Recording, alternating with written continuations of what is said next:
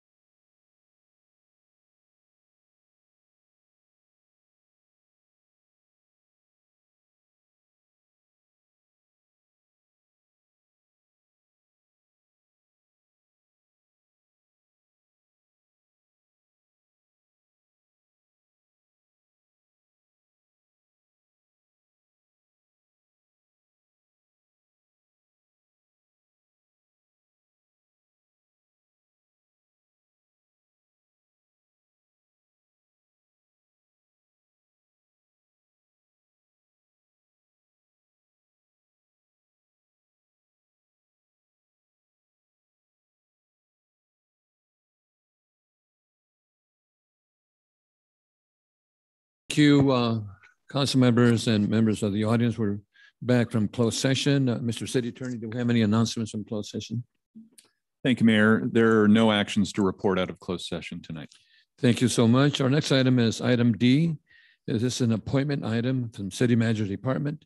And the subject is presentation by Southern California Edison on wildfire mitigations. And the recommendation is the City Council receive a presentation by Southern California Edison on wildfire mitigation. And this is a live presentation at the request of Southern California Edison. Mr. Nguyen. Thank you, Mr. Mayor. And this is a public outreach effort that Edison is pursuing throughout the region. And so with that, I'd like to hand it over and introduce Ms. Danny Anderson from Edison. Ms. Anderson, you're on the screen. Thank you. Great. Thank you so much, Mr. City Manager. I'm so sorry. Wait a minute, we have I'm so sorry. I don't want to interrupt, but we need to get the interpreter part on first before we start the meeting. Yes, Thank you. please. Okay, Lourdes, go ahead. I apologize. Both interpreters need to be admitted as interpreters, invited as interpreters, so we can both accept the function. Thank you. Thank Okay. you. Okay. Mhm. Madam Clerk? You've both been added to the meeting. We have not. Okay. We're going to The check. real quick. interpretation function is available for the public, but the interpreters have not been assigned as interpreters. I One moment, please. I know David has. Is your email working, Lourdes? Yes, that's how I joined in. I need to Okay, be one moment. invited as interpreter. Mhm.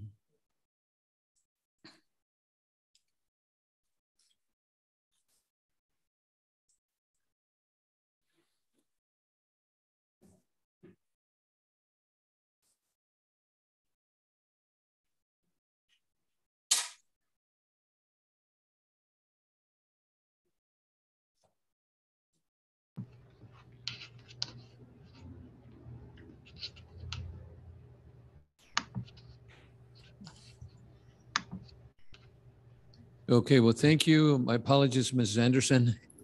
You're on. Thank you.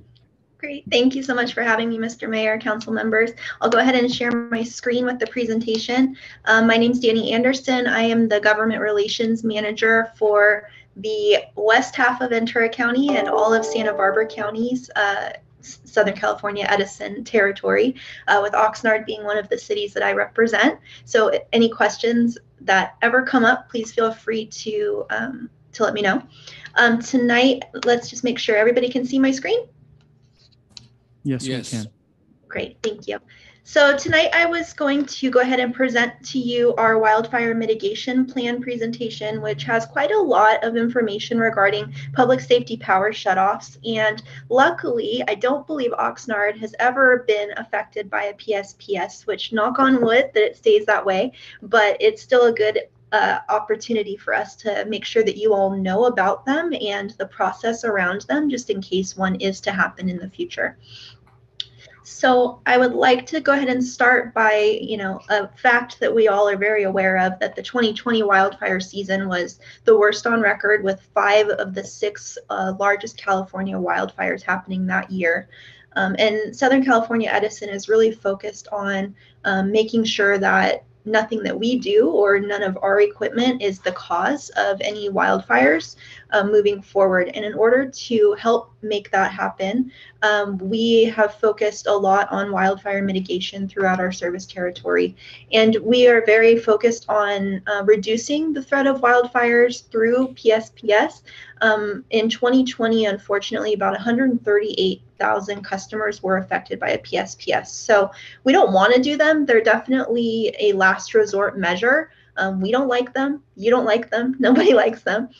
So we're trying to do a lot to make sure that we don't have to do a PSPS as often, or that affects as many people as it has in the past. We also understand that 2020 and 2021, given our COVID environment, we've all been home working. Our kids have been home doing school. So we've really been trying to not do outages, whether planned or unplanned, during the day as much as possible. And as I mentioned, we're working to reduce the impact of PSPSs if we have to do them. So these are the main components of our wildfire mitigation plan. Grid hardening, we are installing covered conductor on many of our lines, which help to make the lines more resilient and also helps them to not spark as they have in the past, which can be a fear of creating a fire. I'm going to go further into that in a couple of slides. Additionally, for situational awareness, we have a lot of weather stations and wildfire cameras that we're able to use to monitor location-specific conditions. And those can actually be accessed by the public. At the end of my slide, there's a resource page with clickable links where you can go on and look at any of the cameras as well. We are doing high fire risk inspections. So whether through drone or helicopters, you may have seen us inspecting your lines recently. Helicopters and drones have been in the air in the Oxnard and Ventura areas. So we're inspecting our lines constantly to make sure that they are in working order. Vegetation management is a huge focus, and I have a whole slide about that one next. And then we'll talk a little bit about PSPS and how that whole process works. So in looking at vegetation management, we inspected in 2020 1.4 million trees, 700,000 trees in high fire risk areas. We trimmed 900,000 trees in 2020, and it's about that much annually. We do our best to make sure that we are meeting the requirements of how far the trees can be away from our lines to make sure that they're not affecting the electricity or sparking. We're also focusing on palm trees right now. Those palm fronds are very mean to our lines, so we're working on trimming those as well. And if you ever have any questions about our tree trimming process, protocols, please feel free to let me know, or you can send an email to that safetrees@sce.com. So as I already mentioned, PSPS, it's a de-energizing of power lines to prevent ignitions. It's used during elevated fire conditions. It primarily impacts circuits in high fire risk areas, which luckily most or all of Oxnard is not. And we use multiple methods of notifying people in affected areas before, during, and after de-energization. So we'll go further into that. So in our PSPS action plan, these are the main focus areas, reducing the need for PSPS. We're doing that through our covered conductor work. So we have escalated the time frame of installing covered conductor on wires in areas in our high fire risk area. Like we mentioned, Oxnard luckily is not one of those because all of the lines that were put on the expedited list were impacted by 4 or more PSPSs in 2020. So Oxnard did not fall on that list, but that does not mean that we are not focused on hardening the grid in Oxnard and our other cities in Oxnard's status as well. But there is a list of the expedited grid circuits that I have a link to as well. We're focusing on executing our PSPSs more effectively by making our decision processes more transparent and improving our communications and notifications. This presentation alone being just one example of our focus on engaging with our communities. Reducing the impacts of PSPSs through customer and community resiliency. I have a wonderful slide about that one. That's my favorite one that we'll get to in just a moment. Keeping our partners and customers informed like we're doing right now, and enhancing post-event reporting. So we do reports after every event that are available to the public and can be found on our website. So we went over the grid hardening. This is the link that you can go to and look at the status of those circuits that are being focused on right now. But we are also hardening thousands of miles of line this year. So these are the tools that we use to reduce the need for PSPS. Insulated wires we discussed. Segmentation. So we're kind of lucky in Edison's territory in that we may have a circuit of line that is very long, and we've been able to segment our lines. So in case of needing to turn off the power for a planned or for an unplanned or a PSPS, there's times when one circuit may have 6 segments, and we might only need to turn off 1 or 2 of those segments and not the entire line, which helps reduce the number of people that are affected. Our neighbors to the north do not have that technology. They're working on it, but we're lucky to live in Edison territory and have that option right now. The weather stations I already mentioned. Switching protocols is an option. Oftentimes we'll run into an issue where there may be a critical infrastructure or someone who absolutely, it would be life-threatening for them to lose their power. So sometimes when there's an adjacent line, we can use a switching protocol to ensure that they keep their power on. And then operational protocols were, up-to-date information, the vegetation that we've talked about, looking at burn scars and whether or not there are locations that it would just be very detrimental to turn off the power to. So this is just, I'll go through this very briefly. This is kind of a timeline of our decision-making steps when it comes to PSPS. We have our pre-planning, which we've gone over, which is, our everyday, making sure that we're looking at everything, and from weather to vegetation to our lines.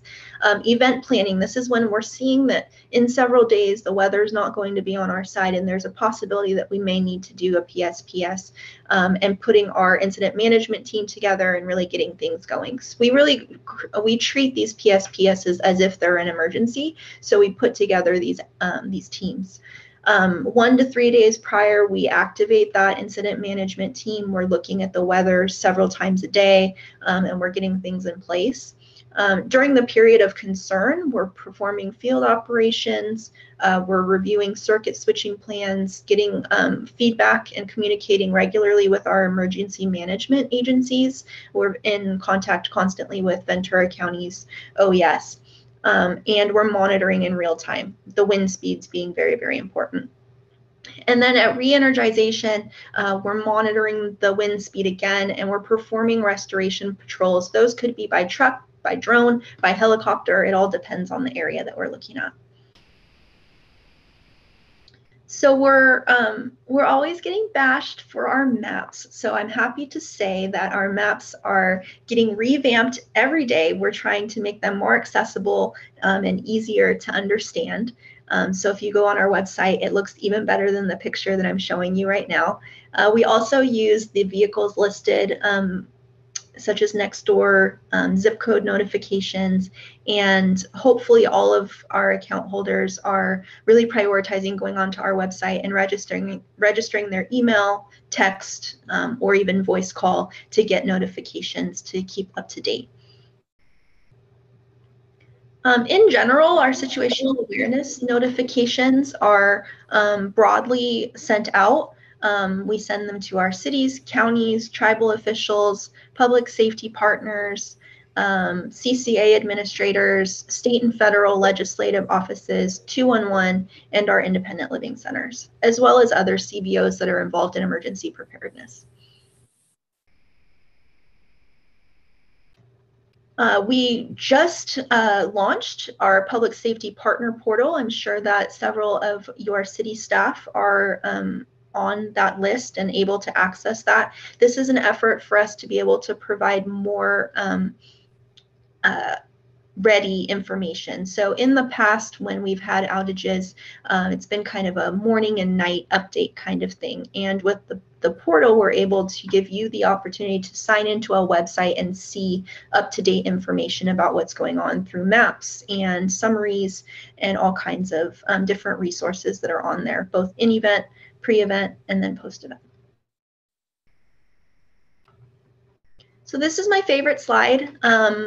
Some of you know me and know my background. Mr. Mayor, for example, I used to be the executive director of the Independent Living Resource Center, and I actually have a disability and use a power wheelchair myself. And the customer care programs that we've been enhancing and expanding recently are really exciting because it's giving us the opportunity to make sure that our disabled and low income and older customers are taken care of in case of any kind of outage. It could be a PSPS, it could be a truck hitting a pole down the street and the power going off unexpectedly. That can be a big deal for us if we can't charge our wheelchairs or if we use medical devices that require constant power. You know, we need to have medication in the refrigerator, whatever it may be.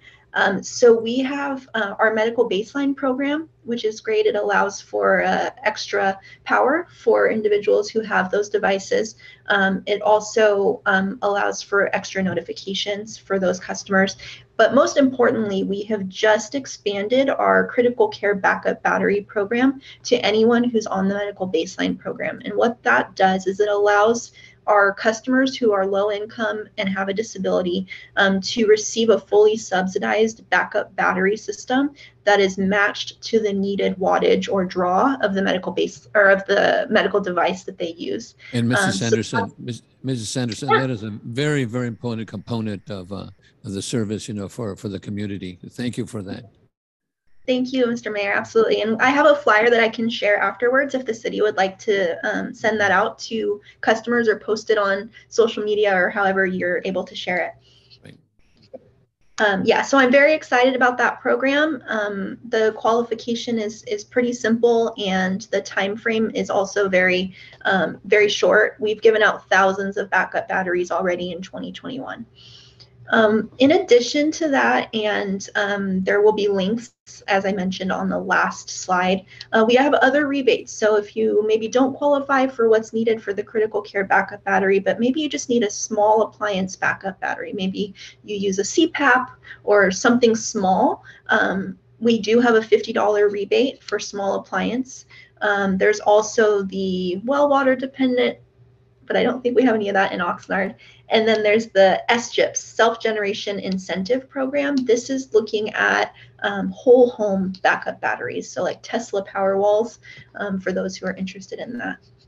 And then on top of that, we have, whenever there's an outage, we are able to deploy community crew vehicles, community resource centers those are at actual building locations. We did a lot of crew vehicles during COVID just because we weren't able to be inside, of course. But I think we're getting back to actually having resource centers open, which is great. And when someone goes to those resource centers, they can, be in an air-conditioned area. They receive resiliency kits, information, and support, light snacks. It's really just a comfortable place for them to be able to be while there's not power at their home. We're also offering hotel discounts. We have a list of hotels that we work with on that.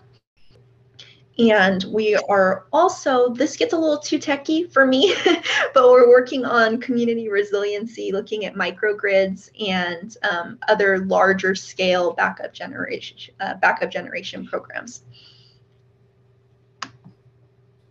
So as I mentioned, my main focus and what I am hoping to amplify within the communities that I serve and we as a company are trying to continue and make better is engaging with our communities, with our cities, with our customers, and making sure that we're providing all the resources and information necessary to benefit our customers and your residents. So how can you help your community to be more prepared? You can learn more at sce.com/wildfire. You can get signed up for our newsletter, Energized by Edison. You can encourage the community to sign up for the alerts that I mentioned. And also, it's very important that we are encouraging our community to be prepared. It's not if, it's when there's going to be an outage, right? Or any kind of emergency or disaster. So it's really important to just make sure that everybody has an emergency plan, maybe a go bag, some advanced planning, and we can also share with them outage tips on our website. So this is the final slide that I mentioned, and I will send this to you, Madam City Clerk, so that you can share it with the City Council members. This has all the clickable links that I mentioned throughout the presentation and much, much more. So Thank you. with that, if there's any questions or comments that anyone would like to make. Mrs. Anderson, thank you so much. And I'm sure probably the council members might have some questions, but you said something really important. Emergency preparedness, customer education, and outreach is really, really important, especially now the fires are a norm, you know, they're year round. And I know when we had the fires here and the Thomas fire and other fires, even though we didn't get any flames and so forth, but one of the things that we did get was a lot of smoke. Yeah. You know, and that really, we have a lot of people that have, you know, breathing problems and so forth. So that education is really, and outreach is really important. I'm not sure if any council members have any questions of Mrs. Anderson. If not, well, that's an excellent presentation, lots of information, and I'm sure that our residents probably took note on where to reach you, you know, so. Wonderful, thank you. And I will send that presentation through. And I do want to have a shout out real quick to Councilmember McDonald, who represents Oxnard on our government advisory panel. So thank you for all you do. I look forward to seeing you next week on the meeting. Fantastic. We do have a Councilmember, Bert Perello has a question. I'd like to thank you very much. Ms. Anderson, for coming and making a presentation to the largest city in the county, and it's greatly received. Thank you. Great, thank you so much. Thank you so much. Mr. Mayor, if I can make a quick comment. I'm sorry. If I can make a quick comment, I have to return the compliment to Danny. She has been a pleasure to work with, always responsive, very easy to get in touch with. So thank you for all your efforts on cementing the partnership between the city and Edison together. Absolutely, thank you for that. Thank you, Mayor Pro Tem. And thank you, Mrs. Sanderson, again, you know, for excellent presentation. Thank you. Wonderful, thank you. Have a great evening. Thank you. Okay. Okay, our next item is a City Manager Department item, and that's the Oxnard and Convention and Visitors Bureau. My understanding that's Visit Oxnard now. They have their annual report, and the recommendation is the City Council receive the OCVB fiscal year 1920 and FY 2021 annual report. And this will be a live presentation by CEO Julie Mino. And of course, we have Ashley Golden. Ashley, would you like to share anything before we go with Julie's presentation? I would just like to introduce both Julie and Brittany with Visit Oxnard. Julie will be doing the presentation and Brittany is available to answer questions, and just want to thank them for their wonderful presentation that you'll be able to see in a moment, that shares a lot of exciting news that actually covers 2 years worth. With COVID last year, we weren't able to do the annual report. And with that, I'll turn it over to Julie to kick off the video and presentation. And let me share something, council members. I had the honor of meeting Julie and Brittany this afternoon, and there's a wealth of information. So thank you and welcome. Thank you, Mayor. Thank you, Ashley. Okay, I am going to share my screen.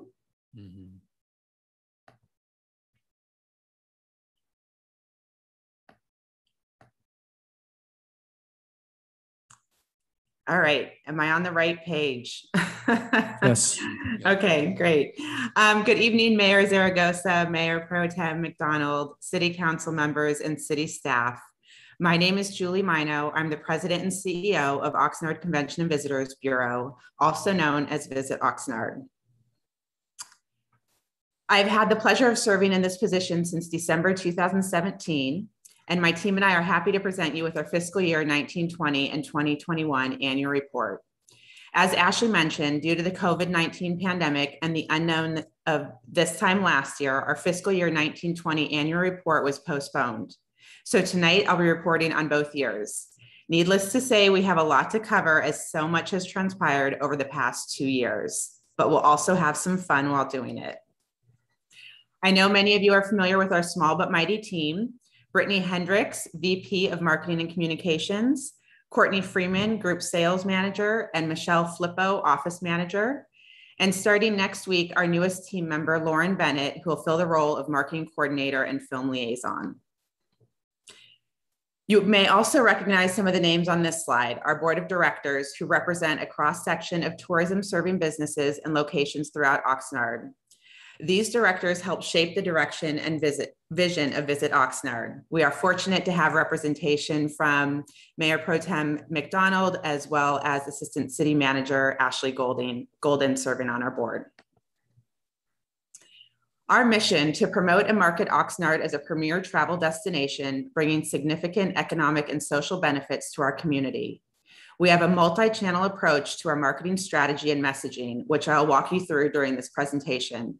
It consists of owned media, earned media, paid media, meetings and trade shows, all facilitated by a dedicated and involved team, while always keeping these core goals at the center of our approach. 1, increasing overnight stays and visitation among leisure and business travelers. 2, increasing positive impressions and improving the perception of Oxnard to locals and visitors. And 3, increasing our online audience across social and digital platforms. In 2019, we realized our organization needed a bit of a facelift. We partnered with Verdin Marketing Agency, who led us through a rebrand of our overall look and organization name. We started this process by bringing together 20 community representatives for a focus group to help us navigate this process. We made the decision to move from Oxnard Convention and Visitors Bureau to Visit Oxnard, as the mayor just mentioned. It is a direct and easy to understand, represents a call to action, reinforces the organization's marketing efforts, is more industry familiar with meeting planners, and reduces confusion about the organization's purpose for potential visitors seeking information. I'm going to show you a short video about the feelings and emotion through words and colors that we are trying to evoke.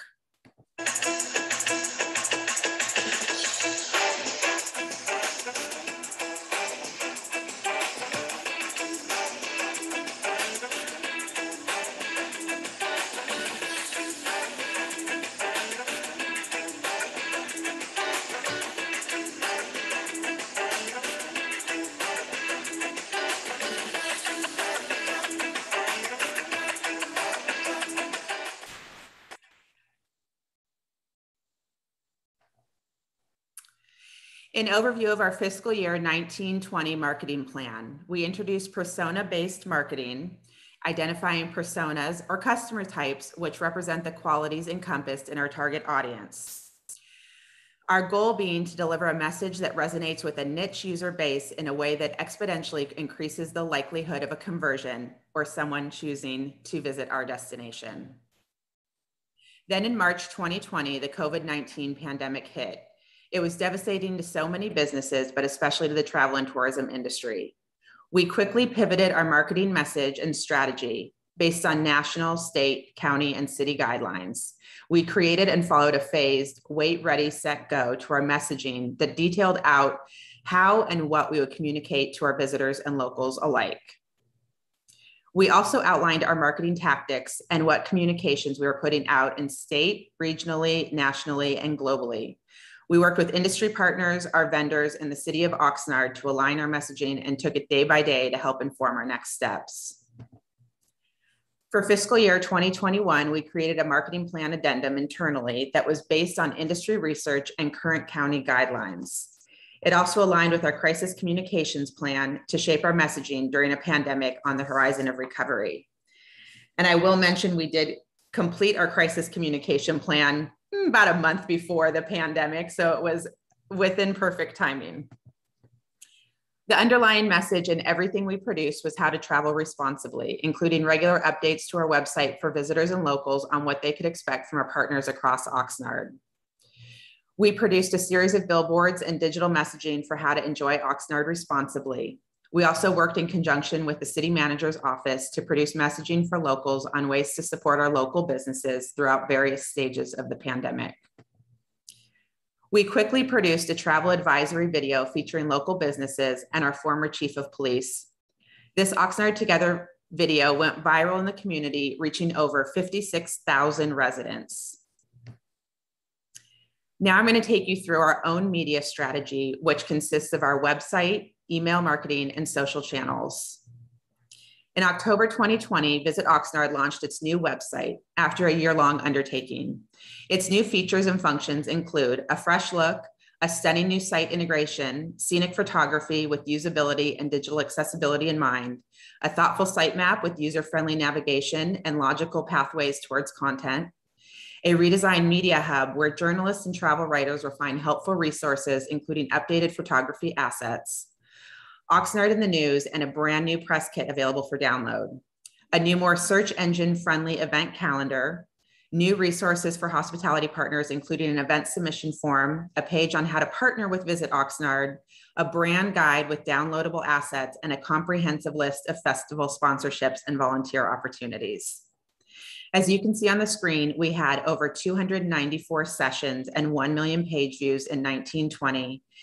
And in 2021, although a bit lower due to the pandemic, we still came in very strong with 212,000 sessions and over 486,000 page views. On our website, we also have created a new dynamic map featuring Oxnard's tourism districts with quick facts on where to eat, play, and stay in each district. This is featured on our website as well as in print and community guides such as the Chamber Member Directory and our fiscal year 21-22 marketing plan. We have maintained an email newsletter prior to and during the pandemic. We have over 5,000 email subscribers with a 30% average open rate to our newsletters. Industry standard is only 9%, so as you can see, we are well above standard, sending relevant information to people interested in Oxnard.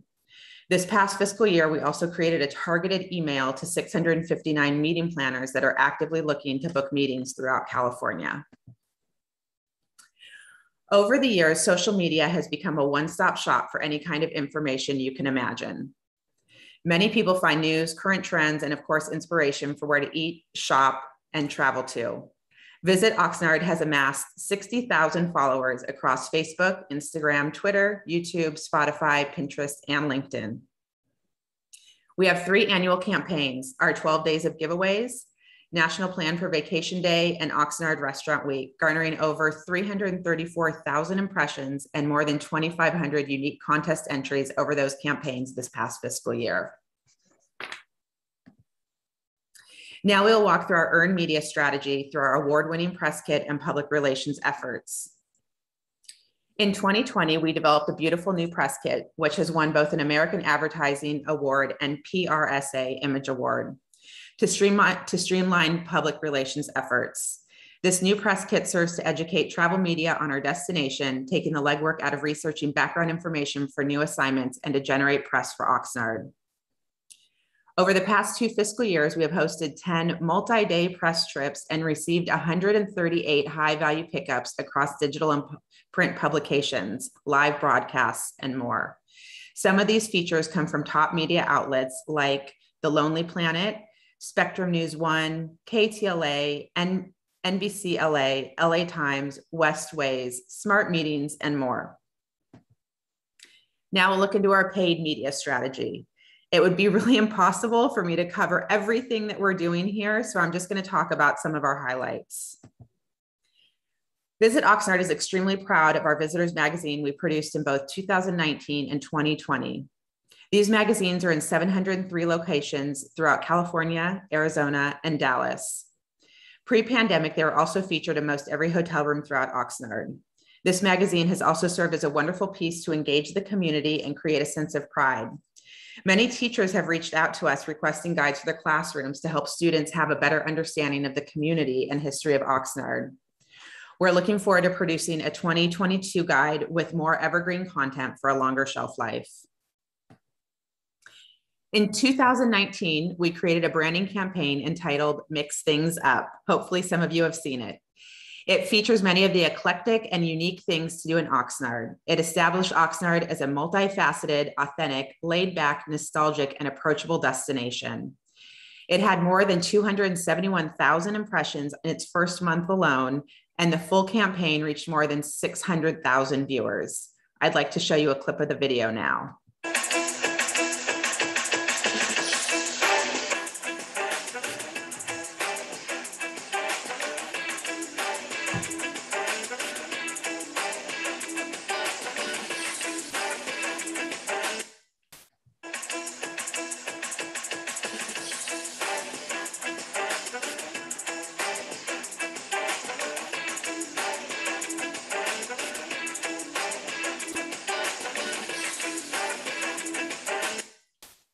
This branding campaign was accompanied by outdoor billboard visuals, print features, and social media messaging.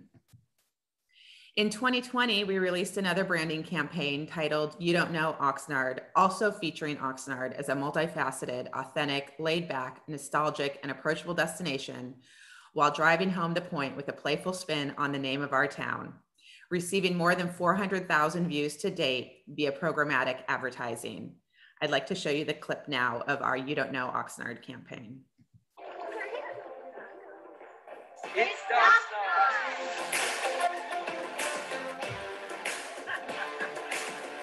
It's Oxnard.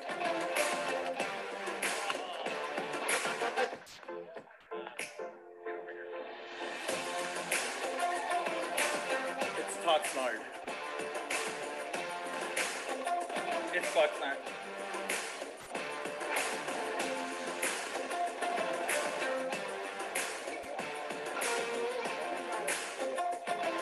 It's Oxnard.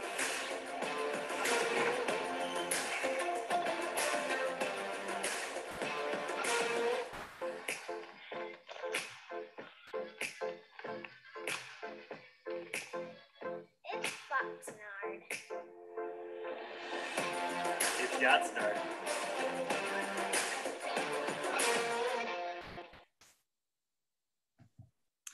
Similarly, this branding campaign was accompanied by outdoor visuals, print features, and social media messaging.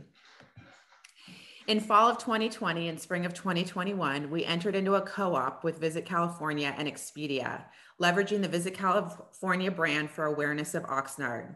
This co-op produced 4,600 room nights booked within our 8 Oxnard hotels, generating close to $1 million in gross bookings, which equates to $100,000 in TOT for the city with this one campaign alone. I had the pleasure of speaking with many of our hoteliers this morning, and they are seeing these bookings actualize and visiting the hotel through this Expedia campaign. We had more than an 11-to-1 return on ad spend. This was a phenomenal campaign that brought direct revenue to our hoteliers and city. We're looking forward to doing more of these campaigns in the future. On the left, you can see the landing page for Visit Oxnard on Expedia's website, as well as the ads we ran in conjunction with Visit California. In addition to this, we also participated in programmatic leveraged media campaigns with Visit California and Ventura County Coast that resulted in 3.5 million impressions. Throughout the year, we participate in cooperative opportunities with many industry partners, including Visit California, Ventura County Coast, Central Coast Tourism Council, and more recently, Brand USA. This allows us to join marketing efforts and reach a wider audience that we might not have been able to do alone on our budget. For example, we picked up an ad through a co-op in the California Road Trips Guide, a magazine with 500,000 circulation, and we were able to purchase the ad at 1/10 of its usual cost through the power of industry leverage. Next, we'll get into our meetings and trade show strategy. Our team had the opportunity to participate in 16 trade shows over the past 2 fiscal years, meeting with hundreds of meeting planners and helping to keep Oxnard top of mind for booking businesses. We have really narrowed down our trade show attendance to the size and types of groups we can best accommodate in Oxnard, focusing on small meetings, sports, corporate groups located within our drive market, and SMERF groups, social, military, education, religious, and fraternal. Our new website features a direct booking engine with all proceeds from rooms booked going directly to our hoteliers rather than a third-party site. This is very helpful for meeting planners and leisure travelers looking at our inventory. We also have a robust meeting and groups webpage that outlines wedding and meeting venues and a place for meeting planners to submit a request for proposal, where our team can then contact our hotel partners to determine the best fit for a particular group. I'd like to briefly outline our year-end average daily rate and occupancy numbers as listed in the staff report. 2019 year-end, our average daily rate was just above $152 with a 74% average occupancy. In 2020 year-end, our average daily rate was just above $141 with a 53.8 average occupancy. While 2020 numbers were lower due to the pandemic, we still outperformed our neighboring cities and even the state of California on average daily rate. Oxnard is experiencing rates and occupancies that exceed 2019 pre-pandemic numbers in most 2021 months. We have a printed meeting brochure for access to quick facts and useful meeting planner information. In partnership with Ventura County Coast, we have a multi-page spread in our countywide meetings and events planning guide with detailed information on all of our hotel partners and Oxnard activities. I'm just going to take a moment for a high-level recap of our marketing efforts for Dallas Cowboys training camp. I know that you're all very familiar with camp and a lot of the things that we do. We produce a few different iterations of the video I'm about to show you. It's a general awareness ad with a call to action to attend camp, and we also do ads promoting our giveaway opportunities. Combined, we had over 360,000 impressions on these ads.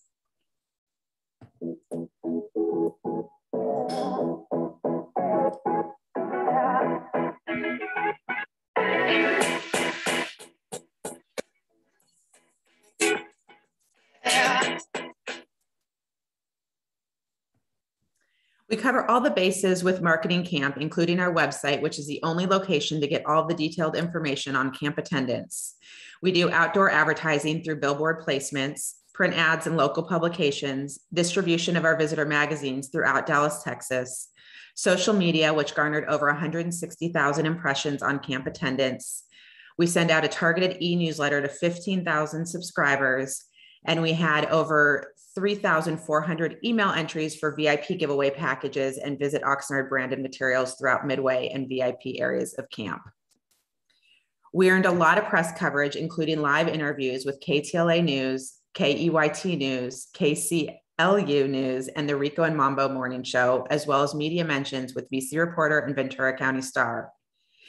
In addition to promoting Dallas Cowboys training camp, we work with many partners throughout Oxnard promoting their upcoming visitor-friendly events. In fiscal year 1920, we promoted 338 events and 124 events in fiscal year 2021.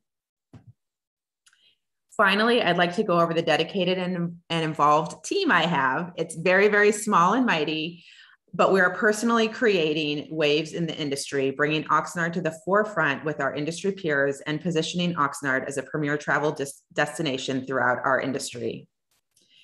Between the four of us, we sit on 20 different boards and committees. These range from local, regional, statewide, and international organizations.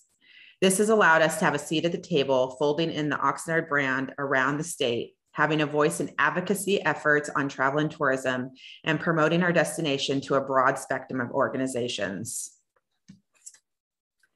I'm super proud of this screen here. I said we're making waves in the industry, and this slide is a testament to that. Over the past 2 years, we have received 13 awards, including being recognized as the best place to work 6 times. Most recently named the greatest place to work in the state of California by California Travel Association. One of our team members was also named a Smart Woman in Meetings by the national organization Smart Meetings. And we've received numerous awards for our logo, press kit, and marketing efforts. I'm beyond proud and excited for my team and the future efforts in marketing Oxnard as a premier destination.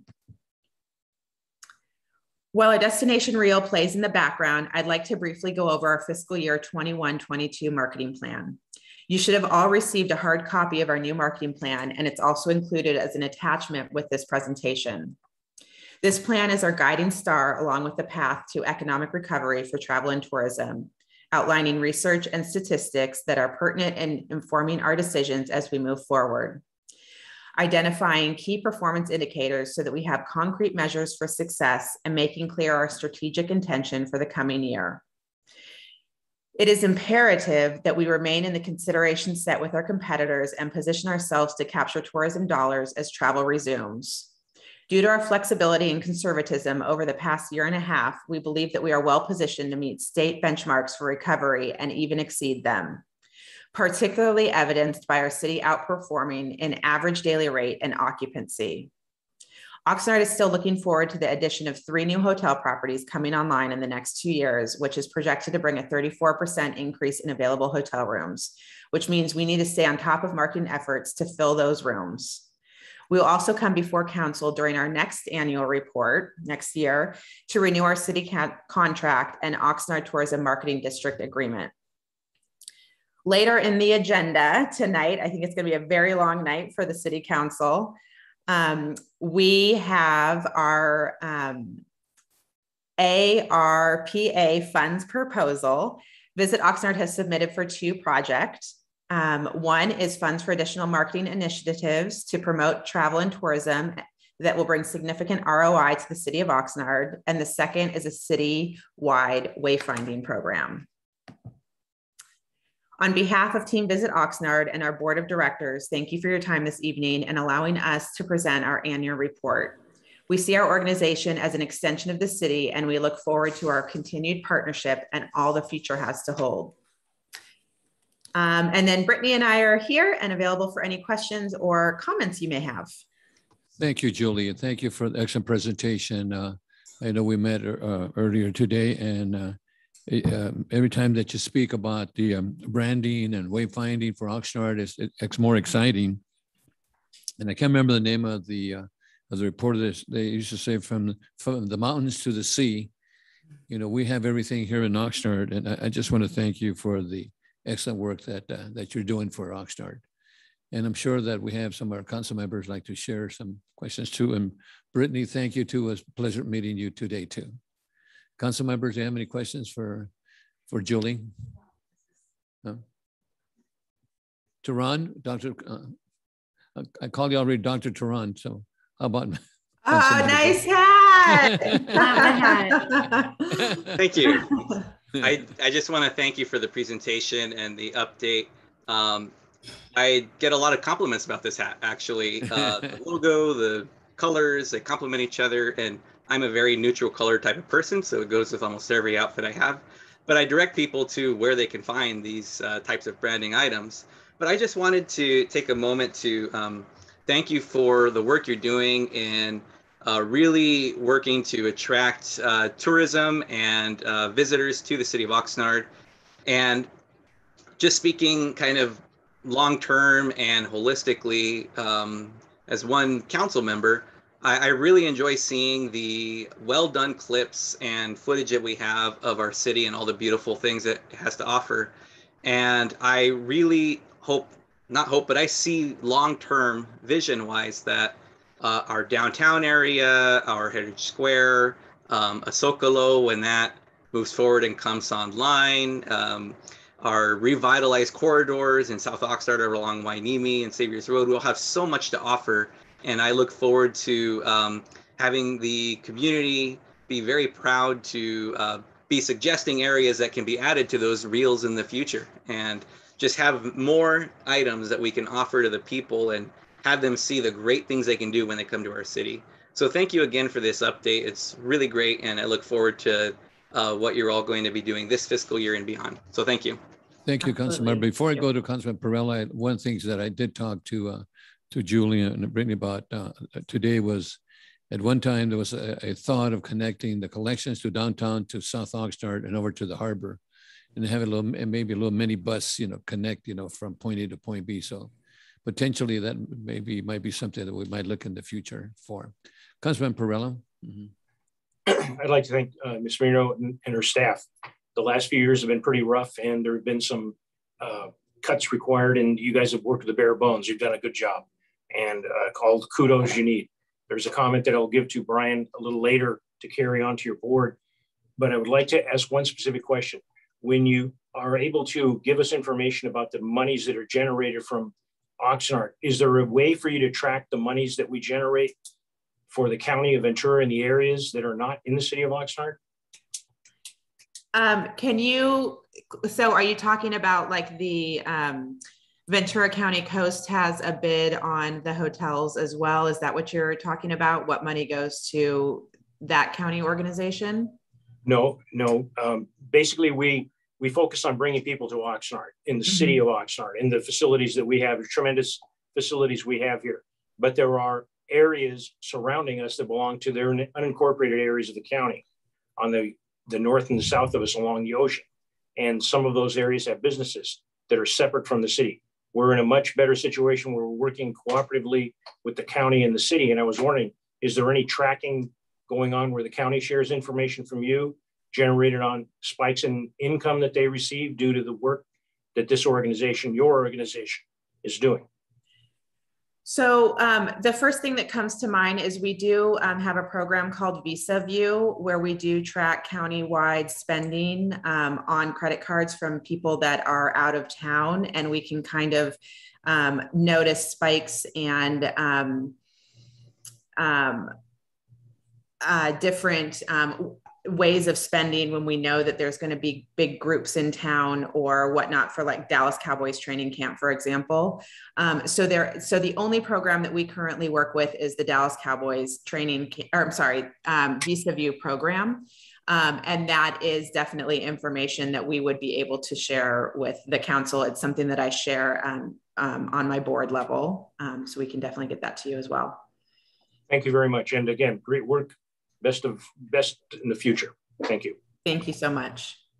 Thank you, Julie. Council members, any other questions? I think, like I mentioned before, it's excellent presentation. And I think, as Councilman Perella mentioned, you know, the amenities we have here in Oxnard benefits the entire county. So I think, and one of the things you mentioned to me the other day, not 2 days, excuse me, was how you're working with the different shopping centers, you know, with Camarillo, with Thousand Oaks and Oxnard. So I think it benefits the entire community, entire county. Thank you, Mayor. Thank you. Okay, was no other questions? And thank you again to you, Julie and Brittany, for an excellent presentation. Thank you. Okay, so our next time, council members at 6 o'clock is not quite 6 yet, so.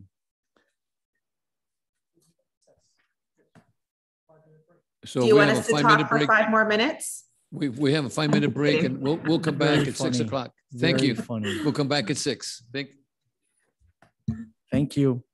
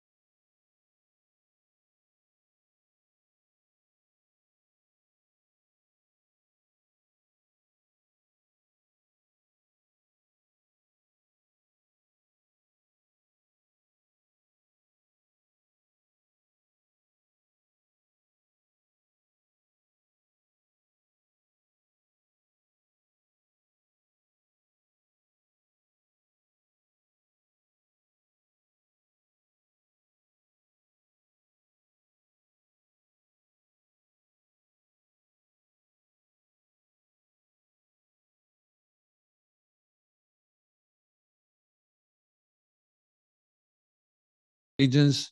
But before we do that, I'd like to have a moment of silence for this young man by the name of Takinori Moriwaki. And his friends call him Taka, and he's a friend of Bert Perello. So this is a pledge of allegiance and then a moment of silence for Taka. Please join me. And then we'll have Perello say a couple of words. I pledge allegiance to the flag of the United States of America and to the republic for which it stands, one nation, under God, one nation, under God, indivisible, liberty and justice for all.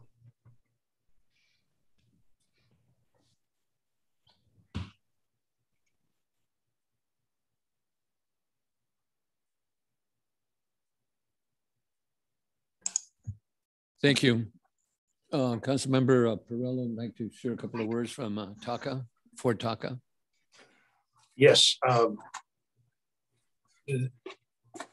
As some of you know, I grew up in an agricultural family, and we did business with wells and wind machines and motors and quite a bit of stuff.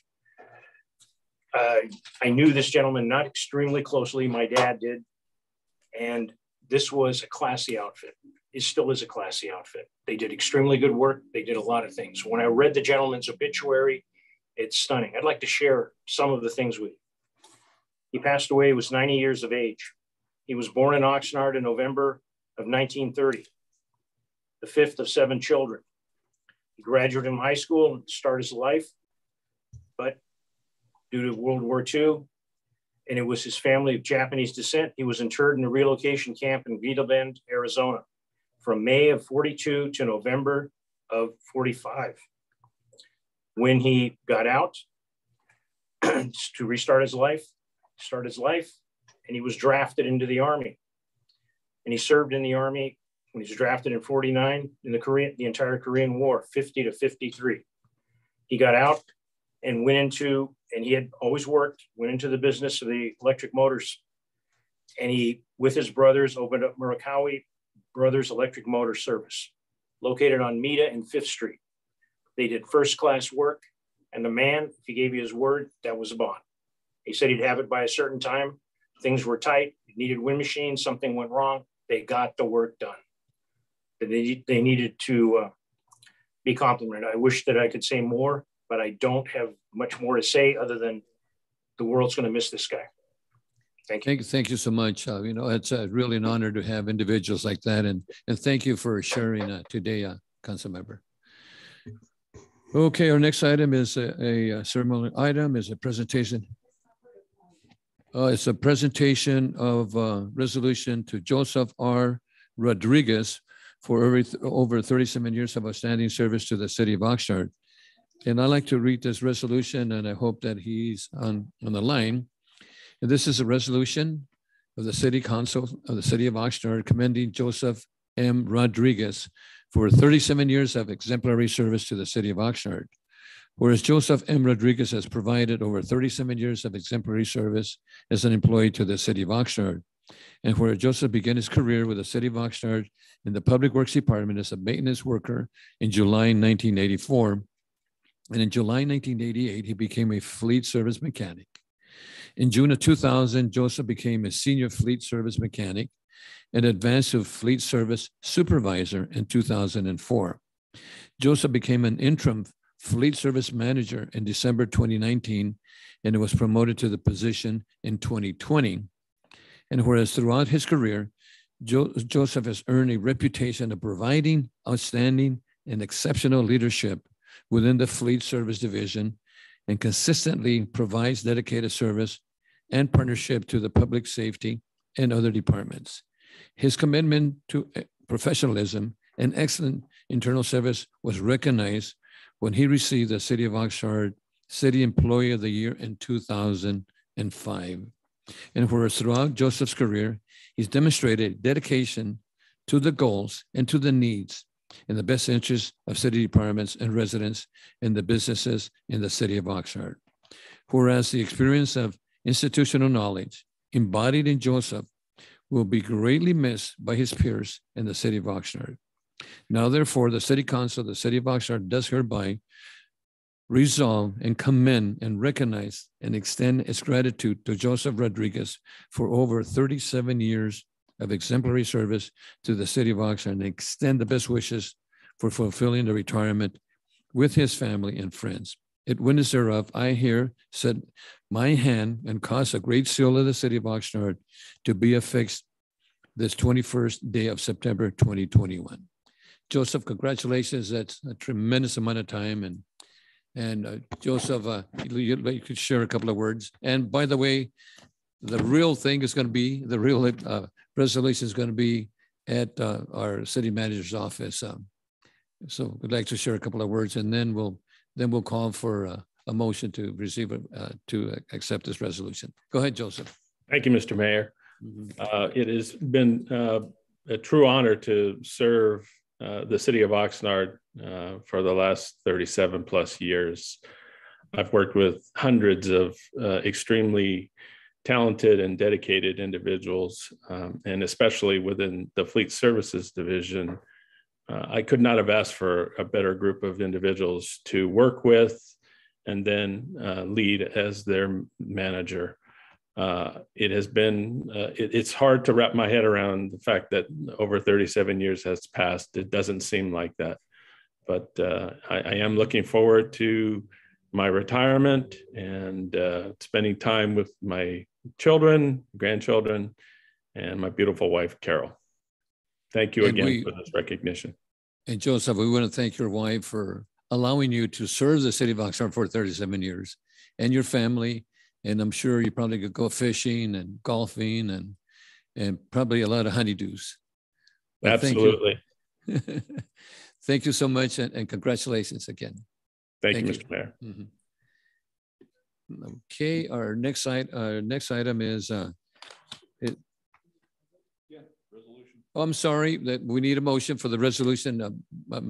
Perello? I'll make the motion, and I'd like to say something if I can. Go ahead. Thank you. Mr. Rodriguez, thank you very much for your work. You said it right off the bat. To serve the public is a high calling. A lot of people don't understand that, and a lot of people take shots at public employees. Thank you very much for your work and all the other people that worked under you, and wish you the best in the future. Thank you. I make the motion to pass this resolution. Thank you. Before we go to that, second, we have Tehran, and then followed by Mayor Pro Tem. Thank you, Mayor. And I also just want to echo what Councilmember Perello has said. Thank you, Mr. Rodriguez, for your service to the city, to the residents, to the community. And I'm sure that when you say it's hard to believe 37 years went by, I think that says a lot about the experience that you had, but also the leadership you were able to provide as part of that experience, and everything you brought forward and were able to bring and add to the organization as the manager in the role you were in upon your retirement. So I just wanted to personally thank you for everything you've done for our community, and I wish you well in your well-deserved retirement. So thank you very much. Thank you, Councilmember. Mayor Pro Tem. Thank you, Mr. Mayor. I just want to echo the kind words about Joe. I've had the pleasure of working with him over his career. You couldn't ask for a better person to work with, in my humble opinion. Joe, thank you for all your efforts. Thank you to your family for sharing you with us for 37 years. Do well in retirement.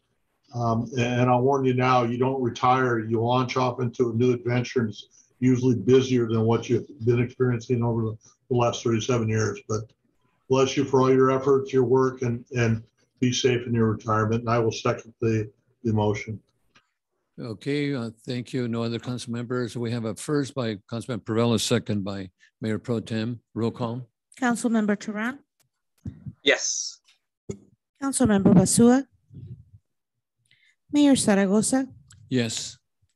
Councilmember Lopez, Yes.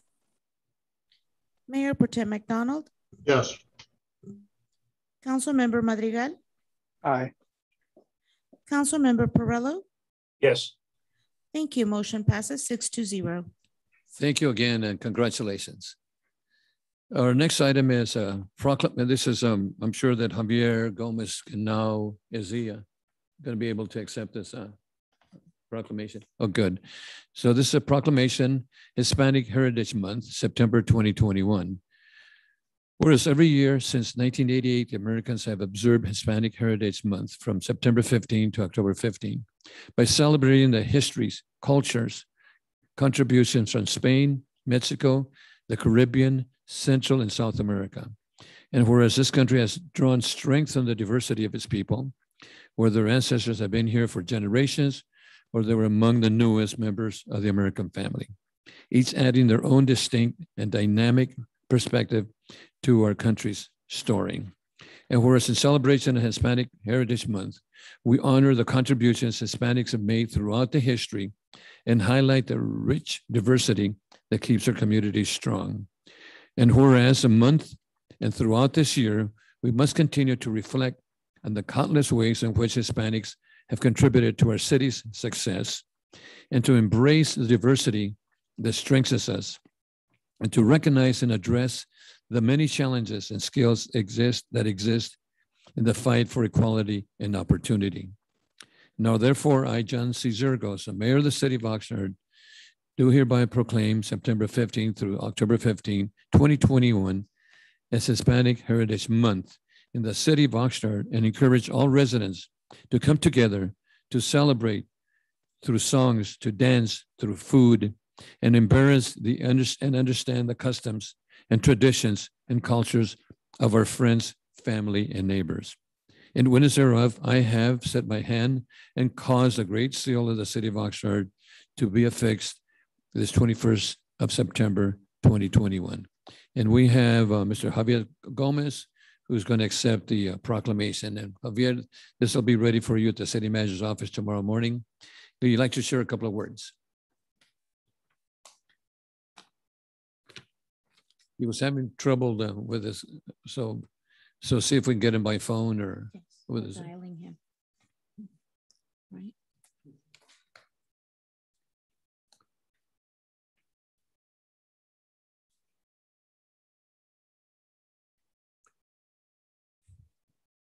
Okay, we're almost there.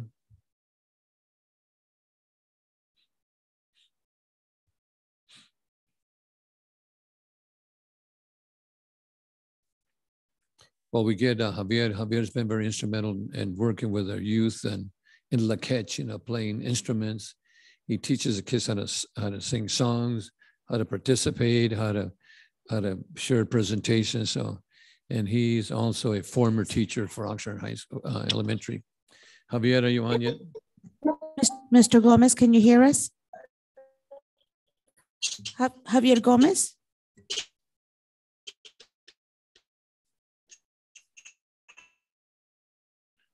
Mr. Gomez, you may unmute by pressing *6.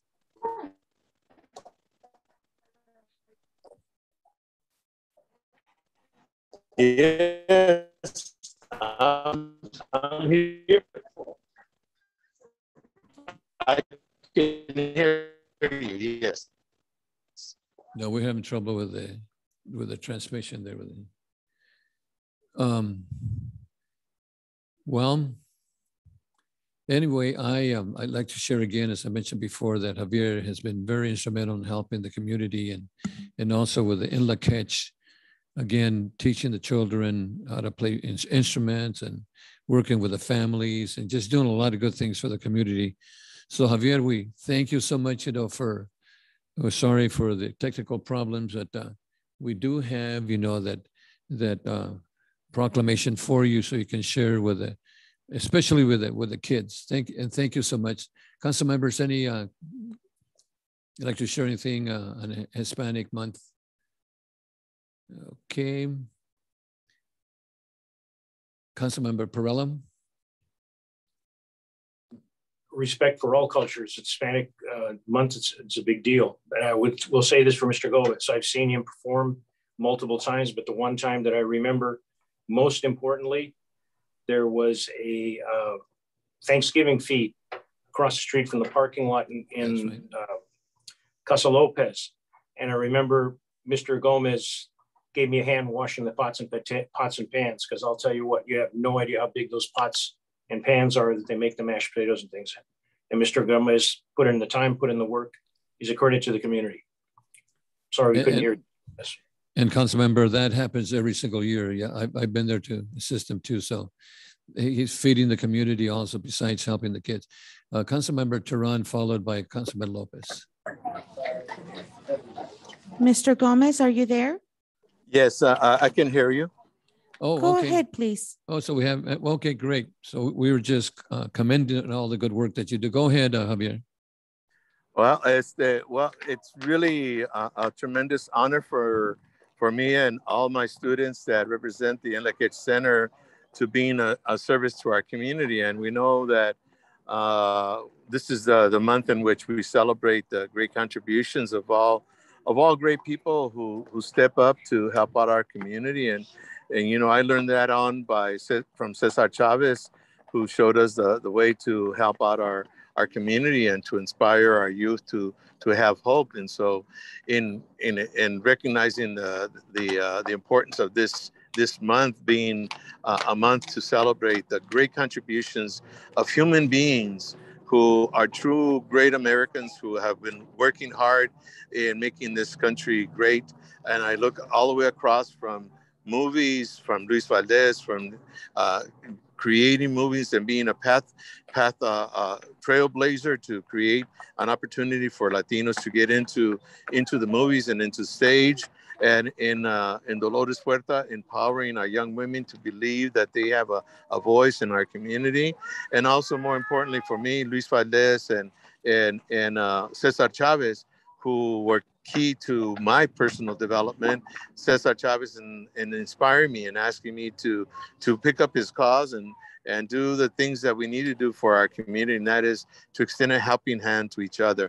And that I think is the day why we celebrate, you know, the legacy of all different ethnicities in our country who have contributed to the greatness of this country to make it better and to fulfill the dreams of all of us, to live up to the code of what our Constitution stands for, and that is we are the people. We are all together as one, and we're working to make our country better. And so in recognizing Latinos and people of Latin America or Spanish surnames is to really give a testament to those and say, you know, you made a difference in our lives. And so we know that a lot of great Latinos have shed their blood for our country.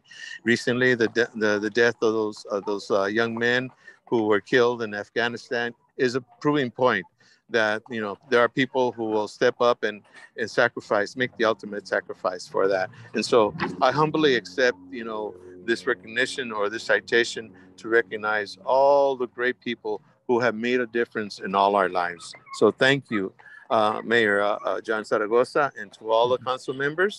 I thank you for considering and also seeing the value of who we are as a people and how we can help each other out so we can make them better. Thank you, Mr. Gomez, and just keep up that excellent work. Thank you so much. We have a Councilman Tehran and Councilwoman Lopez would like to share a couple of words. Thank you, Mayor. And Mr. Gomez is always hard to follow, so I will do my best. I would just want to thank Mr. Gomez for accepting it and also for being a really great role model and icon for what it means to be a proud and respectable Latino in our community. And we have so many who contribute to our community that we will be celebrating every day, not just during this month, but knowing that the contributions can look a lot like what Mr. Gomez gives in opportunities for our youth to be able to connect with the arts, especially our culturally appropriate, culturally relevant arts to us. We have a Latino mayor. We have several people on the Council of Latinx Heritage. We have a Latina on the County Board of Supervisors. And I just want to point out that that's his babies. Yes, I keep thinking they're mine. You have some competition there. That's okay. So I just want to point out that at those levels of leadership, we also have people who are amazing parents who go to work every single day and set a great example for their children to do the same and work hard and earn what they are seeking in life. We have teachers who are there in our classrooms every single day. We have nurses, doctors, lawyers, drivers. We have people in every sector and aspect in our city, in our community, in our state, in our country, in our world, who are celebrated this month for leading and showing up and doing what they need to do to make this their contribution to our communities. So I just want to thank again for this. Thank you, Mr. Gomez, for accepting it. Thank you. Thank you, Councilman. And also, we have a lot of essential workers. Our farm workers are really, really essential. And I know that he really supports our farm workers too, you know. So thank you, Councilmember Lopez. What is this about? Thank you, Mayor, and thank you to Mr. Gomez. This Hispanic Heritage Month is about celebrating the contributions in our Hispanic and Latino community. Not just today, but in the past and the present. And I think, you know, Mr. Gomez brings it all together with his service to our community in Oxnard in the past, and now working with our youth and looking towards the future. So I do want to thank him for being a great role model and the perfect embodiment of who we all need to be to those around us. And likewise, to follow in what Councilmember Teran mentioned, with the contributions that are being made in every sector in our community, locally and at a statewide level and nationally, is what makes our community even stronger and even better. So I'm very happy to join in congratulating Mr. Gomez and all those out there in our community working every day to make us stronger. So thank you and happy Hispanic Heritage Month to all. Thank you so much. Councilmember Madrigal. Thank you. Being Hispanic Heritage Month, I know is a big deal being of Hispanic descent. There's so many people before us who have given a lot for us in the present. And, you know, it's one of those things where it's our turn to give to our future. And we can all do our part based on what we do. It's the basic concept of community. It's giving back. It's bigger than one of us. It's for a better cause. Mr. G or Senor Gomez is an icon in this city. He is someone who came to the city to teach 6th grade at Curran School, I believe it is. And 46 years later, he's still giving back to this community. And the matter of fact, you know, he does not charge those kids that he teaches to play an instrument. He does it out of his free will. And that's something that, you know, speaks volumes of Senor Gomez. You know, I saw him just about maybe a week ago, and, you know, the love that people in the community have for him is immense. And it's not just, you know, the kids, it's grown individuals that are, and no offense to any of them, but some of them look older than Senor Gomez, that he did something for them when he came to this city, and they remember him. I literally had someone park it out of their car and go hug him. That's how much Senor Gomez means to this community. And, you know, I'm sure there are other people who do a lot for our community, but he is one, like, if you had to say the person that gives the most to this community and here in the city of Oxnard, Senor Gomez would be in the top 3, probably from, I would say, all 7 of us here on council. He would be in the top 3. So he is someone that gives back and someone who is a role model and someone that, you know, we should all aspire to be. Thank you, Councilmember. Okay. So thank you again, Javier. And again, you know, that proclamation is going to be ready for you. It is ready now, but, you know, it's a little late now, but it'll be ready in the morning to pick up. And thank you again for for honoring, the Hispanic Community Heritage Month. Our next item is item G, and this is items not on the agenda. I have approximately about 10 speakers. And at this time, again, this item's not on the agenda. And you have 3 minutes, and we're going to start off with Henry Alvaro Sapien, followed by Douglas Partello. Henry Alvaro Sapien, followed by Douglas Partello. Mr. Sapien? I can leave it now. Mr. Sapien? Please unmute by pressing *6. Hello, I just unmuted myself. Hello? Yeah, go ahead.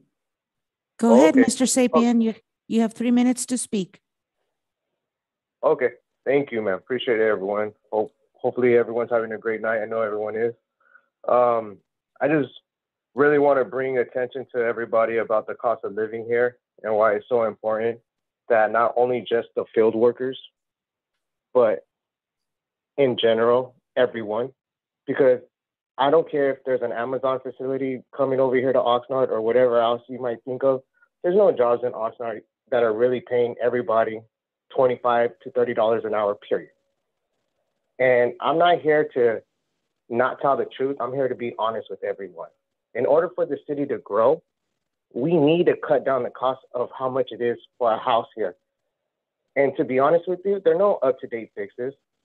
They still look the same from when I first lived in, when we first rented a house when I was a little kid. There's no beautiful parks around us anywhere.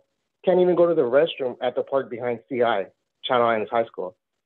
I mean, at the end of the day, there's nothing in the city that looks like, oh, wow, there's prosperity, there's growth. It looks like the same thing every day, forever and ever. And there's like a lot of things that don't make sense. Why don't we ever give a plaque, or not a plaque, but give a statue or something of a meaning for kids to see, to understand? Honestly, there's a lot of things that need to change in Oxnard. I just feel like the way we keep trying to believe that, oh, we're changing things, at the end of the day, when we keep talking about budget or whatever we get from the state of their city, just understand that we're not educating our people that live in the city of, we have to pay back for our parks. We have to pay back for our streets. Like, things that really make sense. Like, even if people just give a grant donation, I mean, that's gratitude itself, even if they don't want to be named. I mean, what more can I say? In order for our city to grow, we need to lower down the cost of living here, because it's ridiculous. It does not make no sense. And the apartments on Channel Islands, they look like they're falling apart. Now, we cannot all be blind and not act like we never drove down the street and look to the left and to the right and realize that those buildings look like they're falling apart. We need to hold everybody that owns any buildings in Oxnard accountable, especially if they look like trash and they look like they need to be taken down already. I'm sorry, I'm just tired of seeing Oxnard 40 seconds. trying to overprice. Thank you. Thank you. Have a great night, everyone. Thank you. Our next speaker is Douglas Partello, followed by Max Guinness. Douglas Partello, 3 minutes.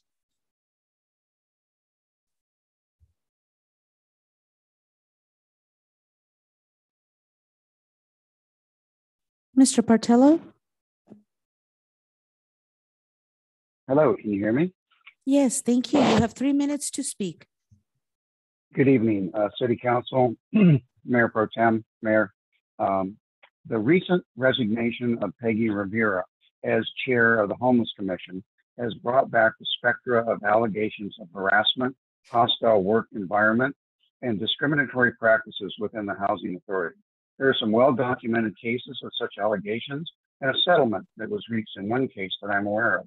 Submitted to the record are 5 documents in this letter for all City Council to read. There is a history of documented allegations of abuse by Amelia Ramirez, Housing Authority Director, which resulted in a 5-day suspension for one. The city went to great expense for the investigation ruse used to pressure employees to say anything negative about the city treasurer. So you could have an excuse for the City Council to strip him of his role and responsibility as watchdog over public funds.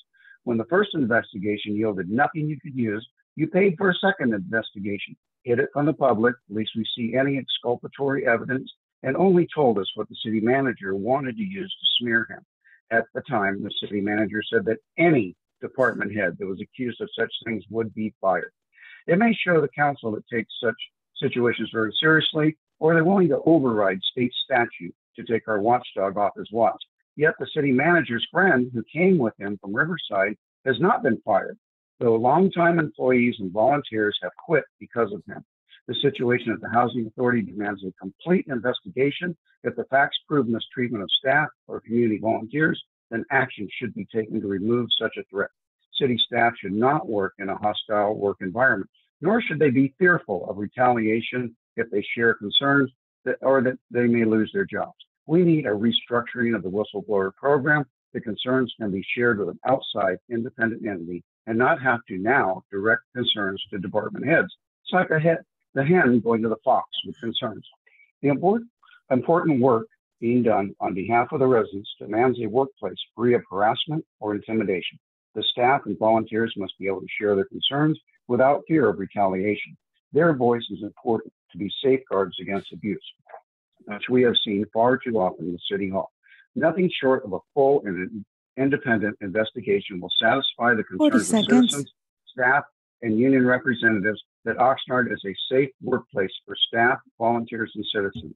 Please carefully consider this investigation. It is much needed. I'd like to take this opportunity to thank Peggy Rivera for over 14 years of service to the Homeless Committee, 3 times the chair and recipient of a declaration given by City Council, for 10 years of service, and those less fortunate in our community. Thank you very much.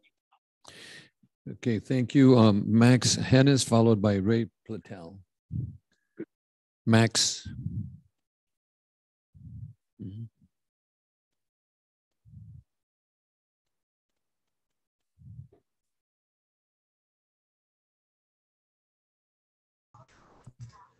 Thank you, Mayor Sirikos and council members. I'm here today on behalf of the Greater Oxnard Organization of Democrats as a legislative committee member and the Ventura Citizens Climate Lobby, asking for your support on national legislation to reduce carbon emissions. As we're seeing with recurrent wildfires, climate change is already here, but the greatest damage is yet to come. And I want to start by thanking this body for leading on climate in the past, ensuring Oxnard is doing what we can to reduce emissions, for example, through the Climate Action and Adaptation Plan. But as Congress crafts its reconciliation package, we have a new opportunity as a community to speak for climate change at a larger scale. Congress is currently considering a range of options, but scientists and economists overwhelmingly agree that there is one key ingredient they need if they're to meet the climate goals, and that's putting a price on carbon emissions. So the biggest fossil fuel subsidy today is the fact that it currently costs $0 to pollute. And modeling shows that this kind of policy, if we put a price on carbon emissions, we could cut emissions in half and also avert 300,000 deaths from air pollution in the next decade alone. And if we make it revenue neutral with the household dividend, which is what most of these bills propose, it can also reduce poverty as well. So Mayor Zaragoza, under your leadership, the Board of Supervisors in 2018 passed a resolution advocating this specific policy, a carbon fee and dividend model. And as a result, our county has advocated this policy in Washington, D.C. for the past 3 years. So there's now a federal bill that would put this policy into law. H.R. 2307, the Energy Innovation and Carbon Dividend Act, would set a rising price on carbon emissions and rebate the proceeds equally to each American. Ventura Citizens Climate Lobby is one of over 500 Citizens Climate Lobby chapters across the country fighting for this bill to become law. And the Greater Oxnard Organization of Democrats also recently endorsed the bill based on its alignment with our values of environmental stewardship and economic inclusion. H.R. 2307 currently has 84 co-sponsors, including Representative Salud Carbajal, just to our north, and the city of Santa Barbara last month passed a resolution endorsing the bill, becoming the 25th local government in California to do so. So I'm hoping that you'll consider taking action on the national stage, following Santa Barbara's lead, and enacting a resolution in support of this critical bill, which will keep Oxnard safer from the parallel threats of climate change and of poverty. Thank you very much. Thank you, Max. Nancy Madrid is not with us, and so our next speaker is Ray Platel, followed by Lang Martinez. Ray Platel, followed by Lang Martinez. Hello? Mr. Blatel? Hello? Hello, yes, you have 3 minutes to speak. Thank you. Thank you very much. Mayor, Mayor Pro Tem, council members, city staff. Several mornings, several times a week, I take my granddaughter to Marshall School over by Oxnard High School. And I've noticed that a lot of young students are riding their bikes on campus without helmets. So I'm concerned about the safety here. And I've mentioned this to the staff there at the school. And I ask, because don't you ever mention this to the bike riders that they need to wear a helmet? And the staff replied, every day. So I don't think they have any clout, or the students disregard what the staff's telling them. So I would suggest that perhaps a police resource officer or someone speak at a general assembly at the school there to educate the students regarding the safety aspects of riding a helmet.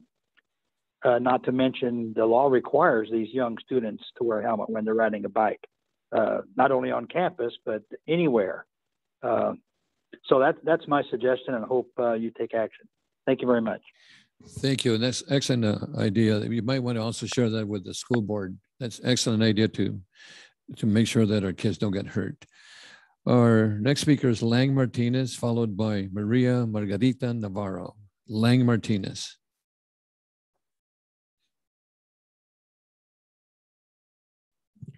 Mr. Martinez? You may unmute by pressing *6.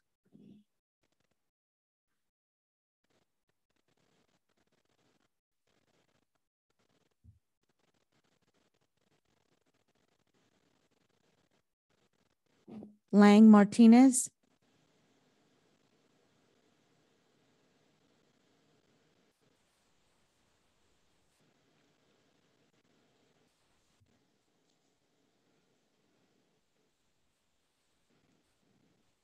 Mr. Lang Martinez, you may unmute by pressing *6.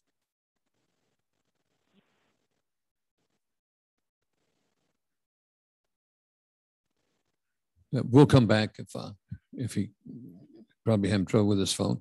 Our next speaker is Maria Margarita Navarro, followed by Nathan Alexander Castillo. Maria Navarro, followed by Nathan Castillo. All right, can you all hear me? Yes, Ms. Navarro, you have 3 minutes to speak. Thank you. Thank you. Hi, Mayor Zaragoza, council members and staff. I'm speaking today as a legislative committee member on behalf of the Good Club. It's obvious that climate change affects each and every one of us. And as a community of color, Oxnard has been disproportionately impacted by the effects of pollution and environmentally harmful practices. There's a bill right now at the federal level which has the potential to cut emissions in half and avert 300,000 deaths from air pollution in the next decade. That's which I wager would be overwhelmingly from low-income communities. The Energy Innovation and Carbon Dividend Act, or HR 2307, would set a rising price on carbon and rebate the proceeds equally to each American. The bill would grant monthly household dividends based on the revenue generated by the fee, which would reduce poverty as well. HR 2307 currently has 84 co-sponsors, including Representative Salud Carbajal and the City of Santa Barbara just passed a resolution endorsing it as well. Because of that, the city has become the 25th local government in California to do so. We urge the City of Oxnard to follow their example and formally endorse HR 2307, not only for the people present here now, but for future generations of Oxnard residents. Thank you very much. Thank you. Thank you, Maria. Our next speaker is Nathan Alexander Castillo, followed by Danny Carrillo.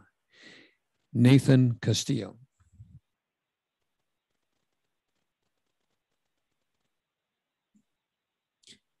Nathan Castillo is not available at the moment.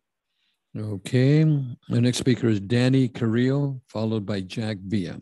Danny Carrillo, 3 minutes. Mr. Carrillo? Yes, I'm here. Thank you. You have 3 minutes to speak. Great. Good evening, Mr. Mayor, Mayor Pro Tem, members of the council, city staff. Danny Carrillo, Regional Director of SEIU 721. What I have to say tonight will take more than 3 minutes, but I understand that I need to say my comments within this assigned time. Congratulations to Mr. Rodriguez for his 37 years of service, first of all. I'm here tonight on behalf of our city members, your employees, not just those that work in the housing department, but I will start here for the record. You may recall my correspondence to the city manager bringing forward the bullying and hostile work environment within the housing department several months ago that you all were copied on. Fast forward to today, where several of our members, your employees, have submitted their resignations or brought forward their complaints on these very same subjects to your attention. They are tired of trying to work under these working conditions and know that this is not good for their health. As SEIU prepares to bring charges against the city for retaliation against our members for bringing this to light, I ask, what is your role in all of this? I realize personnel items that are not under your purview and should be under the city manager and the housing director in this instance, but I ask you, where is the accountability? Does it belong to the HR director? Excuse me. I argue that it is your responsibility to make sure these concerns are addressed. Now, I understand the chair of the city's homeless commission recently submitted their resignation for the very same reasons of bullying and hostile behaviors. A city volunteer, no less. Your city manager has never responded to my offer of working together to address these concerns. I'm not surprised. Employees have very little faith in the HR department to be neutral and to help with their concerns when they file complaints in that office. As I've stated before, allocate resources to a training budget so your managers and supervisors will get proper third-party training to address these complaints and shortcomings. Provide them the tools they need in how to manage people and foster a team-building atmosphere from top to bottom. SEIU 721 was a major mover in helping this city get the sales tax measure passed to benefit our members and members of this community. This is what we want to see, not long-tenured employees leaving their jobs here because they can't take it anymore. This doesn't help the taxpayers when there continues to be turnover of your employees. Thank you very much. Thank you, Danny. Our next speaker is Jack Villa, followed by our last speaker, Manuel Herrera. Jack Villa. Mr. Villa. Mr. Villa, you may unmute by pressing *6.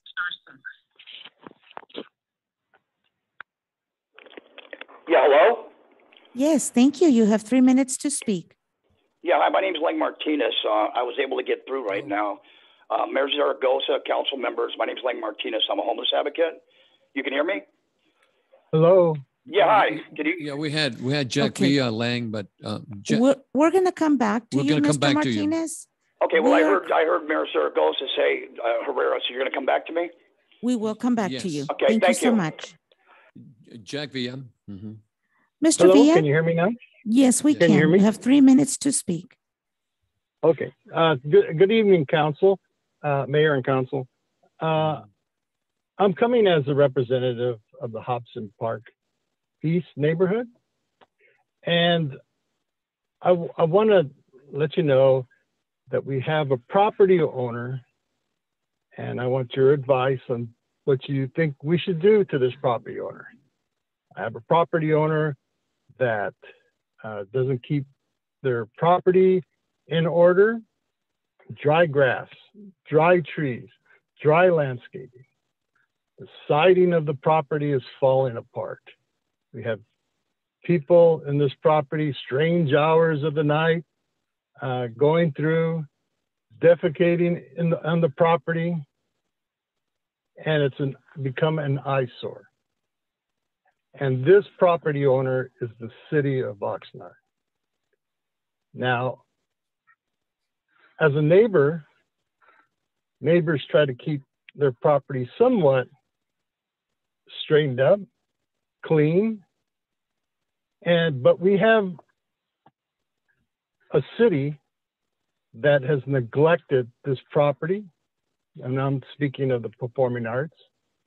And I'm not speaking in reference to the relief plan. The property has been short in maintenance for a long time and attention. And it's become an eyesore, and it's very insulting to this city when we have visitors for concerts and gatherings, and they see this facility that was once a jewel to the city, and it's an embarrassment. I would ask the council that you take care of this situation. This is a very important jewel in the city, and it shouldn't look like what it looks like now. I don't know whether you've seen it. I don't know whether you've driven by, but I think I would advise council to walk through that park. Walk through the park and get up close and see what kind of condition that property is in. It's embarrassing and it's irresponsible for the city not to keep that property up. Thank you. That's all I have. Thank you, Jack. And just for information, we are going to have information on the PAC, and we are working on taking care of those problems, but that's not on the agenda, but we are looking at the PAC, which is really important to us. Our next speaker is Manuel Herrera, followed by Lang Martinez. Manuel Herrera.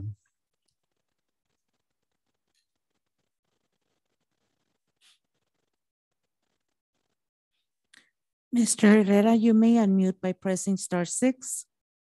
Yes. Yes, thank you. You have 3 minutes to speak. Thank you. City Council and staff, my name is Manuel Herrera. I am the creator of Citizens for a Better Oxnard. I have a question for either the city manager or the city attorney, and hopefully you can answer this maybe during city manager comments. A few weeks ago, Aaron Starr had filed a motion to hold a hearing on September 17th, which was this past Friday, in regards to the utilities user fee.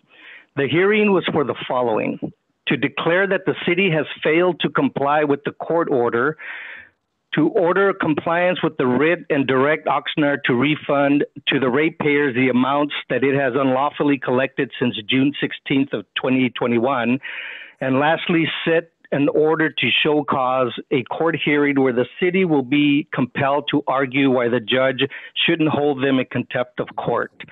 While it looks like, once again, the court denied Aaron Starr's motion, the ruling stated the following: the court denies petitioners, Aaron Starr's, motion for order finding noncompliance with writ of mandate.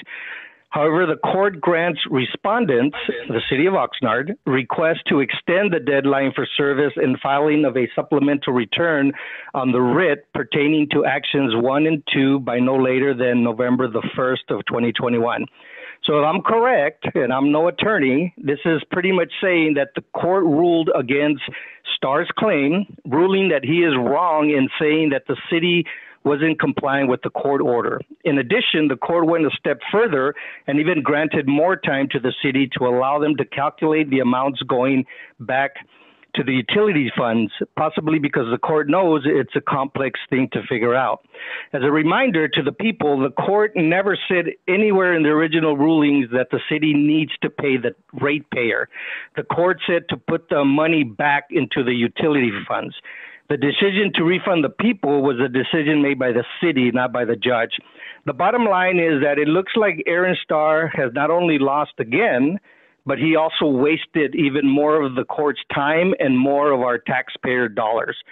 So my question is this, and I don't know who can answer it. Is my interpretation of the court ruling correct?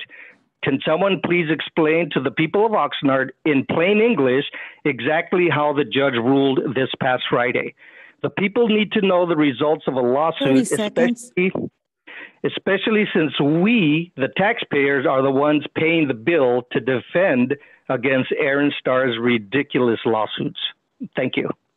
Thank you, Manny. Okay, our next speaker is Lang Martinez, and we also now have Nathan Castillo can come. So Lang Martinez followed by Castillo. Nathan Castillo, he's the last one. Lang, you're on. Mr. Martinez? Yeah, can you hear me? Yes, thank you. You have 3 minutes to speak. Yeah, my name's Lang Martinez. I'm a homeless advocate, and Mayor Zaragoza, council members, good evening. I'm glad that Mr. Doug Partello opened up a door that I like to keep open in regards to Peggy Ayala Rivera. You know, when I first came back to Oxnard after being in a program, nobody believed in me, and she was sitting on that. She was part of the homeless committee, and she believed in me. And by believing in me, I was fortunate enough to speak on May 9th in regards to humanizing the homelessness, and I was part of the documentary. And I've been fortunate enough to be a part of different agendas as far as working with homeless in your city. If it wasn't for a business owner in the city of Oxnard, I wouldn't be alive today. And he also believed in me, and that's Ron Freeman. I'm not going to sit here and throw stones, of somebody who lives in glass houses, and I do. Myself, my story of my past, I was an abuser. I beat my wife. I've done bad things in my past. I'm no longer that person today. I'm a person in recovery. I still have issues with my anger.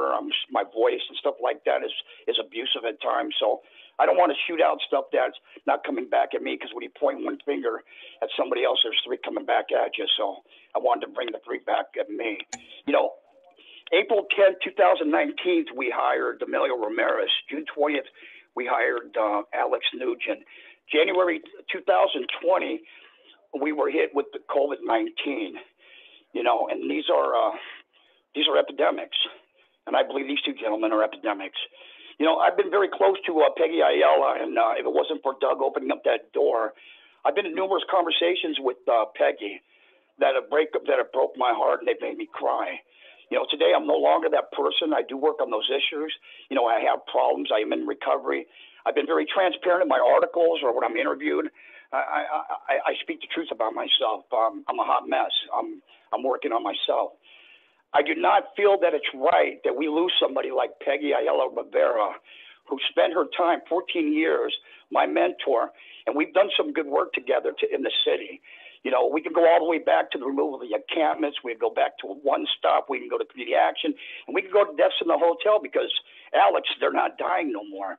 National Health Foundation came and that was 20 beds. So to get to the point is, I don't appreciate a woman that's in her house right now in a nervous wreck because of the situation that happened with Emilio Ramirez. I am privy to phone calls with Mrs. Ayala to where this gentleman has broken her down and made her cry. I am privy to conversations to where Peggy has said, if you continue to do this, Emilio, I'm going to report this. Please, Peggy, don't do that. I'm privy to these conversations. I'm privy to a meeting that Gabby Basua had with Peggy, with Catalina Gallardo, before the situation ever happened with Rose. And Gabby knew about it, and they were at breakfast, and Peggy broke down crying. And they said, "What's wrong, Peggy?" She said, "I can't take this no more. He's too abusive." I love Peggy like my mother.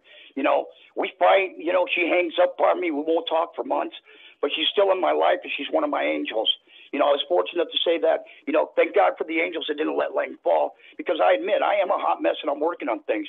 I have these issues. 40 seconds. I have these issues in regards to the allegations that I'm directing towards you, Emilio Ramirez. I don't appreciate these behaviors. I don't appreciate what happened to Rose. And Mr. Zaragoza, I was involved in a conversation with somebody in regards to Rose, in regards to your relationship with her and how she felt about you not taking her defense or her side. I'm also privy to that conversation. I'm privy to a lot of things. And I've been very fortunate to have a platform. Very fortunate to have a platform. These things need to make change. I'm not here being the old line saying, let's get rid of the guy. I'm saying we need to listen to what Danny was saying. We need to take initiative. We need to make changes. We can't lose people like Peggy. We can't lose people like Rose Banielos. We can't do that. Your time is up. Thank you for letting me speak. God bless. Okay, our last speaker, and it came, he's okay now, Nathan Alexander Castillo. Mr. Castillo? Hello, can you hear me? Yes, thank you. You have 3 minutes to speak. Awesome.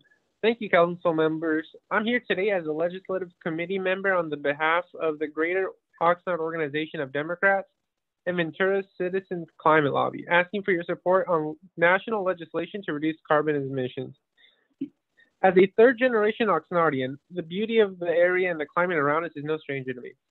But we are seeing recurrent wildfires, beach erosion, and ocean acidification. Climate change is already here. This body has taken action on the issue of climate in the past, ensuring that the natural beauty of the city is maintained and to ensure the health of its citizens. You also acted by preparing the Climate Action and Adaptation Plan. I would like to thank you for taking these critical steps, but the job is not done. As Congress crafts its reconciliation package, Scientists and economists overwhelmingly agree that the key ingredient is a price on carbon. The biggest fossil fuel subsidy is the current $0 cost on pollution, and your support will help us atone for this perverse incentive. Modeling shows that this kind of policy can cut emissions in half and avert 300,000 deaths, from air pollution in the next decade. And by making it revenue neutral with a household dividend, it can reduce poverty as well. Federal Bill HR 2307, the Energy Innovation and Carbon Dividend Act, would set a rising price on carbon and rebate the proceeds equally to Americans. Ventura Citizens Climate Lobby is one of over 500 Citizens Climate Lobby chapters fighting for this bill to become law. And the Greater Oxnard Organization of Democrats also recently endorsed the bill based on its alignments with our values of environmental stewardship and economic inclusion. HR 2307 currently has 84 co-sponsors, including Representative Carbajal, and the City of Santa Barbara has just passed a resolution endorsing it, becoming the 25th local government in California to do so. Let us show not only this state, but the nation that Oxnard is willing to be a leader on the climate change issue. Again, I am grateful for your support on the policy, and I hope you consider following Santa Barbara by enacting a resolution to support this bill. We think we will strengthen the message. Oh, thank you. We think this will strengthen our message that we need to put a price on pollution. Thank you. Thank you, Nathan. Our last speaker on this item is Alex. Thank you, Mr. Mayor.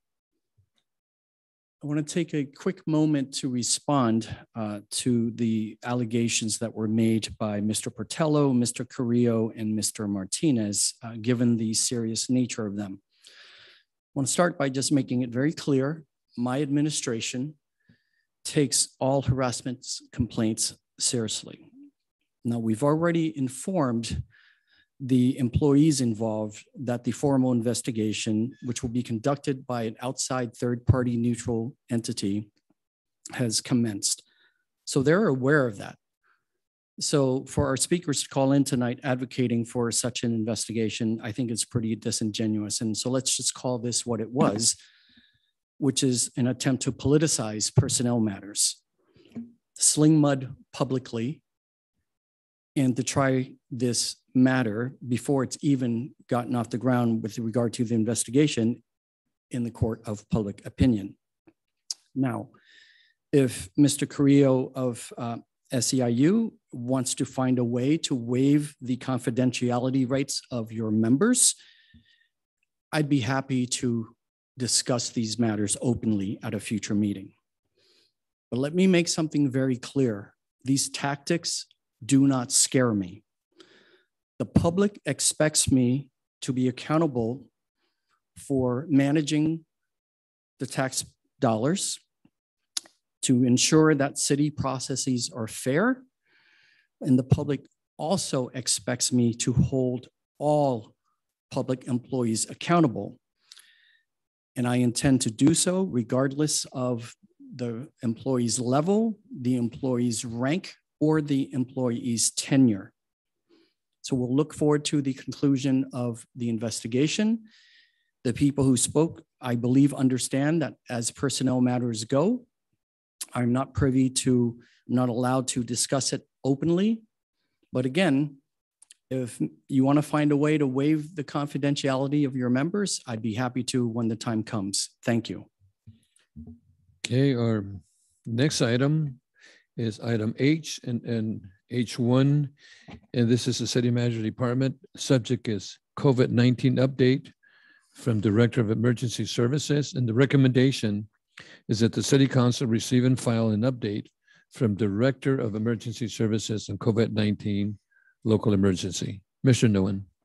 Thank you, Mr. Mayor. So we have a series of COVID updates and a few city announcements this evening. So as we pull up the slide deck here, I will start with the rent and utility relief program. Now, this is for tenants as well as landlords. There's a fund being managed by the state where you can get 100% of your overdue rent or utility payments paid for. The information is available. It is at housingiskey.com. Again, that's housingiskey.com. That's at the bottom of this slide here. Or you can call 833-430-2122.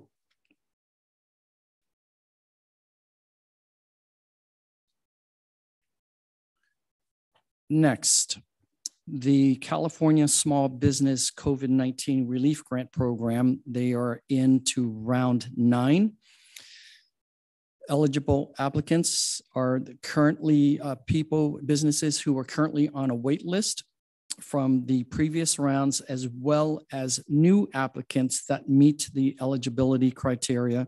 And all that information is available at careliefgrant.com. Again, that is careliefgrant.com. Sorry, I went one slide too fast. So keep that there for another moment. This is for small businesses in our community who are either currently waitlisted from prior grant application rounds, or anyone who hasn't applied before. You can come in as a new applicant. Again, careliefgrant.com. And the deadline is Thursday, September 30.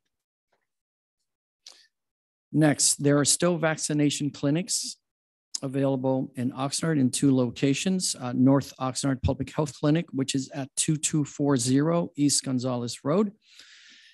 And their schedule is as follows. They are open Monday through Friday, 8:30 a.m. to 4:30 p.m.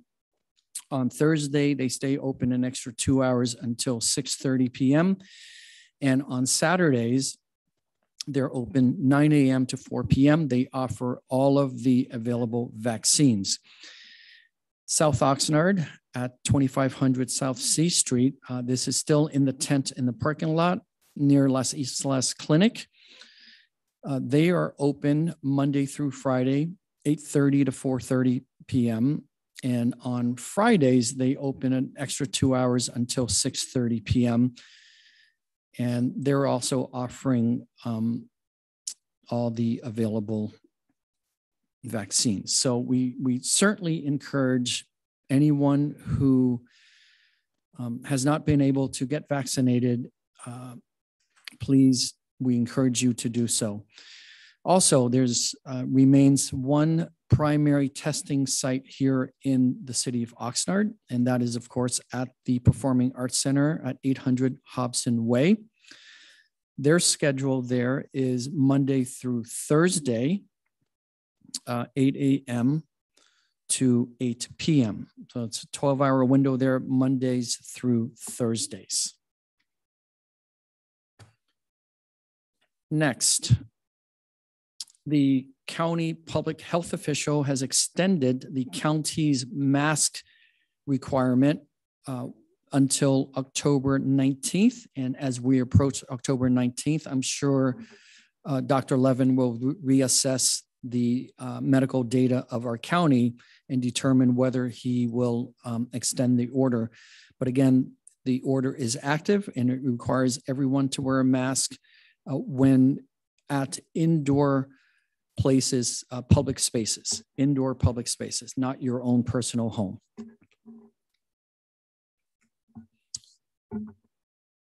Now, with regard to the nature of this pandemic and how it's ebbed and flowed, it's gone up, it's gone down.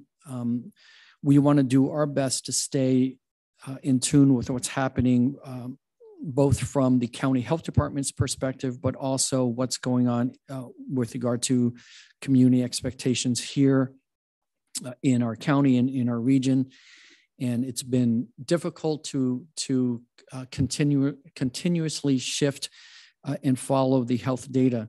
So as of now, we have the ability, we're looking again, based on looking at the county's public health orders as the ceiling of what we will do.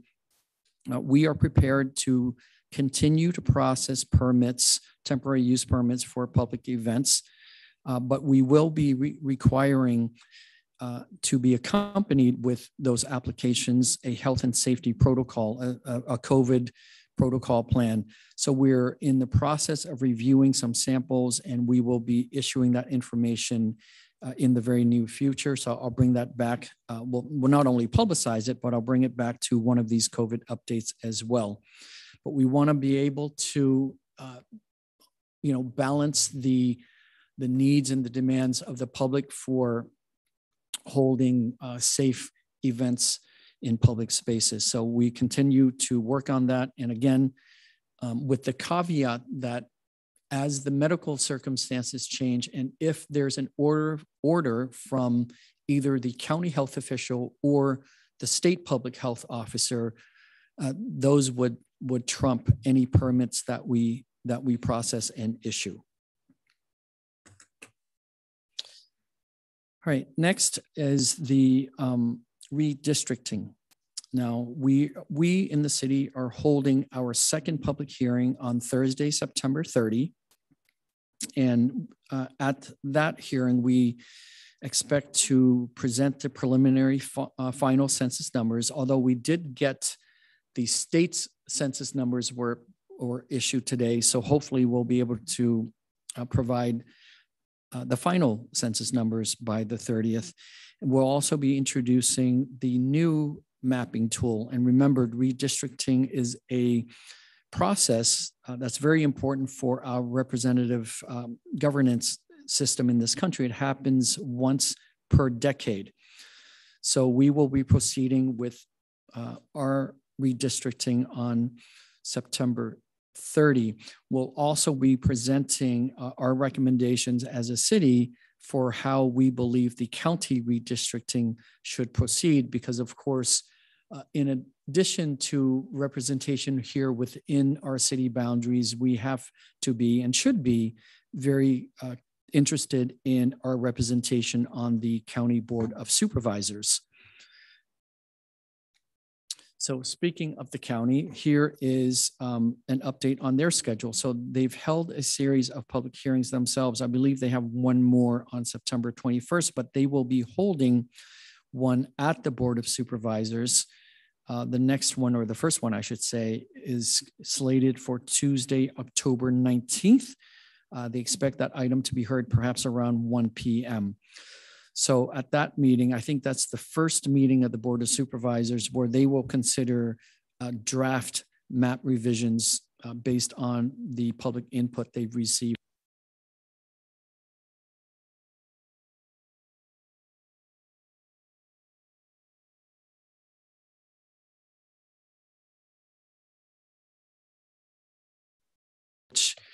Redefines how governments in California can continue to hold remote meetings, and it takes effect starting in October, and it allows for the continued remote meetings during our declared emergencies.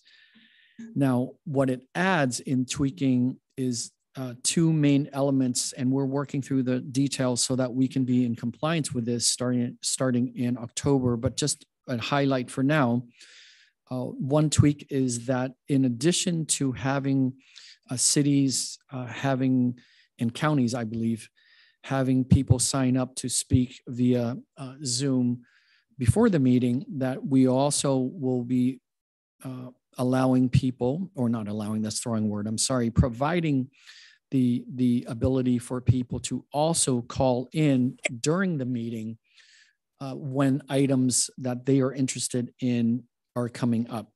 And the other aspect is to make clear that the tweak is that if there is a technical issue for any reason, that we have to either pause the meeting until we can resolve the technical issue, or if it's a major technical issue, for example, there's an actual outage for the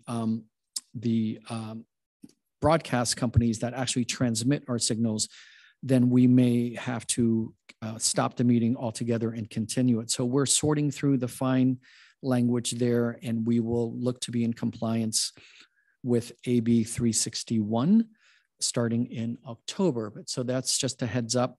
But it does mean that it expands the opportunities for people to make public comments, to sign up before the meeting as well as to call in during the meeting. So we will figure out those technical aspects by October. Next, we have a special election for District 2. Election date, as you recall, is November 2nd. This is to fill the remainder of the term vacated by then Council Member Mayor Pro Tem Carmen Ramirez, now County Supervisor Carmen Ramirez. So as a reminder, the vote by mail ballots for that district are expected to come out between October 4th and October 26th. And by the way, this is information we received from the County Registrar's Office. The last day to register to vote for District 2, if you're a qualified voter of District 2, is October 18th. And again, Election Day is November 2nd. So in addition to mail-in ballots, the polls open at 7 a.m. on November 2nd and do not close until 8 p.m.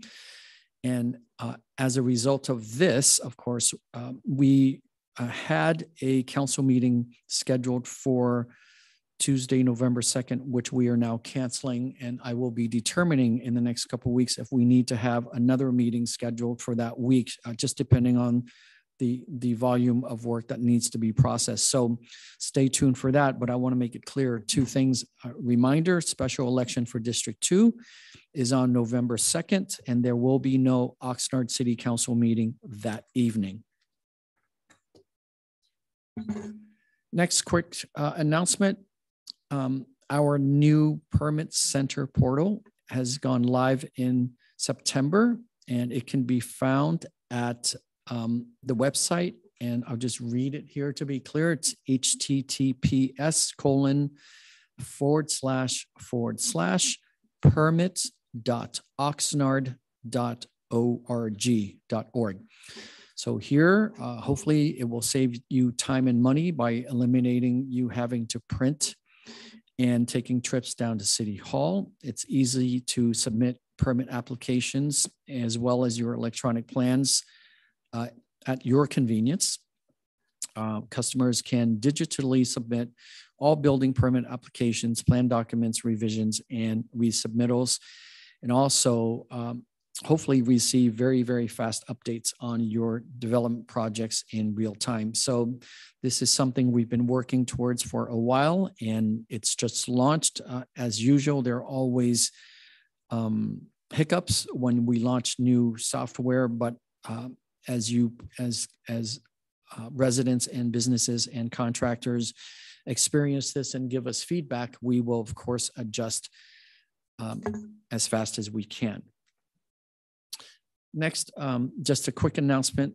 The State Water Board has made a new program up to $985 million across California in funding to provide relief to community water and wastewater systems for unpaid bills related to the pandemic. So again, yet another COVID stimulus bundle of funds made available through from the state through the California Water Board. So this month we applied for $2.8 million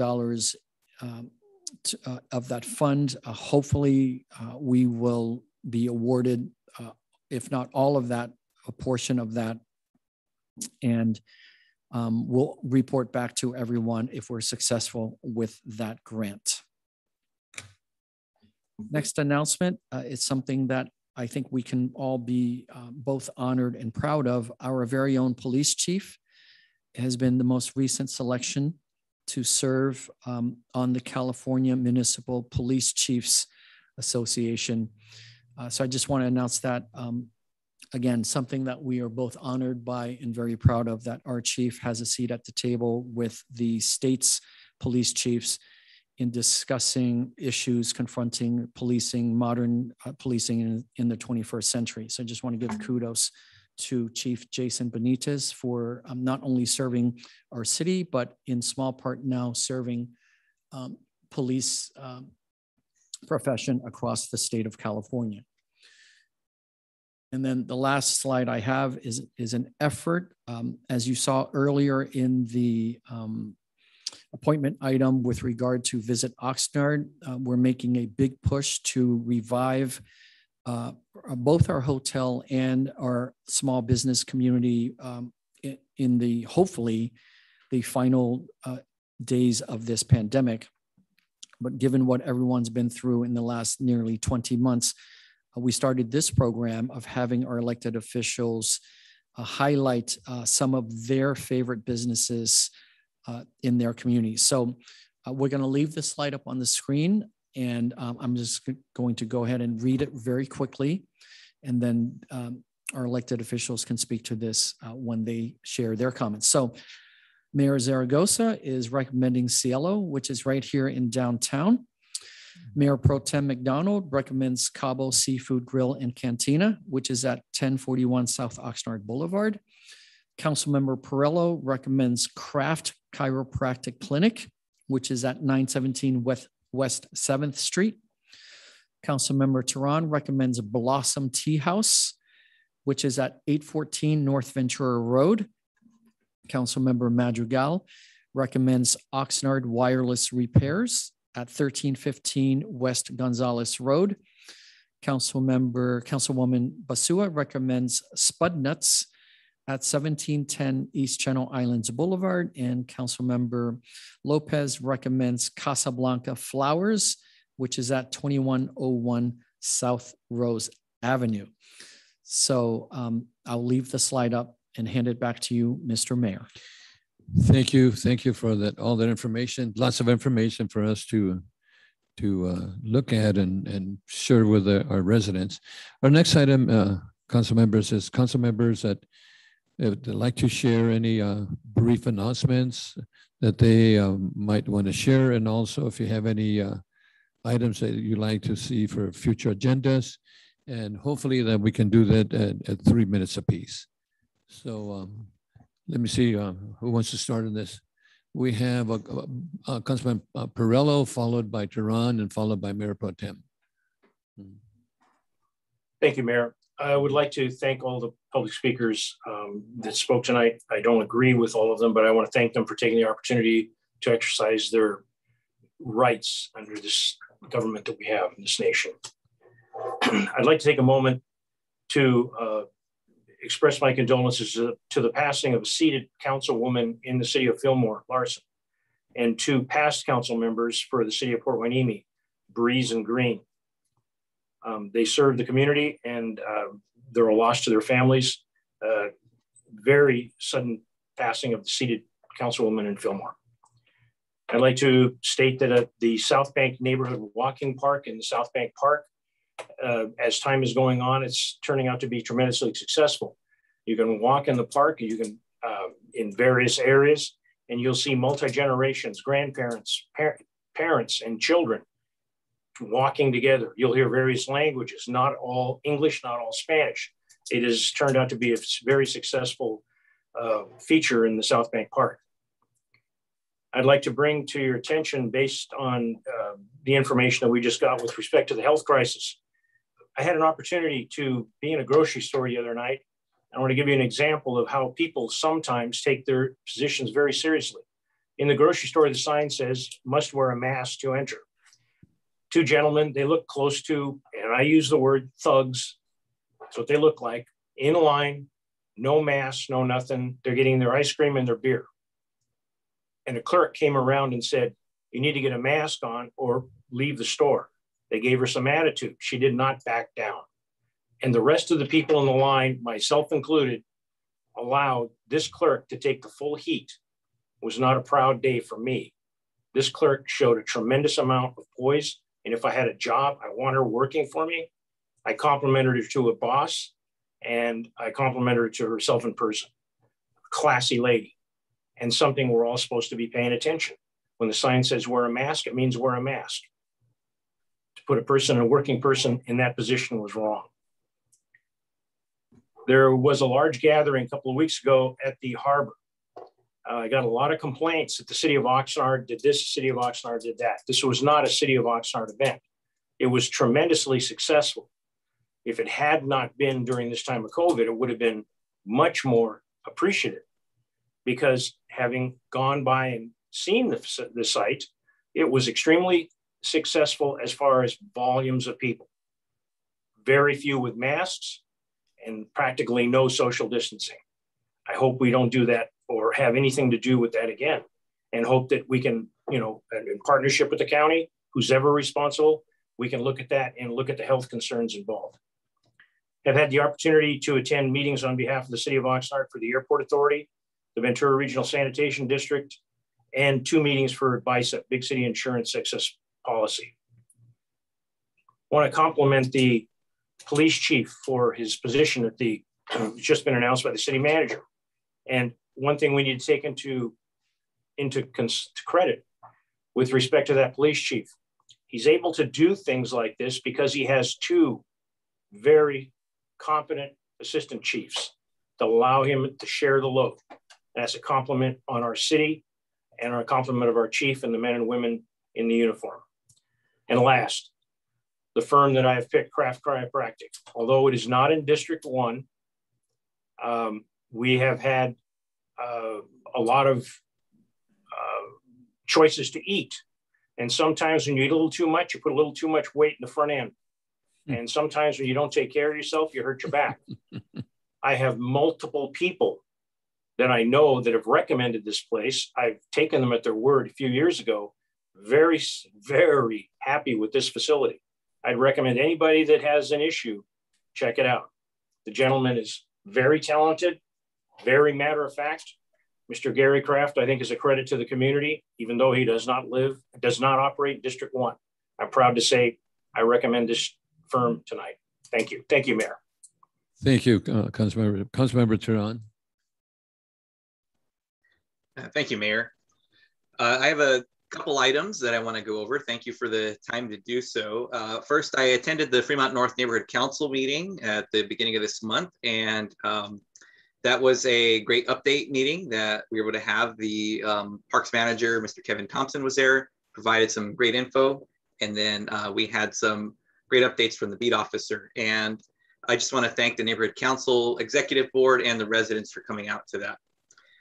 I also want to thank Supervisor Levere and Supervisor Ramirez on their efforts in including Councilmember Perello and I in the efforts that are going on right now with the county in the riverbed on the Santa Clara River along Ventura Road near the 101. We were both included and were able to go on a walkthrough with the county effort to do outreach to the folks who are living there and just see the challenges they face and also the challenges there are in offering services for them or them accepting those services. So I just wanted to thank our supervisors and the county for that inclusion, and also thank our staff from our housing department who was there as well. And so thank you for that. And excuse me, our Oxnard PD officers were there as well. Now, I also want to thank our city employees who have helped with a number of concerns that have come in from residents in District 2 about encampments that were starting on 2nd Street, or excuse me, on K Street, near 2nd, near the Armory Shelter and the POW, which is currently serving as a temporary shelter for the Navigation Center. And I had requested that services be offered to these folks, that we not just push them out and let them be a problem somewhere else. They're not problems, they're human beings. And I appreciate the efforts that were put into that. And as I understand it, there was some positive outcomes that came from that. So I want to thank our city staff for doing that and addressing the concerns that residents had brought up. I also would like to share about the COVID testing site at the PAC. I had a mandatory COVID test that I had to get yesterday. And it was a quick process, in and out. I just had to make the appointment ahead of time. And it was very efficient. I appreciate the work that's gone into that. Side note, while I was there, facilities folks were there assessing the siting on the theater for the PAC. And I appreciate the work that's gone into moving that forward now that we kind of have the ball rolling on that, and we've had word go in about that, and really getting that to the point that it needs to be, that the community deserves as far as aesthetics goes. Lastly, I would like to thank Blossom Tea House. You can see that's my business that I featured for this particular meeting. I've had a couple of meetings there where I meet with someone. They have great boba and great tea drinks there, and some other items too. They have a couple of, they have some great diversity on their menu. I encourage folks to go out. It's in the Fremont Shopping Center. It's a very small, cozy place, but you can socially distance and have some very nice meetings with folks there too during the day. So thank you for that. I appreciate them for all they do as a business, and I wish them luck in continued business. And lastly, as a request, some of the speakers had mentioned HR 2307, and this had been put on my radar recently as well. And I would like to ask staff to take a look into that and see what the details are of that, and what we can do as a council if my colleagues would agree to that in the near future at a future meeting. So those are all my comments, Mayor. Thank you very much. Thank you, Councilman Trun. I also worked on one of those items as a supervisor, with the county of Santa Barbara at the time. So that's an appropriate request. Thank you. Okay, Mayor Pro Tem McDonald, followed by Councilman Lopez. Thank you, Mayor. I just want to echo the kudos to Supervisors Levere and Ramirez for their help in the river bottom. I've fielded a bunch of concerns about that area also that I've referred to them, and I'm glad that Oxnard's participating with them. Like many agencies that do virtual meetings, we're having several meetings this week to catch up with the new bill signed by the governor to make sure we're in compliance. VCTC, Ventura County Transportation Commission, will be one. And tomorrow's our regular meeting of the Oxnard Convention and Visitors Bureau, or Visit Oxnard as they're now calling themselves. Both meetings are open to participation if anyone wants to join in.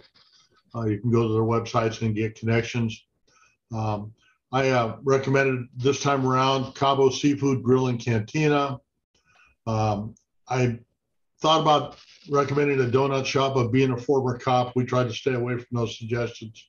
So I'll stick with the seafood part. So thank you, Mr. Mayor. Thank you. Okay, Councilman Lopez, followed by Councilman Madrigal. Thank you, Mayor. Thank you for the introduction. So yeah, it's been a quite active and busy last 2 weeks since our last council meeting. I attended the Beacon meeting as well as the Airport Authority meeting with Council Member Perrello. And this past weekend, I went out to Wainini Beach to participate in the California Coastal Cleanup Day, which was really great to connect with the coastal keepers and the Port of Wainini, and bring my family with me to help out. And I think it was a great event, and certainly hope that it's not just part of a one day as a California Coastal Cleanup Day, but that we can have families and residents be conscious and aware of our coast throughout the year in all ways. And I wanted to take a moment to also recognize an Oxnard resident and her family, Miss R. Letha, also known as Letha Washington, who passed away very recently, was a very loved and dear resident of Oxnard. So I do send my condolences to her family.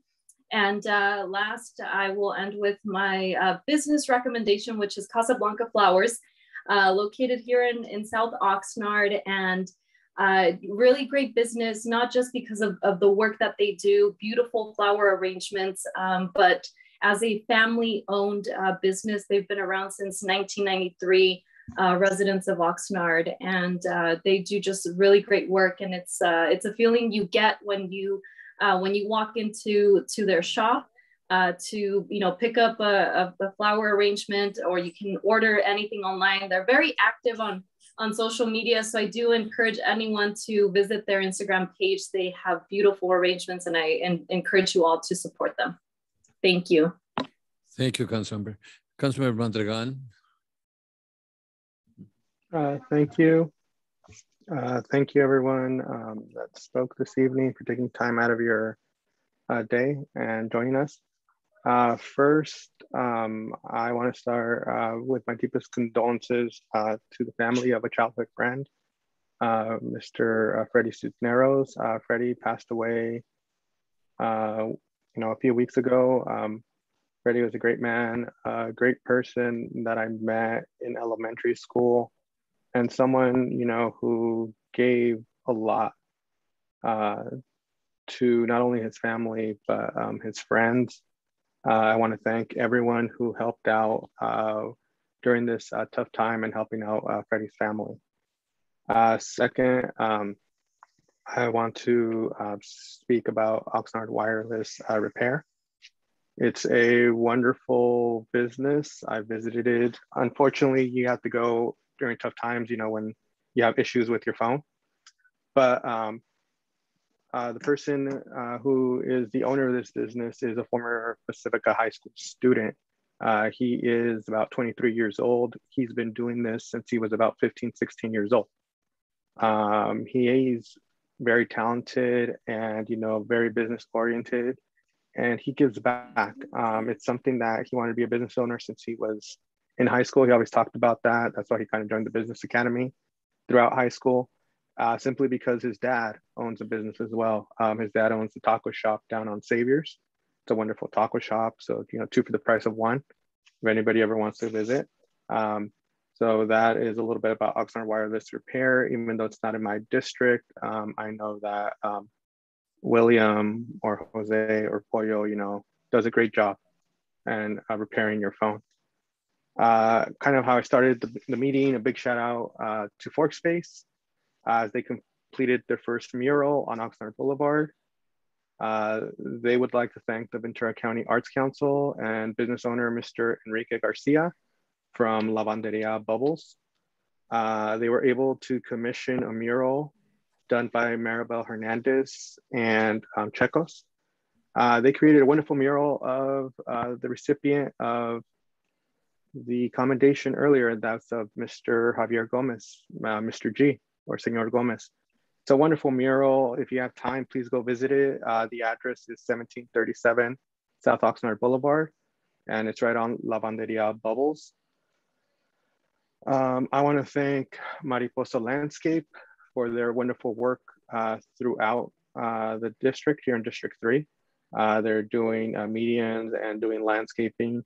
So a great job by them. And over these last 2 weeks, I've had the honor and actually privilege of actually seeing people that I have not seen in years. It just so happens that, we randomly bump into them, be it at a football game or just, around the city, or just a simple call and, meeting people at a nearby Starbucks or something. But a key thing here that I got from these unsung leaders of our community, I took to heart what they told me, and they expect more out of us. One of the things that they brought up was, just last summer 2020, more was asked of our leaders to promote equality, equity, and social justice. As a council, we did pass resolutions, but they did, and they were very frank about it.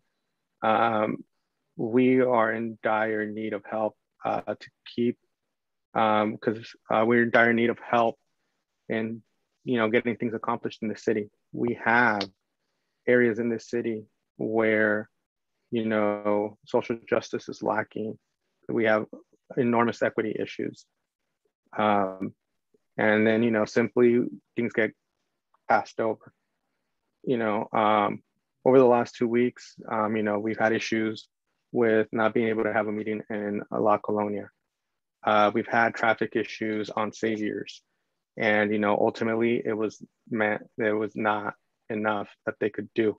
And unfortunately to me, I take that as a slap to the face, simply because, and I'm not judging streets or what, but since I've been on council, I know C Street's been done about 3 times. in the last 5 years. We need to do something to better saviors. It's unsafe for pedestrians. It's unsafe for residents that live there, because as we've seen this summer via social media, we had a car go into a house. That family suffered. Luckily, everybody was safe, but there's more than what we could do as a city to make sure this does not happen again. And then, lastly, they were hard on me, and I get it. I completely understand. That's my job, or that's our job as council members or mayor. This isn't about districts. This isn't about what's gonna get me elected, reelected, promoted, whatever word you want to use to this. This is about our community. There's things in this community. People have been asking for curb cuts. It's something that I brought up in July during these comments, and I have had no update since then. There's many different things that are happening in the city, and yes, I understand this is a very busy city, but like they told me, if it happened on the other part of the city, things would have gotten fixed. And as a council member, it's easy for me to say that's not the case. But looking at it from a resident of the city of Oxnard, stepping away from my own position, you start wondering things, or you start thinking that, yes, I understand we were in tough financial issues in the past, but it's a clear future ahead, or hopefully there's a clear future ahead. I can't, say that. But there's more than what we could do for our community, regardless of districts, regardless of who gets credit or who's in charge. We just need to do better for our community. So thank you. Thank you, Councilmember. I'd like to share just a few comments here. Last Friday, you had one of those quick invitations to address MIAs and POWs here in Oxnard. So I got invited by, I want to thank, first of all, invited for the invitation by Manuel Gonzalez.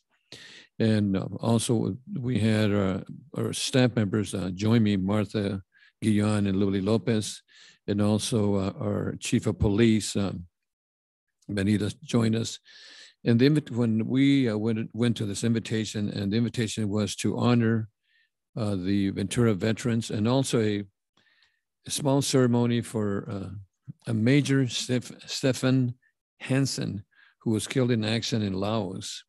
And he was killed in June 1967 and was reported missing in action until his remains were recovered and flown back to the United States. And this Major was buried in Arlington National Cemetery. His brother joined us too, by the way. Major Stefan Hansen was born and raised here in Oxnard and attended Santa Clara Elementary and Santa Clara High School.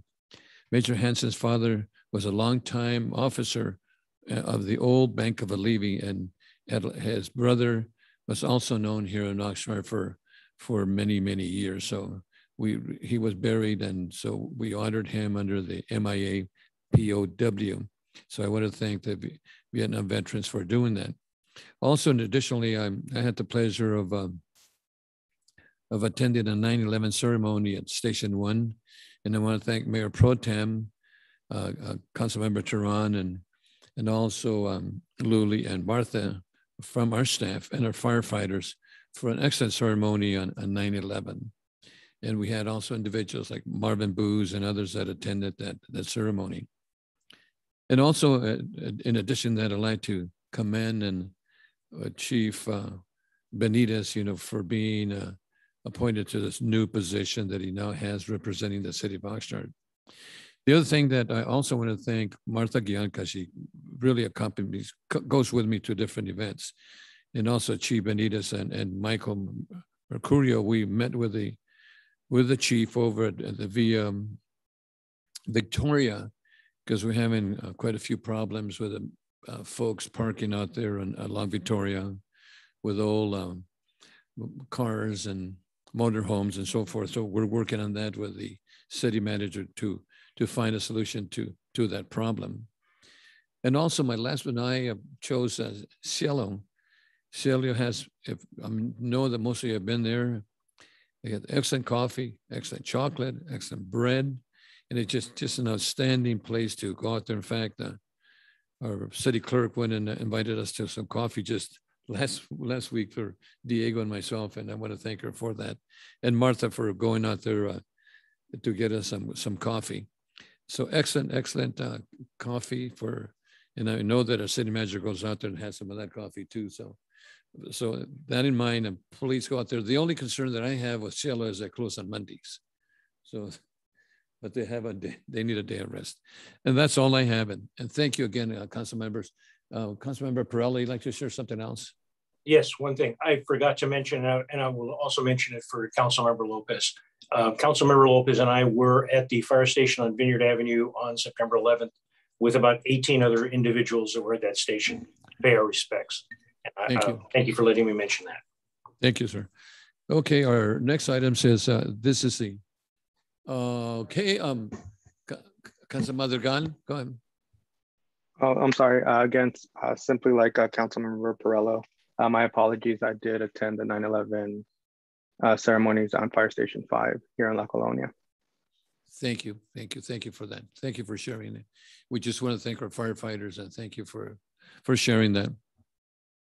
Our next item is a review of the consent agenda items, and we have 1 to 5 items. But before we go there, we have a speaker that'd like to speak on one of those items, and that's Douglas Partello. And Douglas Partello would like to speak on the consent items.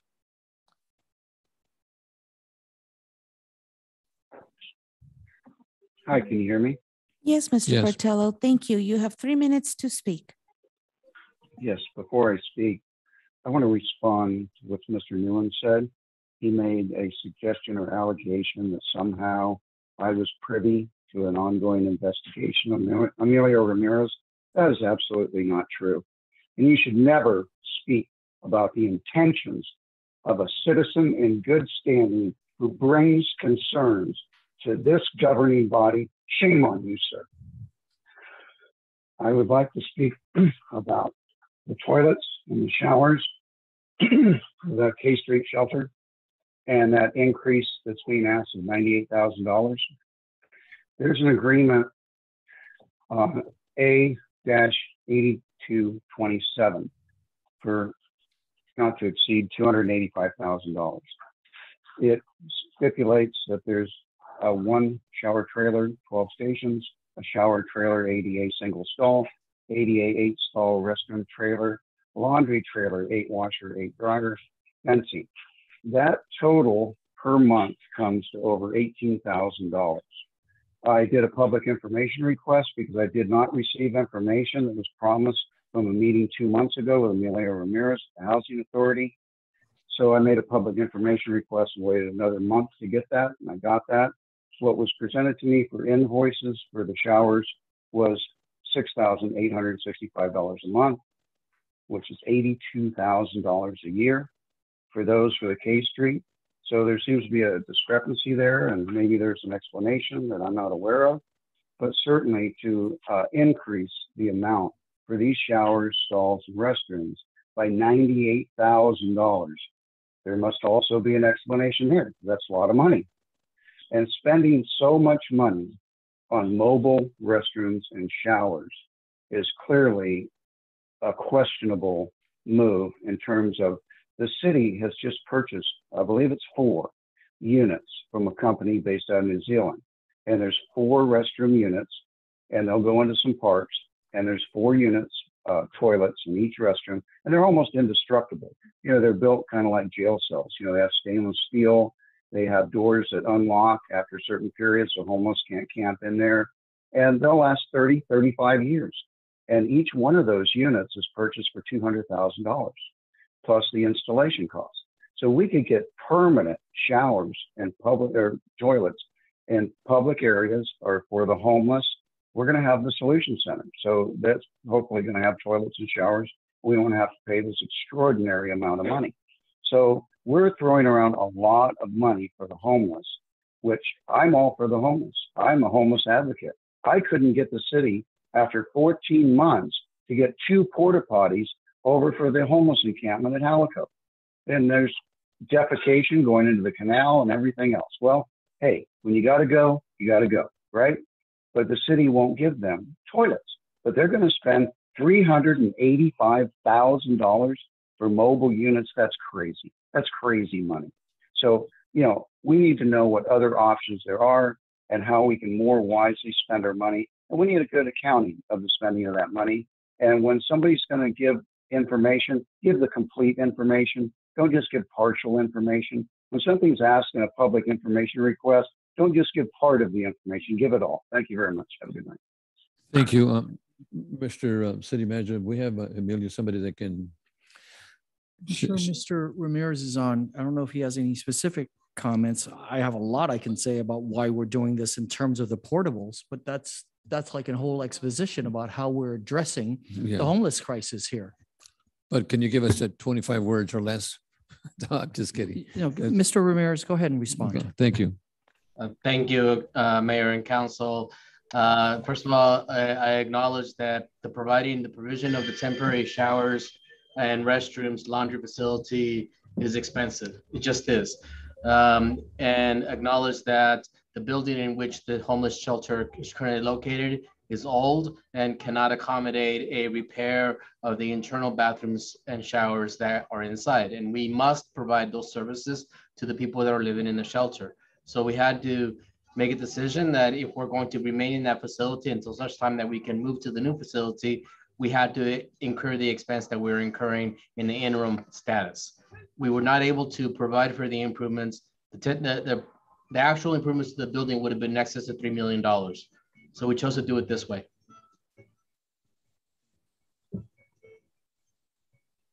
Right. Those restrooms are needed because it's a health and safety issue, correct? Emilio? Absolutely. We have to have running water. We have to have running toilets. We have to have a laundry service. We cannot operate a homeless shelter without active bathrooms. Thank you. Councilman Tehran. Thank you, Mayor. I appreciate the speaker bringing up those questions. Thank you, Mr. Partello. Just a really quick question and then two semi-questions, just kind of clarification after that. Mr. Ramirez, Mr. Partello mentioned a discrepancy he believes he found in what was being stated in the staff report versus what he found was being invoiced by the company providing the shower trailers to the city. Do you have an idea of where we're rectifying that? How is that equating there, what he found versus what's being invoiced? I'm not really sure what it is that he found, but I can tell you that there is a difference in the way that we were operating it and to the way that we're operating today. And that is that prior to the current fiscal year, we were under contract directly with the provider of the shower and trailer. And in the current contract, we have now assigned the management of those showers and trailers to Mercy House, who is the operator of the shelter. So we are still paying for the service, but we're paying it as part of the contract that we have with Mercy House, the operator. And therein lies the change that we're taking. I don't really know what the discrepancy or the math or et cetera that he's describing, but that is the difference that occurred from one to the other and why there is the need to finalize this payout so that Mercy can take over the function. Okay, I think just to round out that question, do we have assurance though that if and when this is audited at some point, just to see what our expenditures were and what our invoices were, that will all add up in the end? Is that? Absolutely. It absolutely will add up in the end. I can tell you in matter of full disclosure, we incurred an expense that we needed to have incurred that ended up not being used in response to COVID. So we engaged what is called an isolation bathroom for people that could have been a positive test for COVID. Ended up not being used, but we needed to have incurred that. So we had that for like 2 or 3 months, and we've since have taken it out. So there is that expense that didn't get used, but I think was necessary. Okay, thank you for that. Just as a quick follow-up or elaboration on what Mr. Partello referred to as well, and I don't know if Mr. Ramirez or someone from Public Works would be the person to answer this, but it seemed like he was referring to the Exelu prefabricated units that we're purchasing for several parks, one of them being College Estates Park behind Channel Islands High School. And those prefabricated restrooms are permanent structures that will go into the parks and will be restrooms for those parks for the duration of their service life, which according to him was, I believe, 30 years, 35 years, something like that. And my question is, these Exelu restrooms, if he was suggesting, I apologize if I'm getting this wrong, but if he was suggesting we have those at the K Street or Powell shelter right now, I mean, is that viable to have those Exelu units, prefabricated restrooms put in place of those shower units? I can take that question. So first of all, the Exelu are bathrooms only. They are not showers. They are permanent structures. They get built basically into the ground because you need the actual infrastructure, the water, the pipes and the sewer pipes, water pipes and sewer pipes. So those are intended to last quite a long time. Now, we wouldn't put those in at the K Street shelter right now because we don't have an expectation that will remain a permanent shelter, which is why we're doing the portables. And again, it's not just a bathroom, it's also the shower. So it would not make any sense to make those investments there because right now, excuse me, right now, we're working under the concept that once the Homeless Solution Center is built, that we would transfer the services from the K Street Armory. Now, we don't know, I can't guarantee you that that will happen because it depends on what happens with the homeless crisis, both here and in the region. So we have to remain flexible there, but we wouldn't make this kind of permanent construction for an actual temporary use. And then if I just may say broadly, because I know you've all heard me talk about this over the last 3 years, addressing homelessness is both complicated, complex, and expensive. And you may recall one of the first things I said when I arrived here was, if all we're doing is playing whack-a-mole, meaning chasing homeless individuals and families from area to area or from neighborhood to neighborhood, that also is a great expense for us in terms of police costs and code enforcement costs and so on.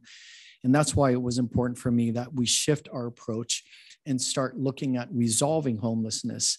So we are making a ton of progress there, and we certainly will look forward to the next homeless update to the full council. But at the same time, we remain in a posture where occasionally we are required to play whack-a-mole when certain situations get out of control. But we do want to focus every dollar we have on resolving homelessness, not just moving it around. And yes, it is expensive, but it's no more expensive than only playing whack-a-mole. That was costing us over $1 million a year, not resulting in resolving any individual or family's homelessness. It was simply expenses towards moving the problem from neighborhood to neighborhood.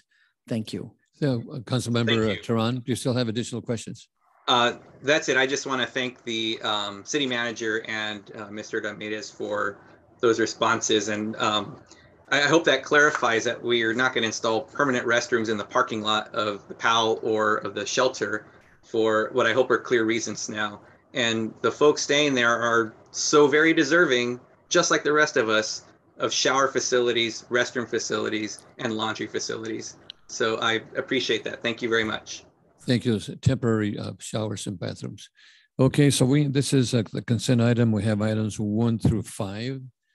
Do we have any additional questions, concerns, or do we need a motion? I'll make the motion, Mayor. Okay, motion by Tehran. Second. Second by Lopez. Roll call. Councilman Lopez. Mayor Pro Tem McDonald. Yes. Councilmember Perello. Yes. Councilmember Madrigal. Aye. Mayor Zaragoza. Yes. Councilmember Tehran.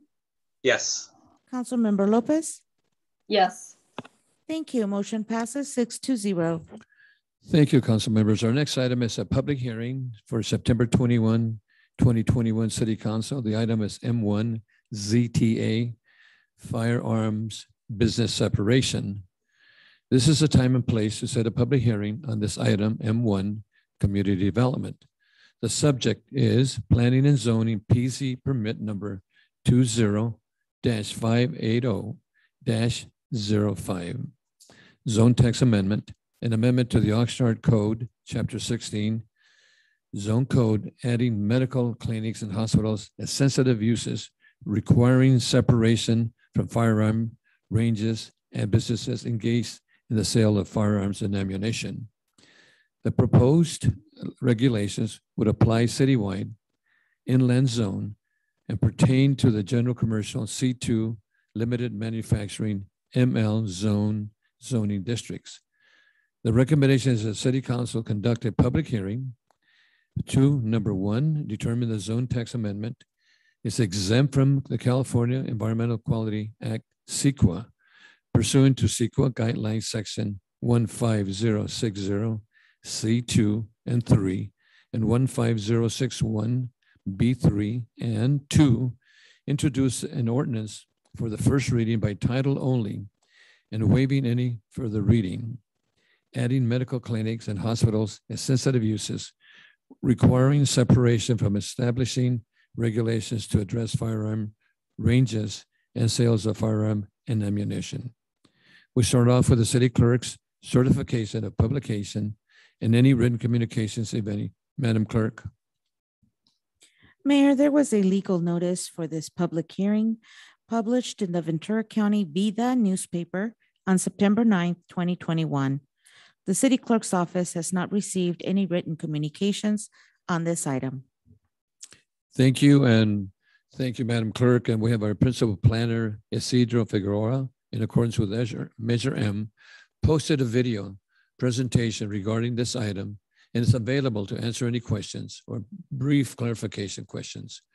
Council members, before we take any public testimony on this item, do you have any concerns on this item before we close the public hearing? Councilman Perella? Thank you, Mayor. I just have one concern. Does this Mr. Lauterbach that sent us the letter from Ghost Guns Gear, does he have any vested interest in this that would cause us any legal jeopardy taking this action, from us taking this action? Isidro? Thank you, Mr. Mayor. Thank you, Councilmember Perella, for the question. I did speak with Mr. Lauterbach. He is no longer in the running for acquiring the property that he was protesting this matter. I'm not sure if he is going to participate tonight, but he is no longer interested in the property. He did not, when I spoke with him, he did not recuse or ask me to withdraw his protest letter, but it seemed like he was not going to participate in these proceedings any longer. Thank you, Isidro. My concern is that if there's anything that we don't know about, maybe this legal staff can answer this, that he had some sort of vested interest and a right to pursue this, even if he is pulled away. Does he have any standing to come back and sue us if we go forward? City Attorney. Mr. Mayor and members of the council, because he does not own the property in question and based on the information we have now, he does not have a leasehold interest. He would have no standing to sue based on any interest in that property. Anyone who wishes, of course, can challenge the city regulations, but based on our analysis, and it's laid out in the staff report, this meets the requirements of the case authority regarding providing adequate number of locations for these facilities to operate within the city. And also there are other facilities in the nearby unincorporated county areas. So it is our belief that while the proposed changes would bring the numbers down very close to the line, it is still within the legal requirements of the law. Thank you both, Mr. Figueroa and Mr. Roselle. If there are no other questions when the time comes, I'll make a motion to support this. Okay, we have, okay, I'll mark that down, but we have a Mayor Pro Tem and Tehran like to share a couple of questions. Thank you, Mr. Mayor. I was going to make some general comments about this. Would now be the time to do it, or do you want to close the public hearing and then do the comments? Well, we'll get, we'll go, let me get close to the script and then we'll get back to you. Councilman Tehran, do you also feel the same way? I do have a question for staff, if that's okay. Okay. All right, thank you very much. Thank you, Mr. Figueroa, for the presentation. I know this already went to Planning Council or Planning Commission, and there was some extended discussion on it. And in your presentation that you had posted per Measure M, there were 29 views as of right now, and 7 of them are in this meeting. And so for the benefit of the public, I'm hoping that I can just pose one question. The existing businesses that currently offer firearms or ammunition or a driving range for the public, how does this affect them if we do this zone text amendment and add medical clinics and hospitals to this ordinance? It does not affect, it does not have an impact on their current operations. It could potentially have if they were to expand or relocate to a new location. We have been in contact with the legal non-conforming retailers. They've been notified of these proceedings, also Planning Commission and the committee. We have sent them the legal notices, letters. We have placed phone calls. They have not expressed any concerns to date. Thank you very much. I very much appreciate that response. No problem. Okay, thank you. I'm going to continue then. I am now going to open the public hearing. Oh, I'm sorry, Oscar Madrigal, you'd like to share a couple of words before I continue? Could I ask questions after, or all questions right now? Yes. You can ask from Cedric, you can go ahead and ask a question, yeah. Oh, yeah. During the staff presentation in the video, it was stated that there was 2 other motions, but they both failed, and it ultimately ended up being a 6-0 vote. What was the vote count on the other 2 motions? Well, they failed, so do you happen to have the numbers? I don't have the exact numbers. I believe there were no, well, actually there were no seconds, so therefore there was no vote. There was not a second to that motion, so it did not proceed for a vote count. Okay, so there was no vote then. Yeah. Okay. Mayor Pro Tem, do you want to ask any questions of Isidro before we continue? Mayor Pro Tem. No, I have some general comments about this item, but I have no questions. Okay, doke. Okay, I'm going to continue then. Okay, so I'm going to open the public hearing, testimony portion of the public. So members of the public are invited to sign up to speak on this item on the city's website. Anyone signed up before the deadline has 3 minutes to speak on this item. Madam Clerk, do we have any speakers on this item? Mayor, we have no public speakers for this public hearing. Okay, so then I'm going to close the public hearing at this time. And council members, you have some comments you'd like to share at this time. Mayor Pro Tem, I think you wanted to share some comments. Thank you, Mr. Mayor. I gave this some thought, and first off, I appreciate it, and I recognize that this came to council at our request a while back, looking at expanding the exemptions, and Planning Commission looked at it because of that. And I appreciate staff's work and everybody else's work. But what caught my eye on this is looking at the map today. And when you see the map that was put out in the presentation, by moving this forward, we essentially will limit this type of activity to 2 areas within the city, in the Northeast industrial area and in a small area down by Woolley Commercial, which is probably 4 or 5 square blocks.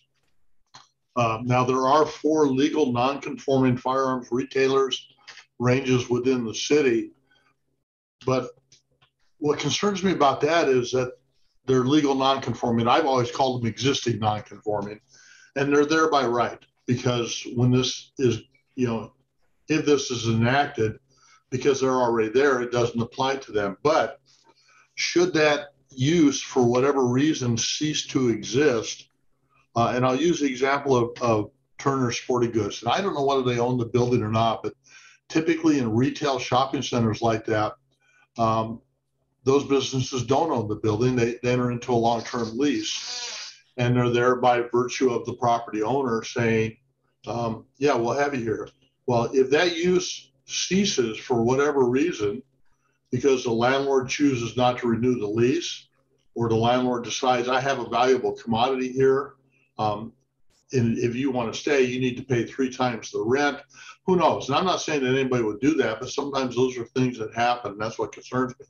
So when that use ceases, they would be, if they still want to do business in the city of Oxnard, either in the central core downtown or out in the northeast area. And there is a limitation of 200 feet between like businesses for firearm sales, so on and so forth. And so that would probably limit that. The other thing I look at is that if all 4 of those uses cease to exist, then that is a very limited portion of our city that's available to them should they want to do business here. And again, not saying that this would happen, but it's a possibility it could happen, is that when a business goes into one of these 2 areas and says, hey, I'm interested in leasing a building for 10 years, and the property owner says, what kind of use are you going to use? And they tell them, it could create a situation where, gee, that's a very limited use, and I'm the only place you could do it. This property is now worth a lot more per month than what it may have been or what the going rate was. You know, I would hope that wouldn't happen, but sometimes people see the dollar signs and that's what they react to. I just have real concerns about this. And you know, the choice to own a firearm is a personal choice. And I don't think we as government should tell someone you need to own a firearm or you don't need to own a firearm unless there are some other extenuating circumstances that make it illegal for them to own a firearm. But that's another story. So whether a person chooses to possess a firearm or own a firearm, that's their individual right. And the state of California has very strong restrictions about what type of firearms you can own, what you have to do to pass the background, and so on and so forth. And there's a whole other story about that process. But conceivably, these 4 places at some point in time may all lose their existing non-conforming status, which changes the whole dynamic of this type of business in the city and creates, to me, an unfair potential for owning a business of that type in the city and how they would be treated. I just have real concerns about this. And again, I realize staff brought this back because we asked them to do it. I appreciate that. And looking at the map, I'm just really uncomfortable in supporting this particular concept. I apologize, but that's just me as an individual. So those are my comments, Mr. Mayor. Thank you. Yeah, thank you, Mayor Pro Tem. And I don't see any other comments. So we, again, we do have a motion by Councilmember Perello. Do we have a second? I'll second. A second by Tehran. Okay, roll call. Mayor Zaragoza. Yes. Mm-hmm. Mayor Pro Tem McDonald. No. Councilmember Perello. Yes. Councilmember Lopez. Yes. Councilmember Madrigal. No. Councilmember Tehran. Yes. Motion passes 4-2. Thank you. Okay, our next item is reports, and this is the city manager and the selection of American Rescue Plan Act investment projects. The recommendation is that the city council begin making final decisions on the American Rescue Plan, ARPA investments. Staff recommends that the city council make Tranche 1 investments decisions and as many Tranche 2 investment decisions as the city council deems appropriate. If the city council does not decide on any of the investment decisions totaling $59,540,662, The city council can decide on the balance at a later date. And again, the ARPA cost may be incurred must be incurred by December 31, 2014, and the projects must be completed by December 31, 2016. And of course, per Measure M, there's a pre-recorded presentation, and Alex Nguyen is the particular person to contact. However, let me share with the council members, I have 11 speakers on this item. Would you like to hear the speakers before we continue? I would. Okay. Council member, I see a lot of nods. So we'll go with the speakers to start off with. And we'll start off with Tyler Adams, followed by Douglas Portello. 3 minutes each. Mayor, Tyler Adams is not available. However, we do have Douglas Portello on the line. So we're going to have Douglas followed by Chris Hernandez. Douglas Portello, 3 minutes. Mr. Hello, Portello. everyone. Yes, thank you. You have 3 minutes to speak. Yes, I was looking over the investment list and the ideas for spending this money. And one of the things that there's several that I agree with. They're actually quite good. The Safe Sleep program, the Carnegie Museum for repairs for playground equipment. I think that's all terrific, and that's long overdue. I think they could consider the PAC and the roof. It's in pretty bad shape. So that's something you could also consider. What I don't feel is appropriate, and I'm just a little confused now because I know that it was discussed about grocery workers and pharmacy workers, 2 million, I think if I'm not misunderstanding, that was an increase to 2.5 million. And now they're considering also $2 million for employees of the city. So Oxnard was hit hard like cities all across the nation with COVID.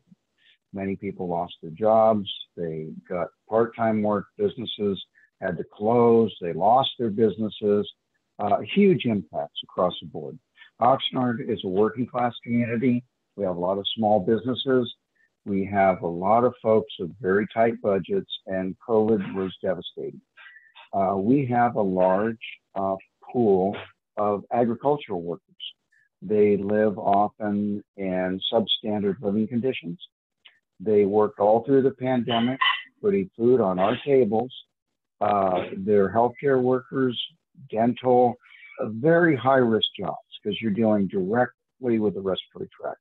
I'm a retired respiratory therapist, and I know that those respiratory therapists work in intensive care with patients on ventilators and suctioning their mucus and their COVID. They're very high risk. So a lot of folks were impacted, and a lot of folks bravely stepped forward and kept our society functioning. I do not feel it's in the spirit of the intention to make up for a lot of deferments and things that weren't done due to the COVID recession and the impact on local governments and their budgets. So I just don't feel that giving that to staff is appropriate. I think a lot of city staff hold some of the best compensated jobs in this, and they were able to receive their checks or compensation throughout the COVID period. 30 seconds. So I just feel like this is not the intent. It's for the community, and it should go out to the community and not be put back in on staff.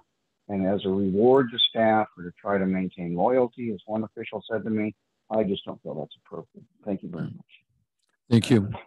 Okay, our next speaker is Chris Hernandez, followed by Ray Platel. Chris Hernandez.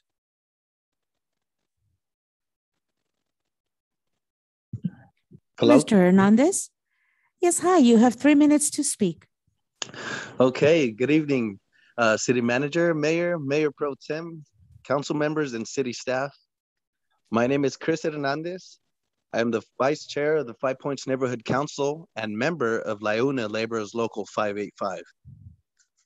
I am in support of using ARP funding for the Youth Apprenticeship Readiness Accelerator Program.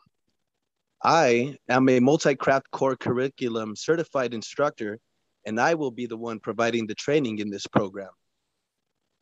At the end of the 12-week program, participants will graduate into a state-certified apprenticeship program and into a good paying career in the trades.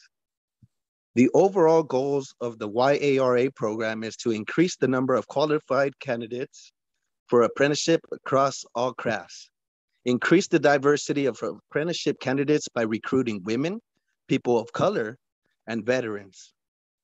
Another important goal is to increase the retention rate by apprentices by giving them a deeper understanding of the industry and craft unions. Some of the courses the participants will take are blueprint reading, construction math, tools and materials training, OSHA 10 certified and CPR training, green construction, and financial literacy, to name a few. At the end of this program, participants will be able to discuss the interrelationship of craft skills, construction industry stakeholders, and craft workers to the construction process and explain the interconnectedness of work processes in the progress of a construction job. MC3 is recognized by the U.S. Department of Labor, California Workforce Development Board, and California Department of Education. YARA is about breaking down barriers to employment and leading participants into a fulfilling career in the trades. Construction workers were deemed essential workers during the pandemic, and it is fitting that we are using ARP funds for those residents most impacted by the pandemic. I thank you guys for your consideration. Thank you for your time. I seize my time. Have a great night. Thank you, Chris. Our next speaker is Ray Platel, followed by Eduardo Huerta. Ray Platel, followed by Eduardo Huerta.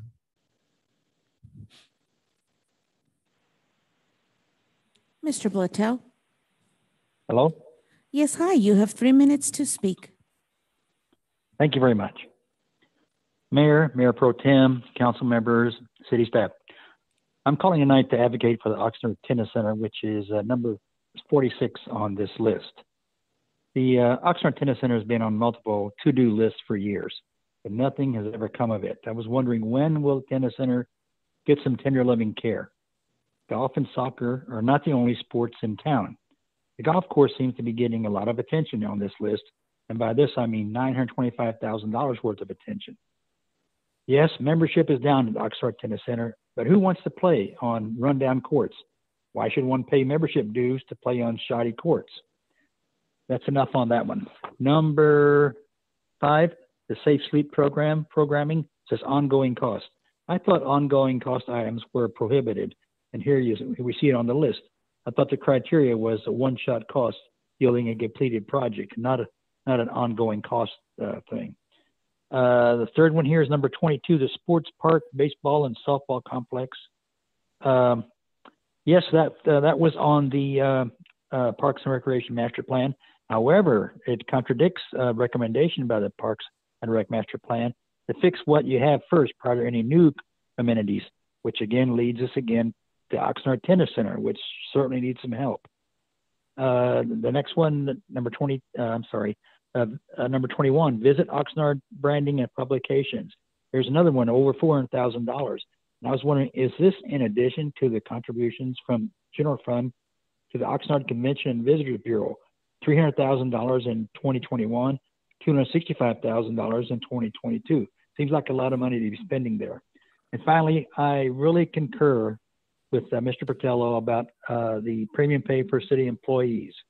Thank you very much. Have a good evening. Thank you. Our next speaker is Eduardo Huerta, followed by Anthony Mireles. Eduardo Huerta. Mayor, Eduardo Huerta is not available. Okay. However, Anthony Mireles is available. Okay, Anthony Mireles, followed by Jesus Torres. Anthony. Mr. Mireles? Yes, yes, can you hear me? Yes, thank you. You have 3 minutes to speak. Okay, thank you. Good evening, Mayor Zaragoza, Mayor Pro Tem, and council members and the rest of the City Council. I am Anthony Mireles, Business Manager at Labor's Local 585 and a 54-year resident City of Oxnard. I am speaking tonight to ask you for your support to fund the YARA program, a youth workforce pre-apprenticeship program targeting Oxnard's disadvantaged youth who are seeking opportunities not only to higher education, but to a career. Tri-County's building trades and Liona Local 585 are 100% committed to the success of this program. Currently, most of our members are working on local schools, PLAs, infrastructure projects, and with the passage of the infrastructure bill by Congress, hopefully in the next couple of weeks, we anticipate there will be a need for more workers. All union trades will be recruiting for their union apprenticeships. Also, as my position on the Ventura County Workforce Development Board, we are aware of the need for a true career pathway for our county's youth. Goodwill Industries was selected as their top youth service provider, and they have a commitment with us as a partner in the YARA program, which will enhance the success of this partnership.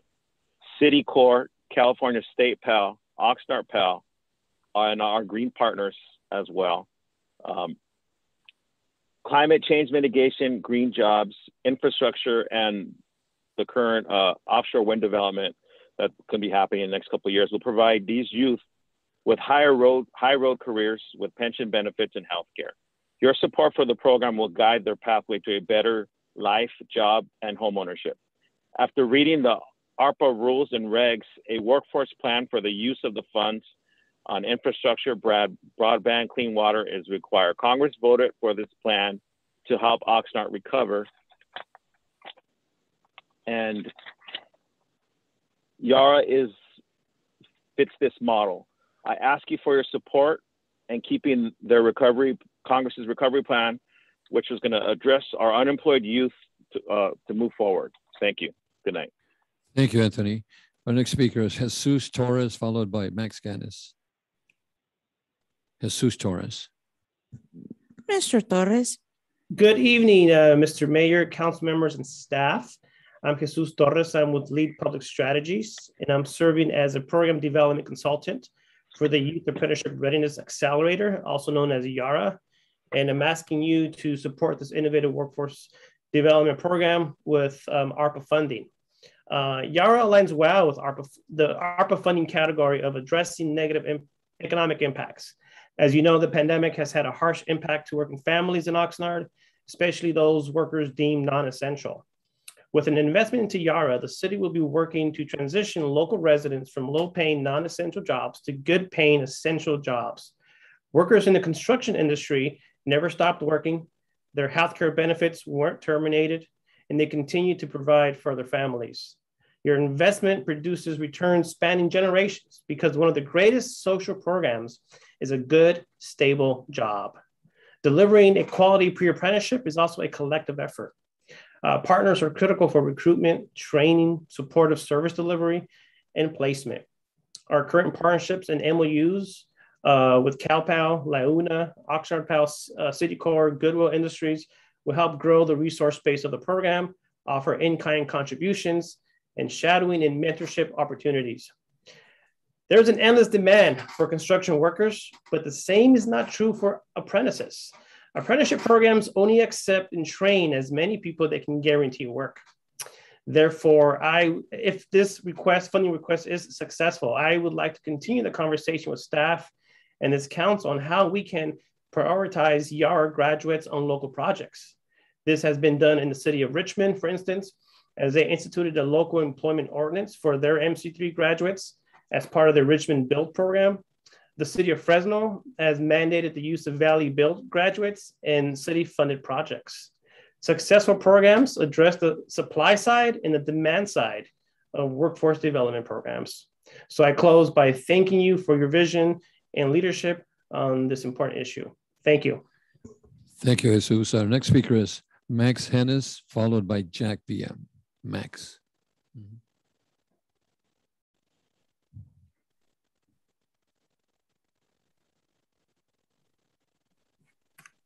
Hello again. Thank you for the opportunity to speak and for this transparent process. I have to say I regret not participating earlier. I actually just saw this on Councilmember Tehran's Twitter feed. So once I looked through the packet, I was glad to see a number of the projects on the list. especially public health programs and infrastructure that makes our city safer, like the protected bike lanes on Woolley Road. I do have to say I was struck by the lack of direct support for Oxnard residents most in need at this difficult time. I enjoy playing tennis, but I find it kind of hard to justify spending $500,000 to improve the courts when 1 in 4 of my neighbors is in poverty. Now, I admit it's late in the game to suggest new projects, but I did want to call attention to the fact that many local governments across the country are using ARP funds in just about the simplest way you can imagine. They're just giving money directly to residents. So this is taking the form of guaranteed income pilots, which provide cash assistance to a randomly chosen group of low-income residents. You've seen this in Stockton, maybe in the news, but also LA, San Diego, and other cities are doing this. Also, governments like California are using the money for payments to all eligible low-income residents. And there's even the city of Skagway, Alaska, which used their funds to provide $1,000 to every resident each month for 6 months. I'm not sure why their ARP grant was so large, but in any case, I think we've seen throughout the pandemic that the power of direct cash assistance is really enormous. Despite our unprecedented economic disaster, the US poverty rate actually fell to an all-time low. And this is driven largely by the 3 federal relief payments, the checks as they were called, and now the expanded child tax credit. Research suggests that these poverty reductions will translate to improved nutrition and health outcomes and have especially large impacts on kids, where it's going to improve educational outcomes and even earnings and life expectancy later in life. So of course we have a fixed pot of money, so I understand these are difficult choices, but while, for example, I have no doubt that our city employees worked hard during the pandemic, I think the $2 million in extra compensation to them, we have to benchmark that. That could provide $1,000 for each infant born in Oxnard this year. That would reduce the poverty rate in a person's most formative year of life, their first year of life. For the $1.2 million 40 seconds. Grant to the 14 RV spots, we could give that $85,000 to each of the 14 families, or $1,000 per month to 400 families. We could then allow the housing to be built on that parking lot. Same goes for the $1 million in proposed payments to restaurant owners, the $600K to a golf course event space, $325K for parking improvements, the $85K for a new marquee sign. Each of those could fund or enhance any of these kinds of cash assistance programs, reaching more families and providing more money. So I hope you consider that each of these $60 million is an opportunity to directly relieve poverty. Thank you. Thank you, Max. Our last 2 speakers, Jack Villa, followed by Joshua Medrano. Jack Villa. Mayor, Jack Villa is not available. Okay, our last speaker then is Joshua Medrano.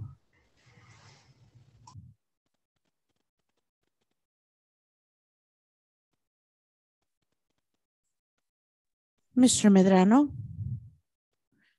Good evening. Can everybody hear me? Yes, thank you. You have 3 minutes to speak. Very good. Well, thank you so much. Good evening, Mayor Zaragoza, Mayor Pro Tem, and the esteemed City Council. My name is Joshua Medrano, and I am the Executive Secretary and Treasurer of the Tri-Counties Building and Construction Trades Council of San Luis Obispo, Santa Barbara, and Ventura counties. And I am here tonight to speak on behalf of funding that is desperately needed for the Yara Pre-Apprenticeship MC3 curriculum. Now, you've already heard of all the benefits that my colleagues before me, Jesus Torres and Anthony Moriles, had all brought to your attention. And I think that no matter what, we could all agree that we need to continue to strive to build opportunities for our youth. This last year has proven to be one of the worst experiences that anybody has had to face in modern time. We have seen that as we band together as a community, we can get through this together.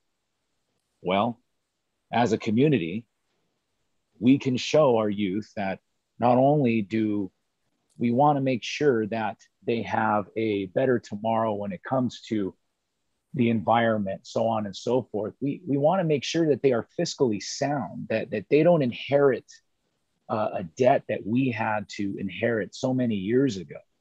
And how do we do that? How do we get that opportunity to our youth?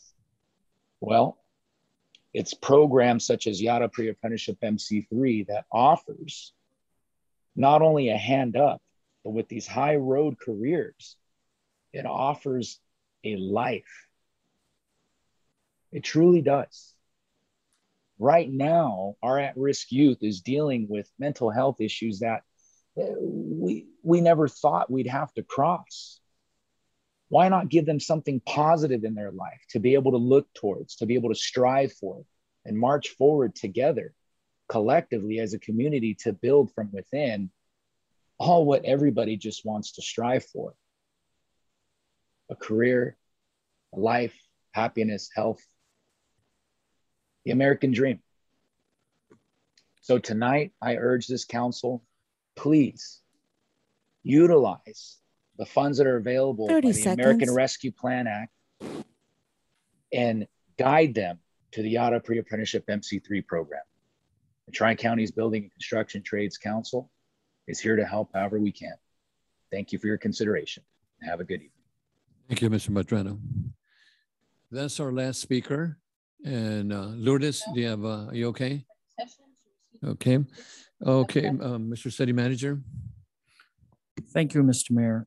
If I may provide just a brief introduction, and then I'd like to turn it back to you and the council for opening comments by each of you, if broad comments, and then hopefully we can get to the business of going through the list.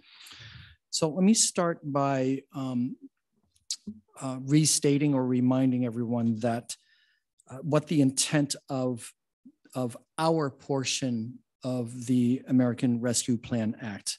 So if everyone could recall, it was not the first round of stimulus funding provided by the federal government or the state government. As I discussed before in prior meetings, throughout this pandemic, the federal government and the state government have actually provided multiple buckets of stimulus funding with a broad range of categories. And it was only with the ARPA Act that there was a portion set aside from within the broader, I think it was $1.3 trillion. There was a portion set aside specifically for cities, counties, and towns. So again, the local government portion of ARPA was specific to help local government. And within that, the ARPA guidelines outlined 6 broad categories to give us some latitude. And so just as a recollection, the categories are to address negative economic impacts,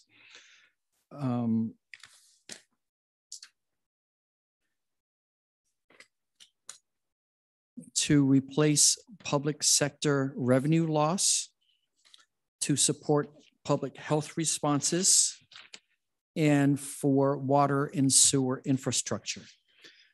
So those were the categories, the broad categories that they outlined, again, from the perspective of local government recovery. And I say that not to be selfish or self-centered about it. It's just that there were other rather large buckets of money that had been made available for the community, for different sectors of the community, coming from the federal government and the state government. And there continues to be money that's forthcoming specifically from the state. And we are still waiting for the next big round of stimulus support from the federal government in the form specifically of a broad-based infrastructure investment.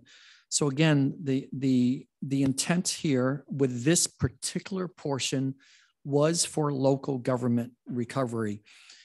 So this particular bucket, in our case, $59 million, was not meant to provide for all or to serve all across all sectors of the community. So I just want to remind people of that. Next thing I want to say is we are operating based on the Federal Treasury's preliminary final rules. We had been hoping that they would have issued their final rules at the end of the summer, but that hasn't happened. And I can speculate as to why the Treasury and the Feds are extremely busy with all the events happening around the world and in our country. So the final rules will come at some point, and if for any reason anything that they published changes any particular investment that we decide on, we would obviously bring that back to the council. Next thing I'd like to remind everyone is that all the choices before you, or any other choices that you come up with tonight or in the near future, are good choices. This is funding that, while we certainly hoped it would come, we never expected it to come. So please do not view this list and this table of recommendations the way in the past you viewed having to make budget cuts. We are not making cuts tonight. We don't need to pit any one item against another. These are all positive choices. It's just the bottom line is we have so many because we have so much need across this community that we can't possibly choose to fund everything. What I'm hoping tonight is to be able to go through this in chewable chunks. And also important to remind you that we don't have to make all the decisions tonight for the entire 59 million. And in fact, I wouldn't recommend that we do that. Rather, we keep some money in abeyance and revisit it in the early spring. We certainly hope when we go through this that we can seek consensus. Of course, if there are any particular items that any council member or the mayor needs any discussion or additional items, that's certainly welcome, and staff will do our best to answer any questions, and then expect that you as the elected representatives will have your discussion and hopefully either find consensus or we can decide to eliminate a particular item or simply to table it until the spring. I think those are good options. What we'd like to do is to be able to vote on the whole package in terms of what we can come to consensus with tonight. And then the balance can be brought back in the spring. Now, the process I'm going to propose is as follows. Obviously, and it was outlined in the staff report, we have the first 3 rows that have been committed. Then what we'd like to do, again, I'll take these in chewable chunks, but we'll go through each of the 6 categories. And within those, we'll go through first the items in blue, which were items council members added throughout this process. Then we would go over in biteable batches the green items, which would be, as of tonight, the final recommendations coming from staff. And I recommend that we leave the recommendations in black ink for the spring. So I'm going to stop there, Mr. Mayor, hand it back to you and see if we have any opening comments from any of our elected officials. Yeah, thank you, Councilmember. I would like to have a couple of items added to the ARPA list that we have with the blue list, and I'd like to share those items at this time, and then we can proceed. The first item that I'd like to ask the City Council to add to the list is YARA. The YARA was shared by a couple of the speakers, and that YARA is a Youth Apprenticeship Readiness Acceleration Program. And this would be a partnership between City Corps and also the 585 laborers in tri-counties. And what this does is allocates funding for 40 under-resourced youth adults impacted by the pandemic in the city of Oxnard. And once they go through this program, apprenticeship program, they're recognized with credentials where they can then apply as apprenticeship to the apprenticeship program with the local trades. It's also a pretty powerful collaboration that includes workforce development, board services, construction trades and CBOs and employers and education. It really helps out those youth. The program also will complement the Oxnard employee pipeline. That was one of our priorities that we put together to train our employees. And it was shared by a city manager back in a couple of times that we need to train our employees to bring businesses in conjunction with our trained employees as opposed to the other way around. And also this eliminates some barriers that career barriers that I believe would be helped by the mentorship provided by labor, and also it would help City Core and the Oxnard PAL to assist our youth. And this youth will be provided with a stipend, and this will be done with cooperation with the California City Core and also our City Core. So I'm asking, initially they were asking for about 250,000, but I'm proposing that 75,000 that we assist them with the $75,000, and I would like to ask that we apply this on the list of the blue. And I'd like to have another item. Could I share this item before we talk? The other item that I'd like to propose that we add is that, you know, our city hall, our current city hall and our annex, city hall is where we are right now. You know, this buildings have been, they're decades old, and they're in major need of maintenance, such as painting our buildings. And I believe that this is a reflection of our city. And it was shared by some of the speakers earlier that here we are, we're the entrance of downtown, and we set standards for residents and visitors that come to our city, and to other people too, that we tell them to clean up their homes, to make sure that they paint and make sure that they clean up. And yet our city hall right here is in really need of some maintenance and painting that I think is really important for all of us. An example that I always hear about, or even when I look at different neighborhoods, if you have a house in the entrance of a neighborhood that's not painted, the lawns are not mowed, unkept driveways with junk in the driveways and so forth, that lowers the value of the property.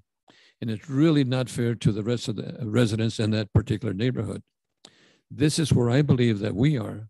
And we should set the example for our residents in the commercial buildings to maintain their exterior buildings here in downtown in the city of Oxnard. So I believe that by doing that, that'll increase the life of an asset. For example, here we have our city hall or the annex. By maintaining it, painting it, that will increase, you know, the life of the buildings and also protect the value of assets to our residents. I also like to share that I'm asking for this item too, and I've gotten a lot of emails. I know you have too regarding the PAC, that the PAC really needs a lot of help. It needs painting, it needs to be repaired and so forth. So I was talking to the city manager about this item, and I know that we all got those emails. We are going to work on the PAC. We are going to fix it. But right now we have a seismic report that we're waiting for to find out exactly what has to be done seismic wise there at the PAC, so we can repair it accordingly. If we repair now that and not wait for that study, we might have to do this double expense. So I believe that that we need to take care of our PAC as well. We need to take care of our city hall and the annex. So we are the example. If we have a nice, clean city hall, nicely painted and so forth, when people can be very proud of. And we're doing that now with cleaning up our parks, cleaning up our mediums and picking up and cleaning up the entrances of our city. I think that we need to be the example of that. And I'm asking that we potentially put this item on the blue list so we can maintain and clean and paint our city hall and the annex. And I would like to add those two to the blue item as we continue. Mr. Mayor? Yes. Sorry, I just want to ask, do you have a dollar figure attached to painting City Hall? Well, yes, right now, depends on what we do, but my understanding is that it's about about $300,000 per building, potentially. That's what we're looking at right now. Is that right, Mr. City Manager? Yes, that's prevailing wage. This is with prevailing wage. And it depends whether we paint it. It might be, we can stucco the item. I talked to some of the laborers, and now they can come out with a finish that is stucco, you know, and that stucco is sprayed on similar to paint. So, but I believe this is an asset that we need to take care of for our residents. Right now, this building is about 40, 50 years old. And my understanding is from some of the trades that a building like this type of building with concrete and so forth should be maintained at least 15 to every 15 to 20 years. And we've done nothing to this building, the exterior, the same way with the annex. And my understanding that stucco homes, for example, should be painted within 7 to 10 years. So we have really not done it. We have a lot of deferred maintenance on this building, and it's the interest of downtown. And I believe, this is my belief, that we should be the leaders and the role models for the community. Thank you for that. I have a running tally of the blue items, so I was just adding those up. Thank you. Yeah. Okay. Councilmember Turan, and then Mayor Pro Tem. I believe Councilmember Perello was first. Perello, okay, thank you. I was looking down, so thank you for that. Mayor Pro Tem. Oh, Perello was first? Who wants to take turn? Oh, let the Mayor Pro Tem go. Let the Mayor Pro Tem go. Okay, Mayor Pro Tem. I don't want to go first. You were first. Okay, I'll go first. Okay. I appreciate the opportunity that we have. I don't have suggestions at this moment, but I want us to realize something. This is a one-time deal. In our lifetimes, we will probably never see another opportunity like this. But this is equivalent to going to a buffet you have never seen in your life, with more things, more opportunities to eat, try things you have no idea what they are, and your stomach is only a certain size. There's a famous line, your eyes are bigger than your stomach. We need to be very smart in what we do with this funds. We're going to not only answer to the people in the city, some that have spoken, but we're going to answer to ourselves and future councils. And I wanted to say that, Mayor. Thank you. Go ahead. Thank you. Okay, Mayor Pro Tem. Thank you, Mr. Mayor. Councilman Perello brought back a saying that my family had for many, many years. Mis ojos están más grandes de mi estómago. Oh, which, so I don't know, it just brought back. You better translate that. So, and Mayor, I'm glad you mentioned Yara, because I like the concept when the speakers were talking about it. I was driving myself nuts going through the list, trying to figure out where it was on there, because I spent all weekend reading it and didn't remember seeing it. And so you added some clarity to my brief thinking that I was going a little bit insane here. So thank you for bringing that up. I'm generally, and I'm going to put all my comments into one basket, just be done with it at this point. I'm generally comfortable with everything. You know, on the PAC, I appreciate you bringing up the seismic study. I was going to make the same comment. We are doing some work on the PAC, but we really need to get that seismic study done and understood to make future spending decisions relative to the facility. But I think all of us see it as a needed improvement. We just got to do it in a logical order, logical process. A couple of things that I've stumbled across, and I don't expect to change the thing tonight. Maybe that's something we can look for the spring go around. One of the things that I've been experiencing, I don't know how I became the subject matter expert on gang mailboxes, but I seem to have stumbled into that illustrious title. In some of the newer neighborhoods on both the east and west side of the city, the gang mailboxes are being terribly challenged with theft, break-ins, and so on and so forth. And one of the problems that we've stumbled across is that, well, the post office is willing to replace the boxes with newer ones as they have them available to them. They won't touch the structures to the exterior of the mailboxes because they were put in by the city or a developer when they put in the mailboxes to begin with. And so the post office, because of their guidance and regulations, can't touch our stuff.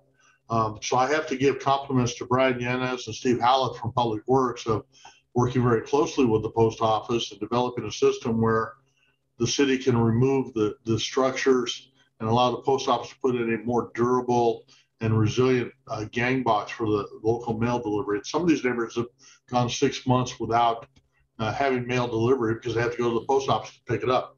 That being said, this is one of those things where it has an impact on our city. I think it's something that we should look at, but I don't know the costs because I don't know the number of mailboxes we have to look at or structures or anything else.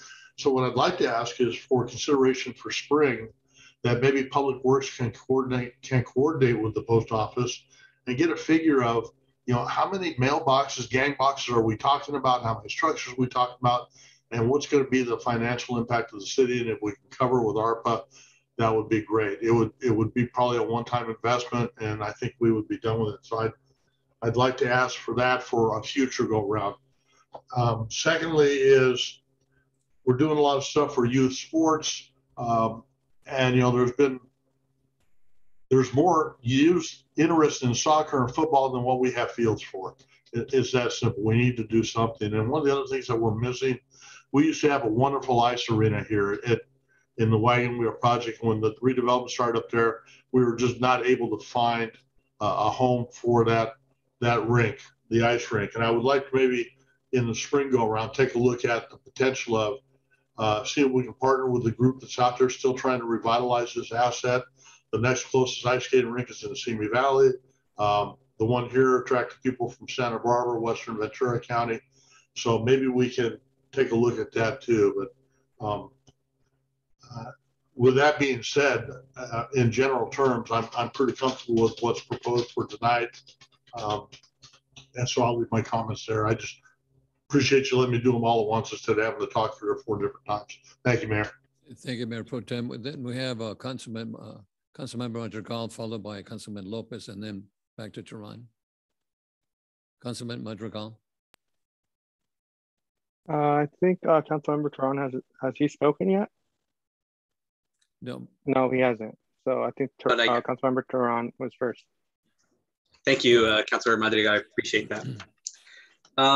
Thank you, Mayor.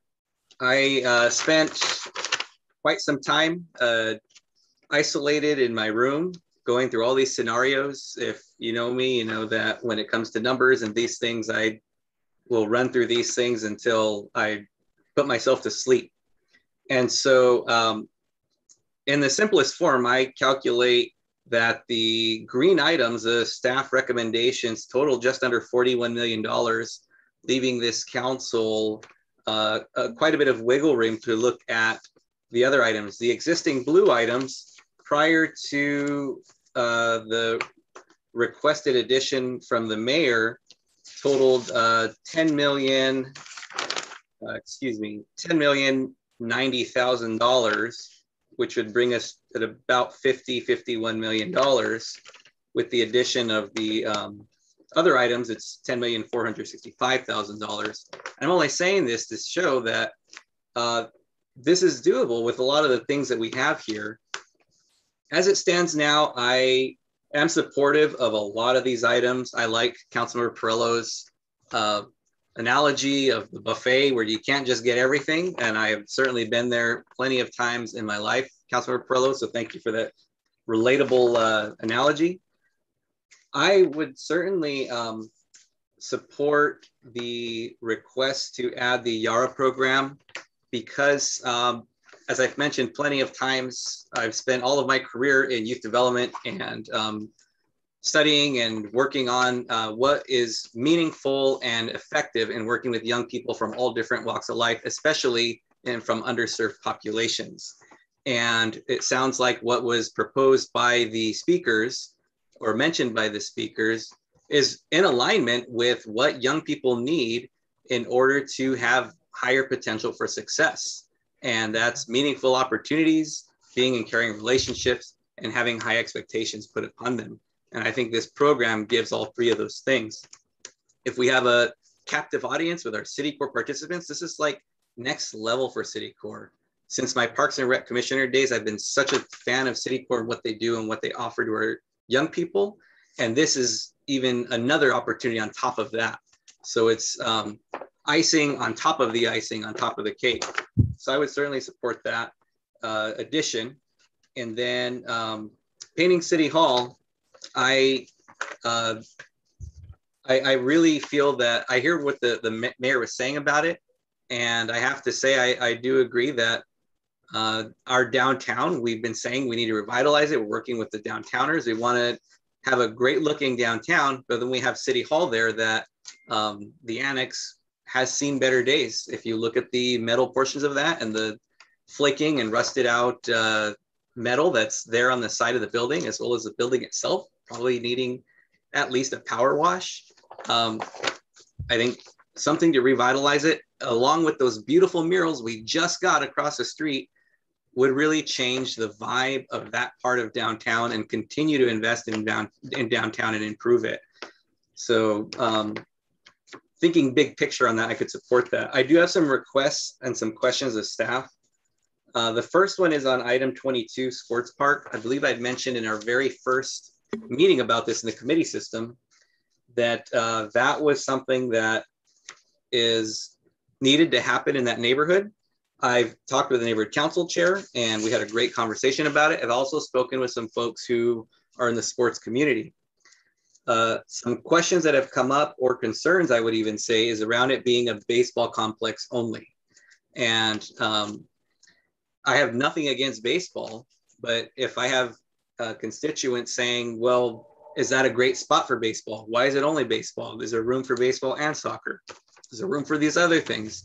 I would like to request, if possible, for that particular item, number 22, perhaps we could dial it back just a couple of steps and be a little bit more inclusive of the neighborhood council and the residents to maybe dedicate, let's say, up to $1 million and have some very targeted work around Sports Park to really flesh out what is going to be there, what should be there, what's the community's input on that. Because the sports, baseball and softball complex, I mean, on paper, we could certainly support that, but the residents should have a say in that as well, just as we did with Campus Park. I think that was a great process we did, and I think there's an opportunity to do that here. And I'm not decreasing the amount I think should go towards Sports Park, but I think we can fine tune it and say, okay, here's $1 million to do this first phase. Let's get this done. Let's add a timeline so that way it puts a fire where it needs to go and moves this process along and engages residents in the process. That's my first request. The next is I have questions about item number 61, which is fire department supplied air respirators replacement and multi-band radios. And I'm just curious, is that similar or different from the item we have after this, which is the self-contained breathing apparatus units for fire? Just wondering if those are the same or those different items, because we have that on this agenda tonight. Is that different? Yes, that is the same. And we're hoping that if it comes out of these funds, then it doesn't have to come out of general fund. General fund, right. Okay. All right. Thank you. That answers that question. Thank you. All right. Those are my questions. I would, just to keep it simple, I made the request to really fine tune the sports park process to be inclusive of residents and have a very specific amount dedicated to that. And then perhaps in the spring, if we're far down the line with that or in a good pace, then we can add more funding to that as needed in the spring for that item. I would just say, to keep it simple, I am pretty good with all of these green items and all the blue items, including those that have been added. And of the black items, if we're coming back to them, I would like to have further discussion about the tennis courts, the Oxnard employee pipeline and homeless vocational programs. Those are items 46 and 45. Mm-hmm. And then item 43. Permanent Outdoor Patio Program Fund for grants for restaurants to create permanent, attractive, and safe outdoor dining spaces. So those, I believe, let me just make sure before I turn it over that those are all my comments.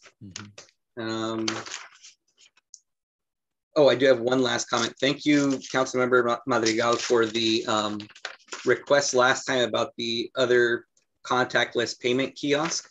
I think it's a great idea to have two because it's a perfect idea for funding through COVID, through this COVID relief. And if it's successful, we can see about investing in another one or another two later on down the road. So those are my comments, Mayor. Thank you very much. Thank you. Thank you. No, I can't remember. Was it Lopez or was it Madrigal? Lopez? Madrigal? Oh, yeah. Okay. Madrigal. I'll go after him. Okay. Okay. Thank you. And I'll keep comments are probably a little similar to last time. And I was very specific about certain things. And unfortunately, I'm still going to be the same way. When we first got this, or we thought we were going to get this, I specifically spoke about predominant dollar amount should go to the 930 and 930-33 zip codes. Reason being is they were predominantly affected because of COVID. And, we received $59 million, where I think the second biggest city received somewhere in the teens. And, we're not 4 times bigger than the next biggest city here in Oxnard. So, that's something I was very adamant about, something about equity and social justice. Something, if you still look at the numbers to this day, every time there's a spike, it's always 930, 30, and 930, 33. I was very specific about those things. So there are certain things on here that under a good conscience, I cannot support. First one off the bat is 18 River Ridge. A large number of these dollars are going to the golf course. That is not right under any circumstances. That is a slap to the face to our community. It's a slap to the face to those who were deeply affected because of COVID. I have issues with 23 that I had questions about that were never answered from the last meeting.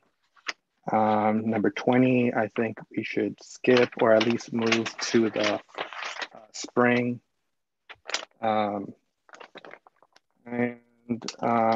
actually, that one we kind of covered.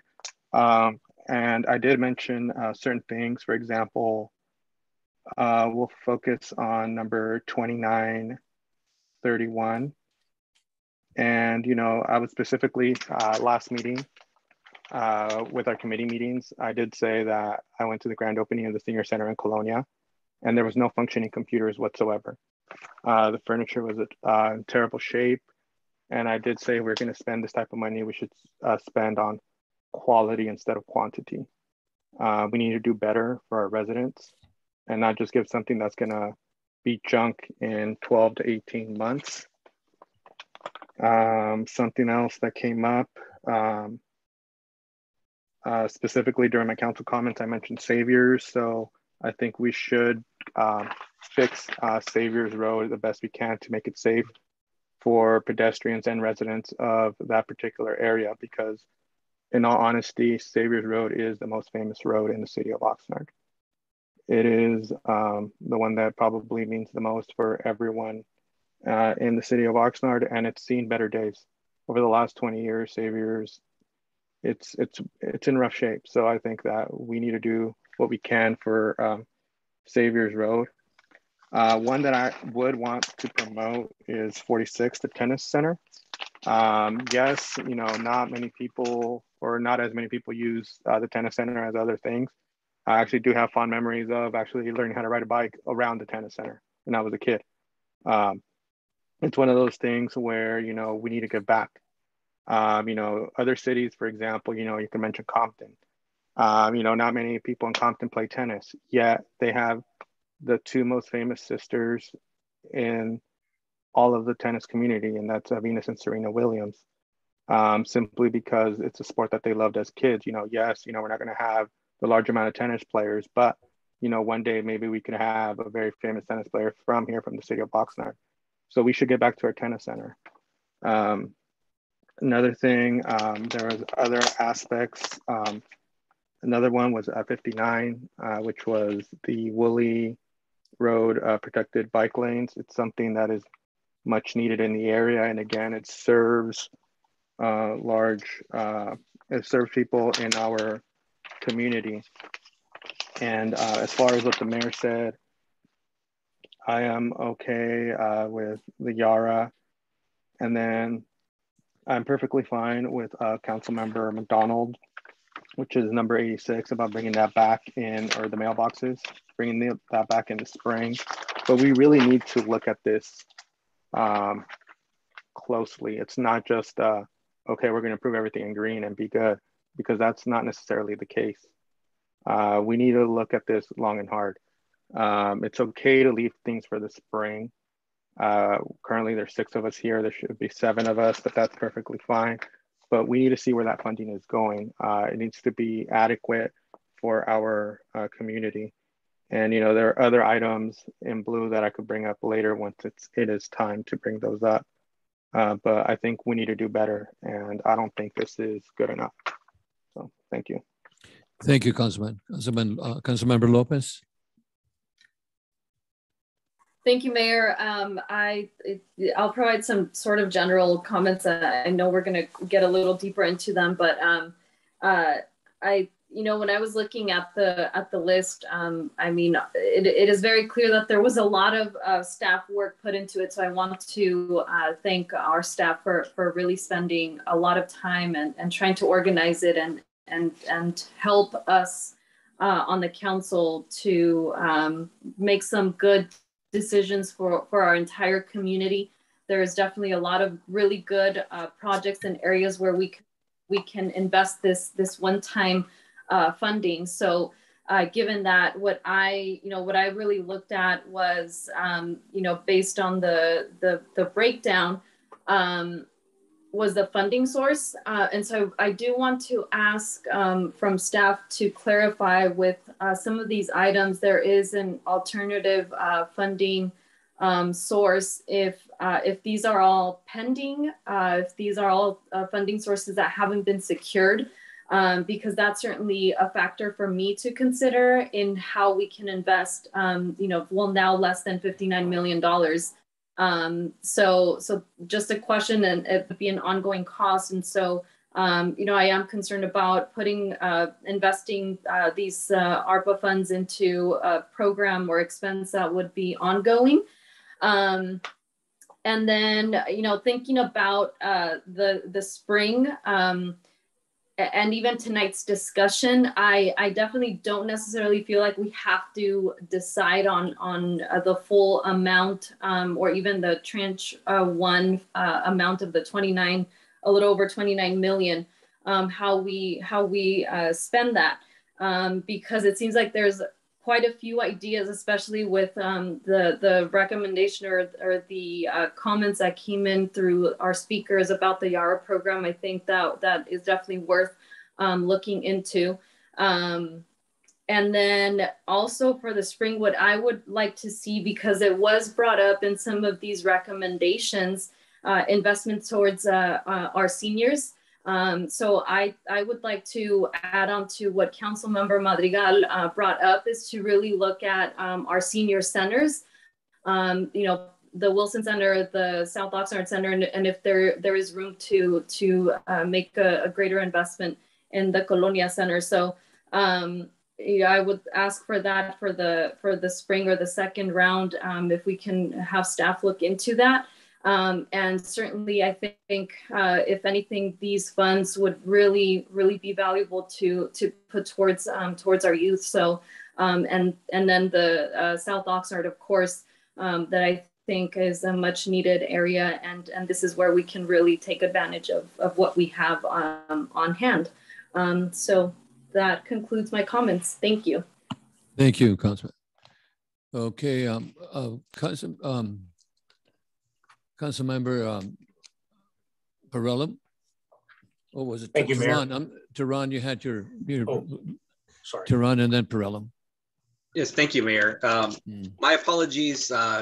Going off of the new notes I had made since we've been here, I did skip over a few items. So thank you for just a little bit of extra time on that.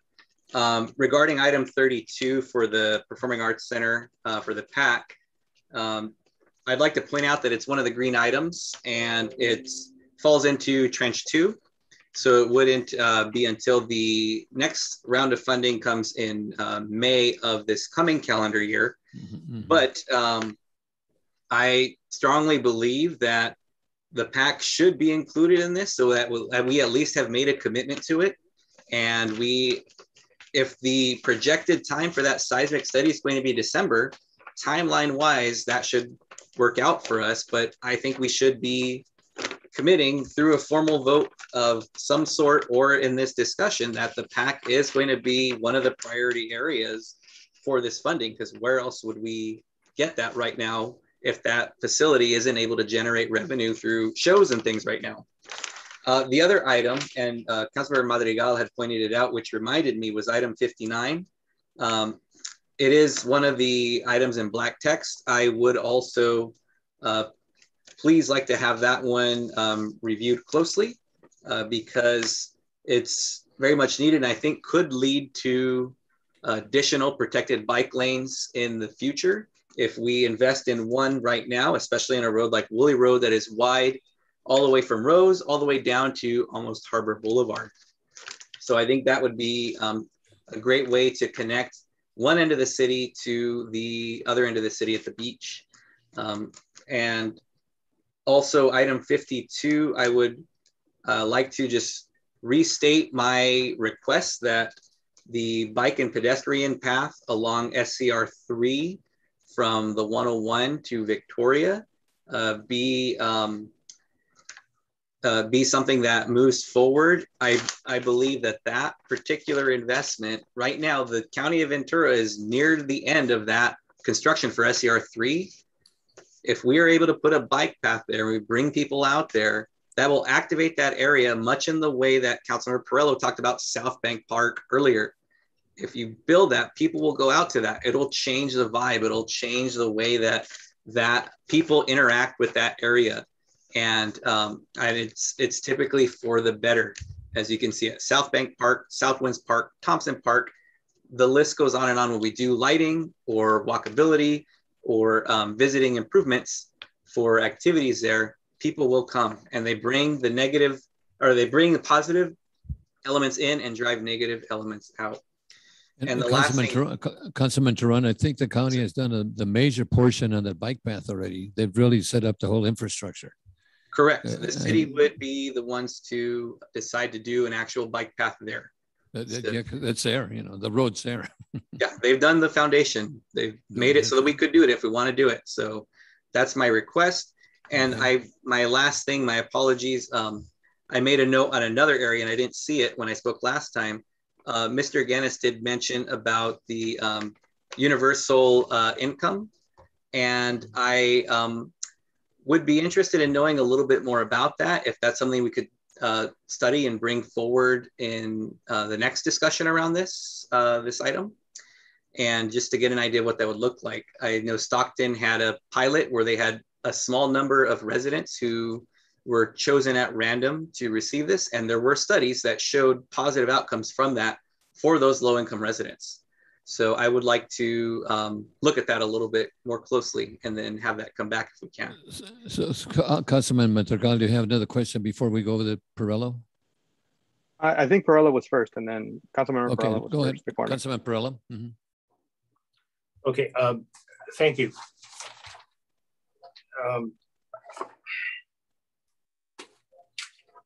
Looking at this thing citywide or district-wide, item number 77 and 76 has to do with the harbor.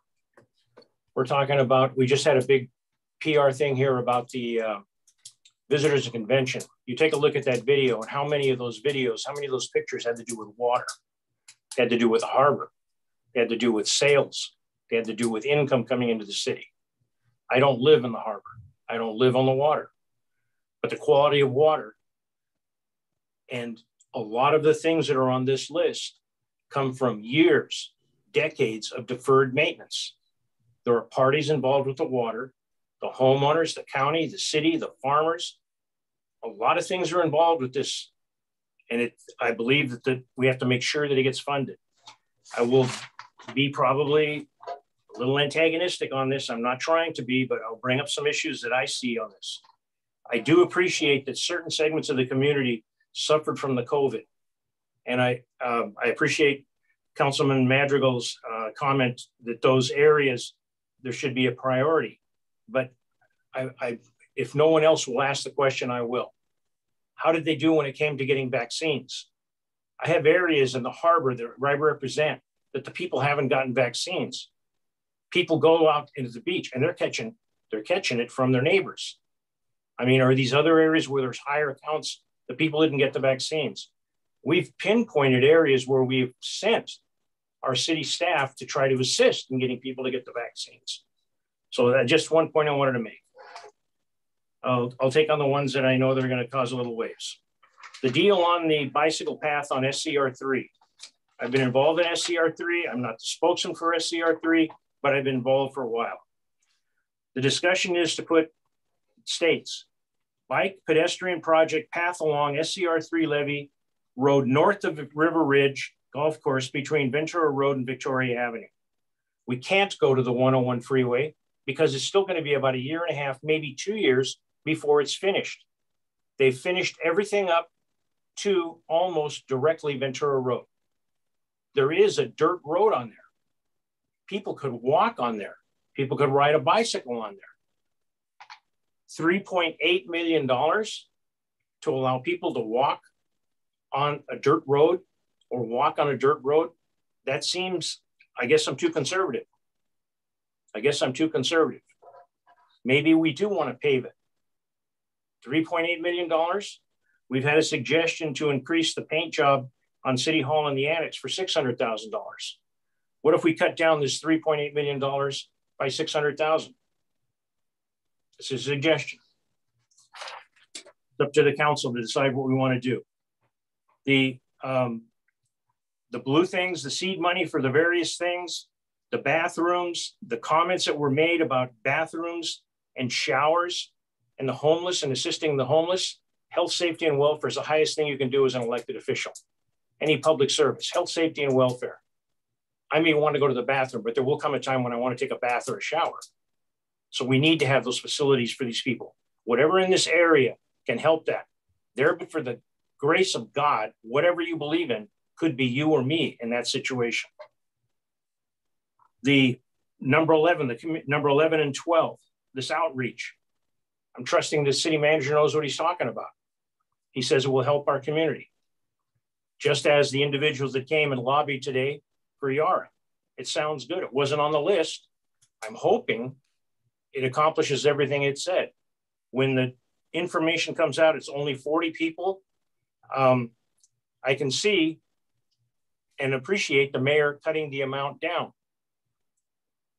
I support that. People should have an opportunity to get an apprenticeship. It's a skill. It's like a toolbox.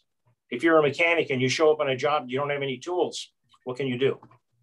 You need a skill. And these apprentice programs are skills that people can take with them.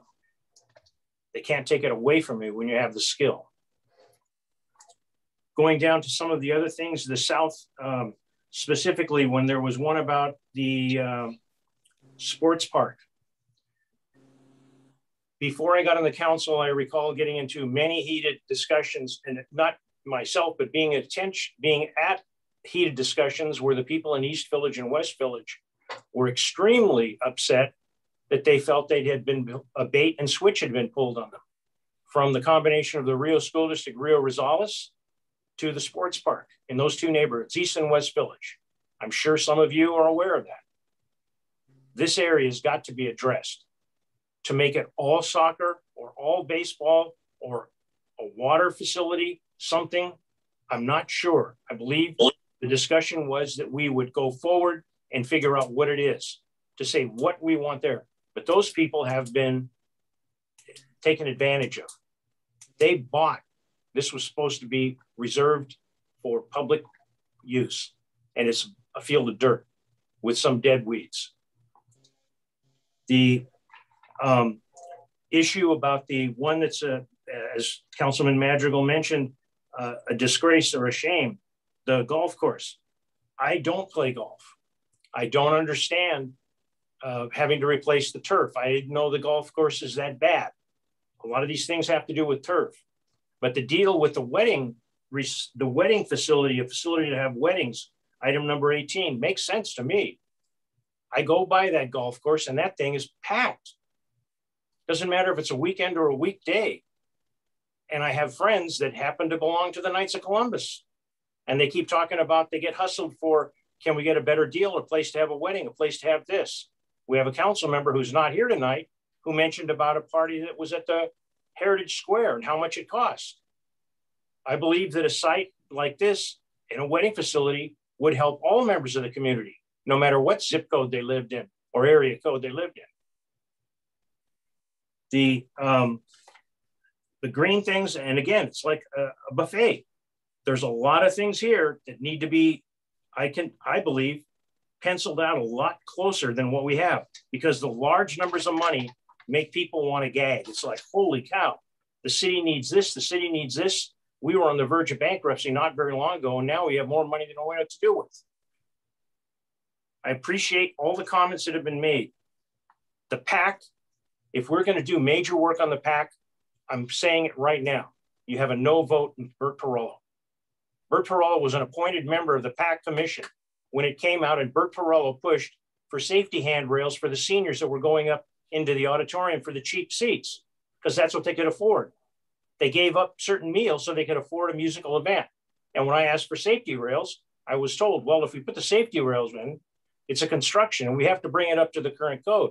That means removing the asbestos in the ceiling. And then I was told, besides, it doesn't come up to the current seismic standards. And if something goes wrong, what's going to happen? We need to know, and councilmen have voiced this. This seismic thing is a big thing. I've received several comments on that from the public. The Heritage Square. We have a thing here at Heritage Square, $1 million. We've been in discussion in closed session on this. A slightly different matter, but Heritage Square, maybe Heritage Square is come and gone. We need to look, what are we planning to do? It's only $1 million out of $59 million, but it's $1 million that could go somewhere else. The youth, the benefits for the youth, the benefits for the community at large, the benefits for the seniors that have been paying the bills all along, for those youth, those children, those grandchildren, doubling up. People are complaining they can't afford the rent. There's been comments tonight, substandard housing. I'd love to see something in here where it simply went after safe homes. If we don't have safe homes in the city, what do we got to brag about? No matter how good our city hall looks, or how good the gateways look, or how green our grass is.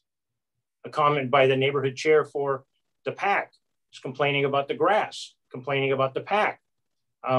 Yeah, there was a wind issue, blew the siding off the building. There may be tarps on it, but do you want to put good money after bad, not knowing what you're going to have? Everyone has a right to speak. That's one of the great things about this country. Current events, you've seen what happens in other countries. There's a comment about Ormond Beach Park. It's one of the black things, and it's a basketball courts. I keep being told by people who live down there, where are the basketball courts? I don't know. The issue about the bike path on River Ridge, I hope that somebody takes to heart my comment. Is it $3.8 million to pave a strip of asphalt on a road that's already in good shape, that's used by the county to maintain the levee? The police department radio communication, item number 56. This is a hot button one you don't want to touch. Police department radio communications upgrade citywide radio infrastructure to P25 system, $4 million. It seems that we are continually buying new radios, new communications for public safety, because we need them. When I called 911, they were there. Every resident should have that. But when is enough enough? And if this is exactly what we need, why are we waiting to do it here on this $4 million on the side of the statement? There is no alternative funding source. What do we need and what don't we need with respect to some departments? I understand a wish list. I understand Santa Claus. And I explained at the beginning, I understand buffets. And those are my comments, Mayor. Thank you. Yeah, thank you. Madrigal, Councilman Madrigal. Oh, yes, thank you. Sorry, I forgot the first time around. And I know this was from the first time, but item number 34, the fact of Chromebooks. Chromebooks have a very short life expectancy. No matter how good or who takes care of them, they're going to just become a mess. And I did say that even if we have to spend more money or even if we need less laptops, we should not be buying Chromebooks. It's just going to be a giant waste of money for the community. That was one on 34 about getting laptops for the libraries. And then number 53, even though it's trench 2, I think number 53 is the most important thing on the whole list. And that is the citywide ADA, tree, and sidewalk improvements. This has been a large issue. This is something that could help us avoid a larger issue. It's something that should be done like tomorrow. So that's 53. 52, I have reservations about. I know Councilmember Perello brought those up. And then the last one I want to talk about before we move on is number 22. 22 seems to become a hot topic item. 22 has a very long history behind it. Right now, me personally, I don't think baseball is the best use for that area. But at the same time, though, we are in desperate need of baseball fields. So I think we need to build baseball fields ASAP. Baseball and soccer are the two most popular sports and in this city. And I think we need those baseball fields. Is there a deal between, Northside or Oxnard baseball about those fields? Why I don't want baseballs going on to Gonzalez, breaking a car as they're driving by. The angle of the park makes it a little bit complicated to put fields one way or another. So we're gonna have issues, but something needs to be done with Sports Park.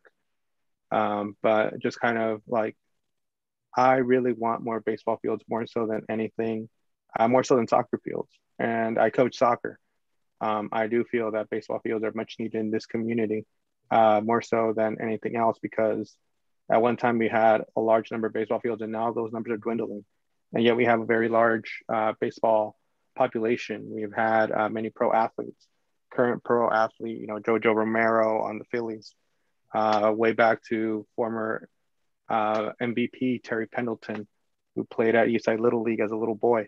So you do have that long history of baseball in this community. So yes, we do need baseball fields, and it's something that is much needed in this community. But at the end of the day, I think, as Councilmember Perello said, a park was promised to the people of West Village. I've spoken to Mr. Gleason for years about this, and I know it's something that it is much needed in that neighborhood and area. Thank you. Thank you, Councilmember. I think we had some very, very good discussions here, and I'm sure that staff is writing a lot of notes and a lot of good discussions. And I think, Mr. City Manager, and Adam, I know you're taking a lot of notes, and Steve, any final comments here before we continue on to the? Yes, if I may try to address some of the, certainly some of the questions and some of the comments, and then let's attempt to go through the list before us. And I'm just gonna go here. So with regard to Councilmember Tehran's recommendation about how to approach Sports Park, I think that's a great idea, because clearly there are different ideas about what should go there. And I want to remind everyone that we do have a tighter timeline to encumber and expend these funds than we would do if it were general fund dollars. So I think it makes sense to invest initially on coming up with the plan, going through the community process, and then coming up with the design, or whether it's engineering and or architectural. And right now it seems like a good idea to commit ARPA funds for that phase. Depending on what the outcome is would determine what the cost could be.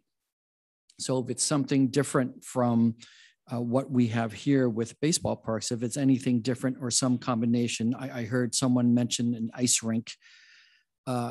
Depending on what it is, we may not want to spend cash on it. It may become one of those projects where it makes perfect sense to do a classic construction bond and pay for it slowly over time. So I think that's one good aspect. I want to clarify line 32 with regard to the PAC.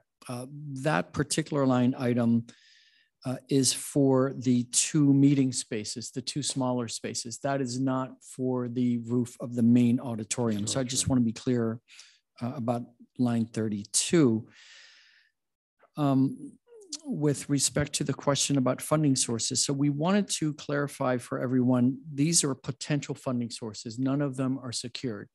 It just informs you that if we don't invest ARPA funds here, we can either at some point in the future invest general fund dollars or also apply to some of these other funding sources. So whether it's, for example, the state's Prop 68 Parks Bond money, we would have to apply. So none of these are certain, but it was important to let you know that, if you don't want to make the investment for any particular item out of ARPA, you would know which ones had a different potential source, but it is potential.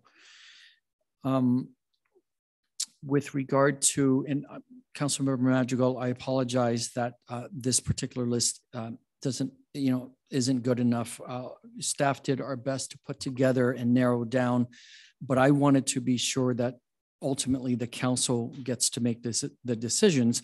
So we didn't present a list of recommendations that equaled out the exact number, right? We didn't do 59, 540, 662. We wanted to present all the needs we have. Many of these come out of our already approved capital improvements program. Others are things that we on staff know that we will need eventually. But I wanted to make sure that the council has the choices here. These are your choices to make.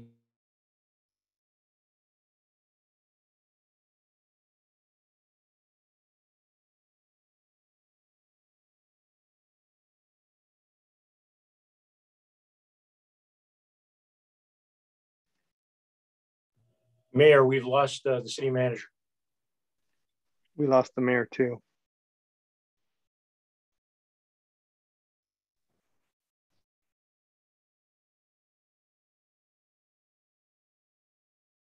I would say we have the mayor pro tem, but as was mentioned in the extended order around the Brown Act, if there's a technical difficulty, we have to stop the meeting, or at least no decisions until it gets fixed. Is that correct? We got a city attorney speaking up. Council member, that doesn't go into effect until October, but we should just give if you don't mind giving them a minute or two so that we can see if we can get it up and running. We're going to be working with that as well. Yeah. No, maybe we should invest in broadband because of this.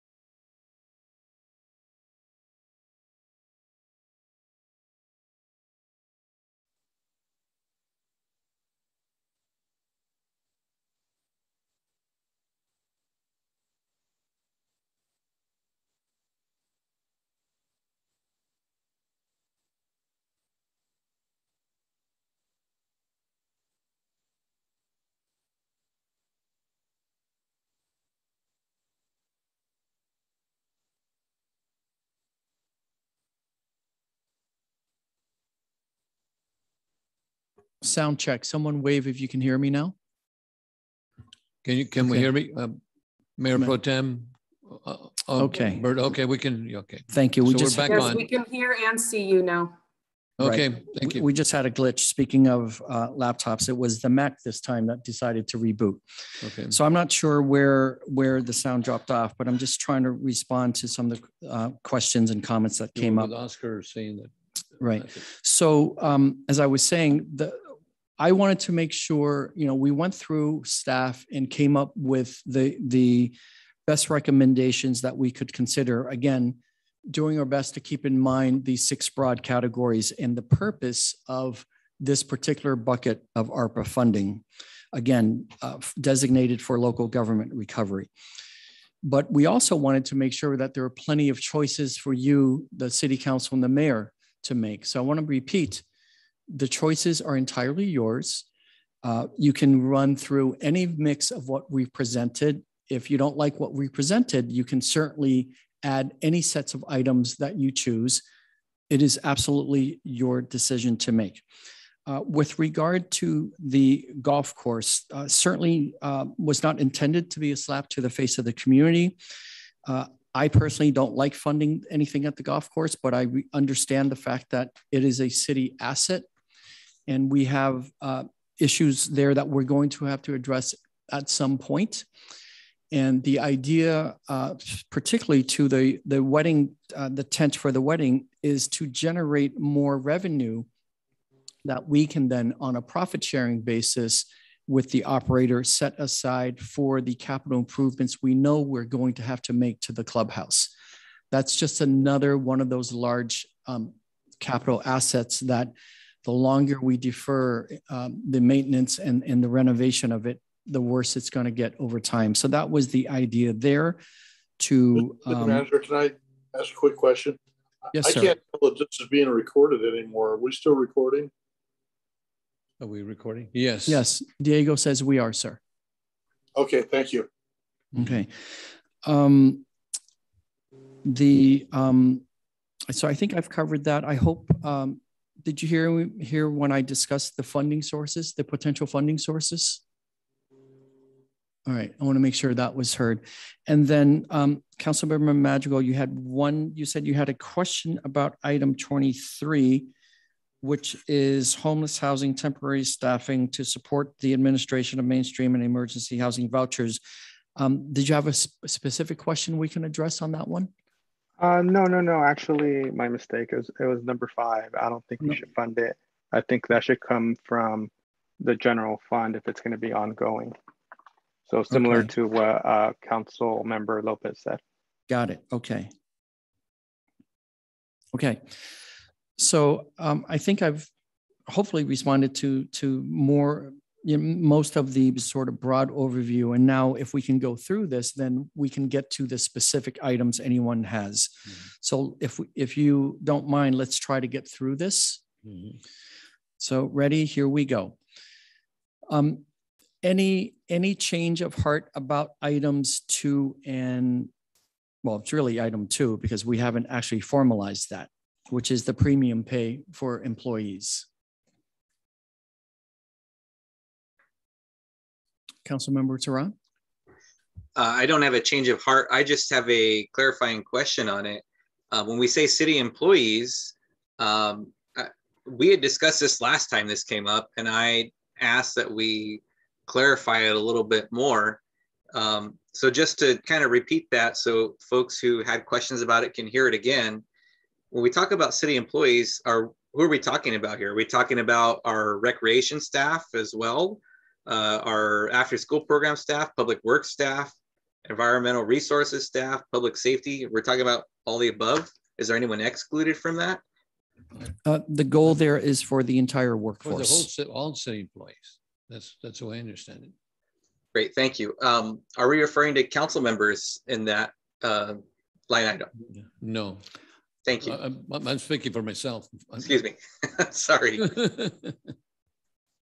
As an official answer, Mr. City Manager, are the council members included in that pay? We weren't contemplating you. I'm sorry. Thank you. That's my clarifying questions for that item. I still support it. Okay, so now what I'd like to do is, again, try to take these groupings in bite-sized chunks. So if we can, how about we look at rows 4 through 7? Okay, so, and I think number 5 had a specific question. Got Perillo. Question?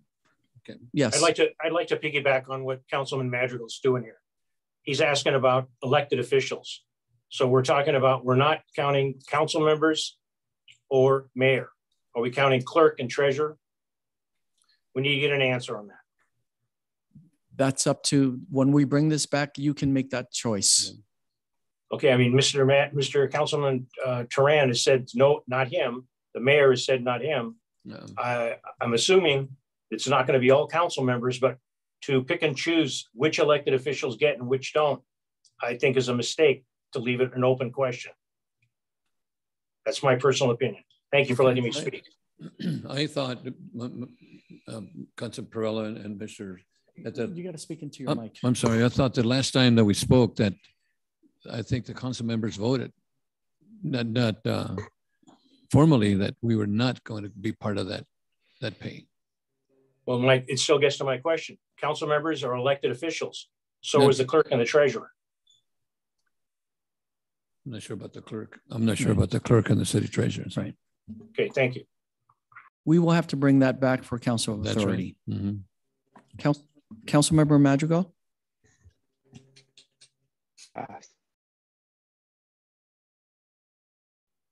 I'll go ahead and pass.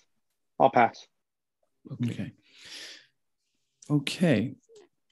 So what I'm going to try to do here again is take these in bite-sized chunks. And what I'd like to do, because we have 2 items added to the blue, I'd like to go through the first 4 items, which is rows 4, 5, 6, and 7. So 4 is the safe sleep capital improvements. So for the things we need. 5 is for the actual programming. And we clarify that if we start this it would be ongoing. So this would be just the kickoff year, but then we'd be responsible for it going forward. 6 is the architectural and seismic study for the Carnegie. And 7 is seed money for park equipment repair, replacement, and consideration of all access equipment. Specific park locations will be determined based on safety and need. So remember, all of these would-be projects would come back through the system to get actual approvals for, whether it's specific items in the parks or for contracts and so on. So Madrigal, do you have a question? I just want to repeat my no on 5. I think that should come from the general fund.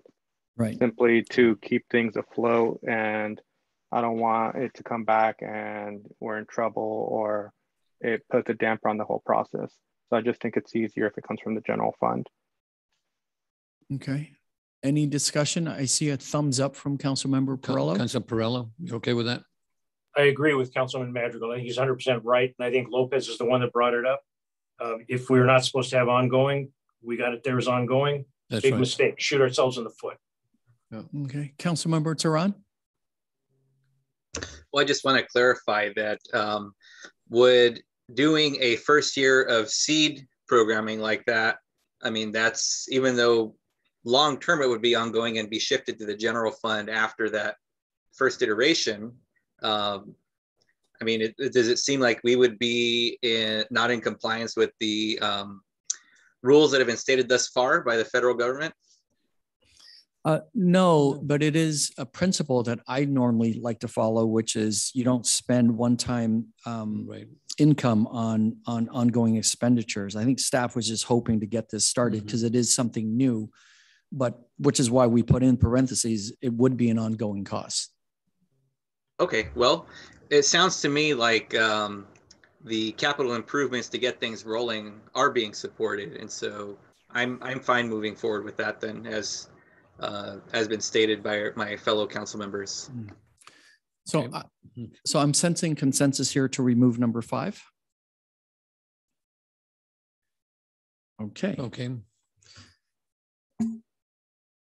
Now let's look at number 8 and 9, and then the 2 items the mayor proposed. So number 8 is seed money for park playgrounds, shade structure, and then of course specific locations will be brought back through the council. And then number 9 is specific to Pleasant Valley Park. Any discussion on those 2 items? Okay, so I think we'll leave those on. And then the mayor recommends adding the YARA, the Youth Apprenticeship Program at 75,000. I'm sorry, Councilmember Turan. Councilmember Turan.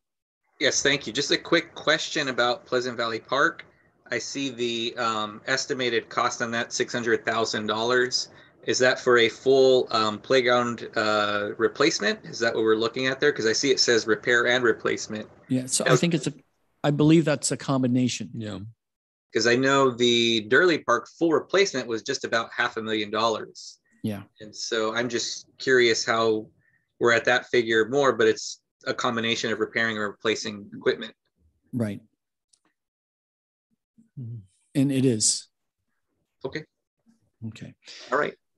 Moving on to the 2 new items from this evening, the Youth Apprenticeship Program, that's priced at $75,000, and then painting the 2 main buildings of City Hall downtown, which we project will be about $600,000. And I know that sounds ridiculous. I wish the Public Works Director, Mr. Yanis, and I could do it ourselves. It'd be a lot cheaper, but he's afraid of heights. And they are large buildings, and it's not, it's not the same as painting a 1 or 2 story home. So the YAR project, the Youth Apprenticeship Project, do we have consensus on that? Any discussion required? We're okay. So I think we're okay Thank there. you. Make that a plus. Painting of the 2 main City Hall buildings down here. Any discussion, please? I recommend it. I recommend it. Okay, Councilmember Perillo. Perillo and Turan. It was mentioned once about potentially just power washing the building. Would that make enough difference that we would get by without painting it for a period of time? 600 grand's a lot of money. But yeah, can I share something? We in the Capitol, we're looking at replacing roofs. We're looking at painting other buildings. We're looking at, for example, over at the transportation center and so forth. So I think this is an asset that we need to take care of. It's for the communities. We have not done anything to the building in 40 years, so a little paint job would not hurt it. That would be my recommendation. And Councilmember, my fear. And I don't want to get in an argument, but we're talking about the annex, which is, let's identify for the public watching, which building is the annex? That's the 4-story building. The 4-story building. Okay, that's the one. And then we have City Hall. That's this 4-story building. Yes. No, City Hall is where the council chambers are with the 2 wings on either side. Yeah. Okay, so City Hall is basically a concrete looking. To paint it, what color is City Hall right now? It's natural concrete. Correct. Right. And so the painting looks to be the metal structures that are glued to the side that they got the paint peeling off. So it beats $300,000 for that. And if a power wash, we might get it for, I'm not wheeling and dealing, and I'm not volunteering to do the job, but I'll go along with the majority of council. I'll go with the majority of council. I needed to express that. I really believe that we're the ones that are asking people to maintain their properties. We're asking people to paint them, make sure they're clean and so forth. And we're not doing it. I agree. And so, I think and in fact, I've talked to some individuals that said, if, for example, the new building, we're looking for the homeless, they said, if that happens, I'm going to start doing my facade in my building and so forth. So I think we need to be the leaders in fixing up downtown and making sure that it's clean. That's my position. Councilman Turan. Thank you, Mayor. Just to clarify, the $300,000 per building, that would be the max. It may come out less, or we have a pretty good idea that's what it's going to cost.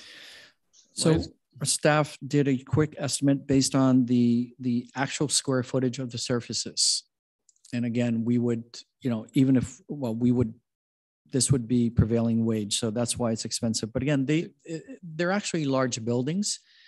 And I just want to say, I think the 4-story building, my fear, Councilmember Perillo, is a power wash could indeed clean it up, but I think it would look even worse. Yeah. So I think at some point these buildings need a paint job. They need, yeah.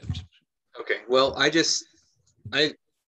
support this for the reasons that have been stated. It makes sense to me, and I don't want to sound like a broken record or a scratched CD, depending on which generation you come from. But like, if we're going to be putting $600,000 to these 2 buildings in downtown for City Hall, the PAC, I mean, we owe it to to that facility to be committing to it, if not investing right now, committing that we will invest in it after that seismic study. So I just felt I had to say that. I'm supporting this, but I want to say that out loud. But Tehran, Councilman Tehran, that's why I said that once we have the seismic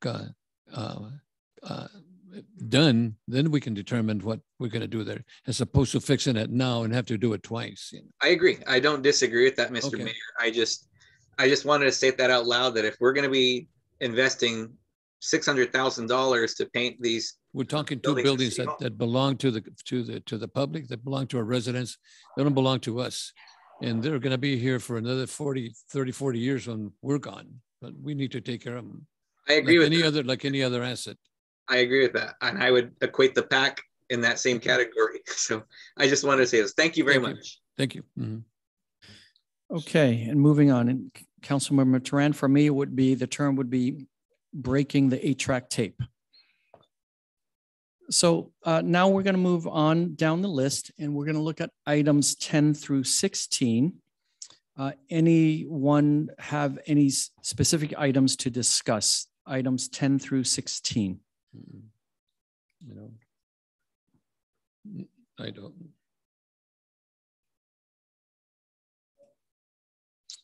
Councilmember Madrigal? Madrigal? Yes, a quick question on 14. Yes. Revitalized corridors, development downtown and Wenimi corridor, where it says including land acquisition and planned development. Is there any hopefully possibility that it would be under that price tag that is given? Yeah, actually, it depends on what opportunities we can find. And this would be the kind of work that we would have done back in the days of redevelopment. Okay. Okay, no, that's the only thing checking, making sure. Hopefully it would be under that given monetary amount. Yes. Any other discussions for specific discussions for 10 through 16? Okay, so for now, let's move on. So for the rest of that first page, 17 through 24, I know that we have a hard no on number 18, so that may get some discussion. And I believe Councilmember Madrigal recommended moving number 20, deferring that decision until the spring. Is that correct? Yes, okay. And yeah, I did that on 20. And then 18, I guess similar to previous discussion, you know, yes, we own the golf course, but at the same time, we also own the Carnegie.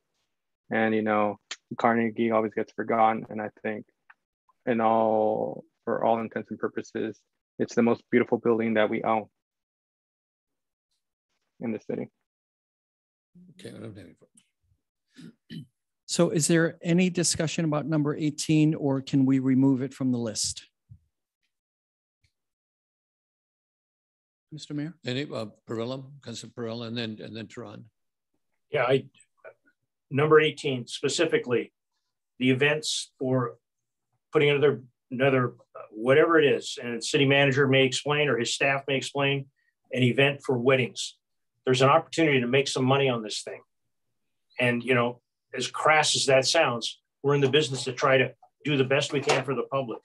The Carnegie, you know, it's a nice facility. It's been on television. It's beautiful. It comes from a time of the robber barons in our history in this country, funding that thing. But I don't see that we have any opportunity to make money off of it like we could with a building on this wedding thing, unless possibly somebody were to buy it. And to my knowledge, it's not for sale. So I think 18 is a definite. We need to do that. We've been able to, we've yet to hear how we have done since we brought in the private operator for the golf course. Driving by, it looks like it's going to be a positive sign. I'm eagerly awaiting because I remember I lost some friends over this, my decision on supporting the golf course. I think that this will be another addition to the golf course that would help the residents of Oxnard because we get a piece of the action. We're on the hook for the golf course. The golf course was built to entice people to come to Oxnard, and it was also built so we could put some very fancy houses in the north end of town. And those people that bought those houses, they expect the golf course. That's right. And there was a question in the past, which never got addressed. Did any of those deeds say that they were on a golf course? Because if the city were to sell the golf course and it went into something else, say built more houses, are they coming after the city? So the golf course, and I have a very strong bias against golf. I worked on a ranch. I didn't enough walking and picking up rocks. I don't need to chase a little white golf ball all over. But the issue about having something that's supposed to be paying its way or generating a profit is significant. I don't see the Carnegie, and I'm not picking on the Carnegie, but other items. The PAC, as a board member, a past board member of the PAC, it was always a negative hit and a combination of deferred maintenance. And that's why when asking about, put the safety rails for the seniors, it was like, no, Parola, you can't do that. You got to take the asbestos out of the ceiling. That's $1 million. What are you trying to do, Parola? Break the PAC? No, I wasn't. I was trying to get it better. This one is an opportunity to get something better. And in the last year, or whatever this new operator for the golf course, there has been a definite change in that golf course parking lot. Maybe they're letting everybody play free. I doubt it. But that golf course parking lot is full. That's my support for the wedding thing. I'm going to add a little bit to the golf course part of it, and I want to share with, and I want to be upfront. I live in the fairways, but that golf course is an asset for those homes. If that golf course is gone, I can guarantee you those houses are selling to $800, $1 million. They would go down to $200,000, $300,000 if that golf course is gone. That golf course is a magnet for those type of homes there. And I think Councilor Perrell is correct, on that part. And we need to have, quality homes here in the city of Oxnard and affordable homes too at the same time. And I love the Carnegie too. So, that's something that's important. I think Tehran and then Oscar. Thank you very much. Looking at number 18. Let me back up a little bit. Yes, of course. We got 2 minutes here before we hit the 10 o'clock. So we need a motion to continue to complete this item, and we got 2 quick ones after this one. I would move I'd make that motion. Motion to continue? Yes. By Perrello, second by Tehran. Roll call.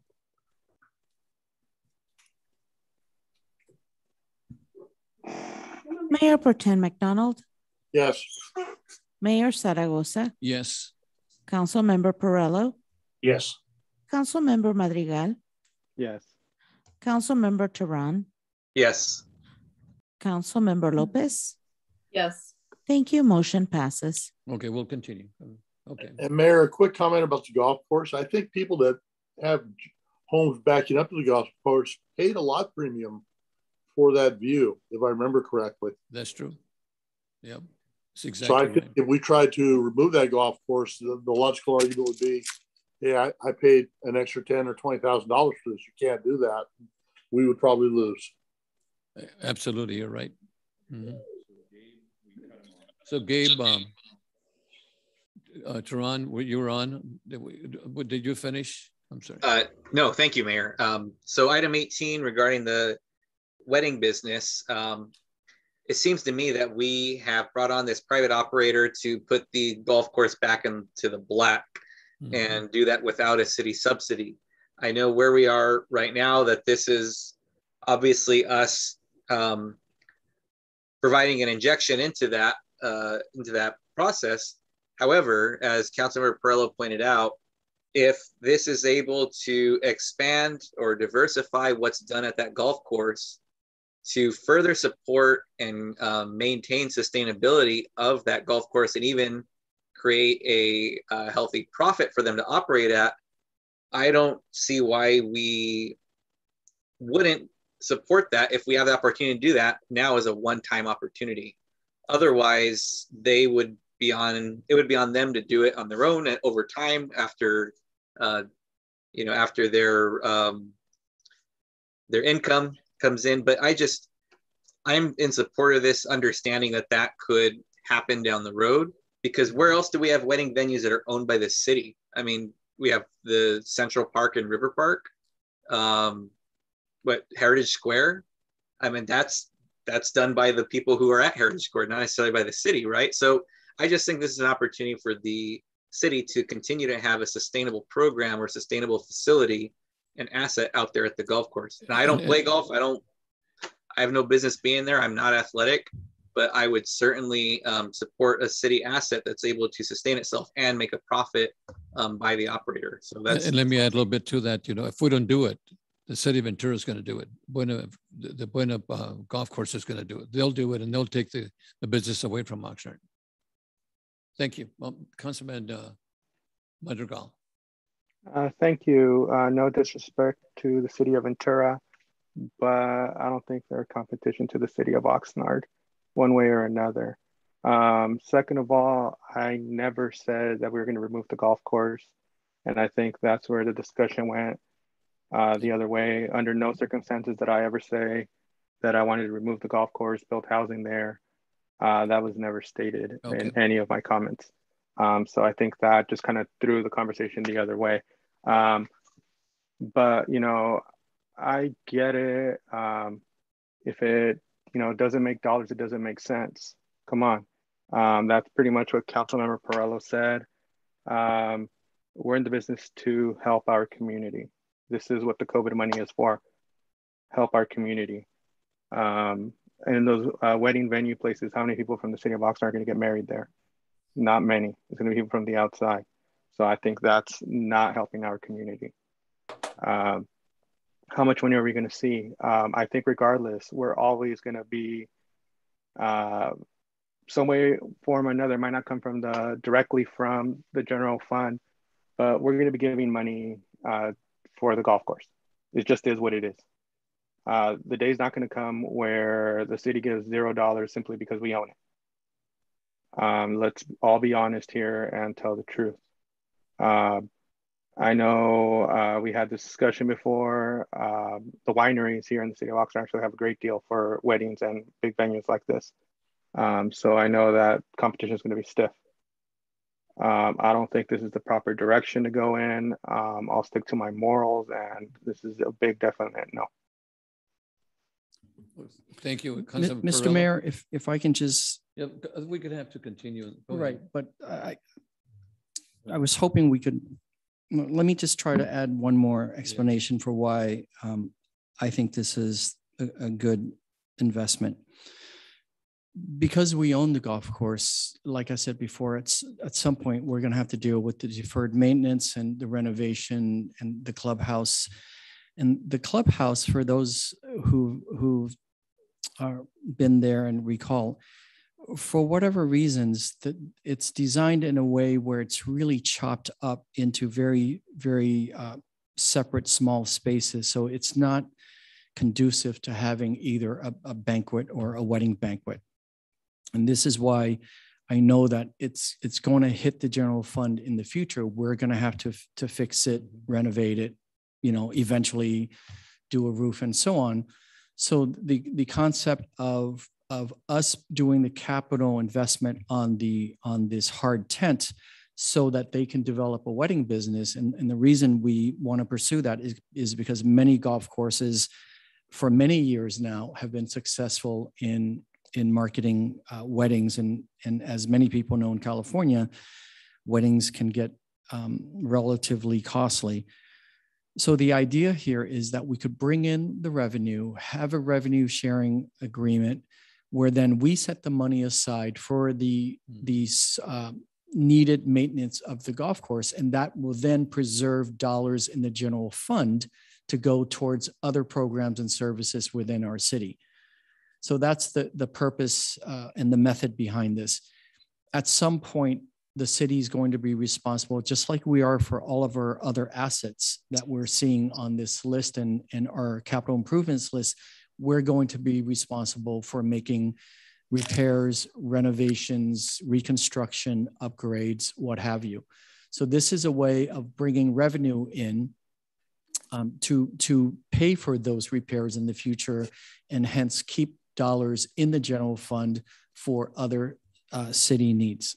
So that's the rationale for it. Thank you. So we have a Perello, and then Mayor Pro Tem, and then Teran. Yeah, I just wanted to clarify something. I did not imply or mean to imply, if it was misunderstood, that I was mentioning that any council member was advocating to sell the golf course. What I said was, and if I was incorrect, I want to make sure I say it right now. When it came to support the golf course, when this was a big fight, there was a question about selling the golf course. And I asked the question and I could never get an answer. Are there deeds of people that bought the golf course saying that they are on a golf course? Because if they sold the golf course and someone tried to develop homes, how much would the city be at risk legally? That's what I meant. I didn't mean to imply or anyone to take an implication or assumption that I was talking about any other council member. I apologize if that's came across that way. That's all. Thank you, Mayor. Thank you, Mayor Pro Tem, and then Teran.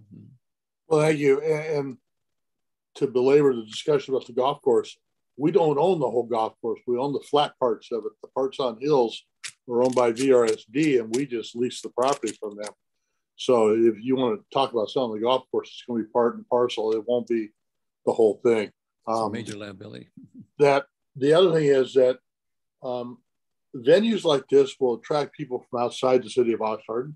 And, you know, maybe folks from Oxnard won't get married there, but there will people that will come from out of town to spend the weekend up here, have a wedding at the golf course, rent motel rooms next door, or hotel rooms next door that we get the TOT money off of.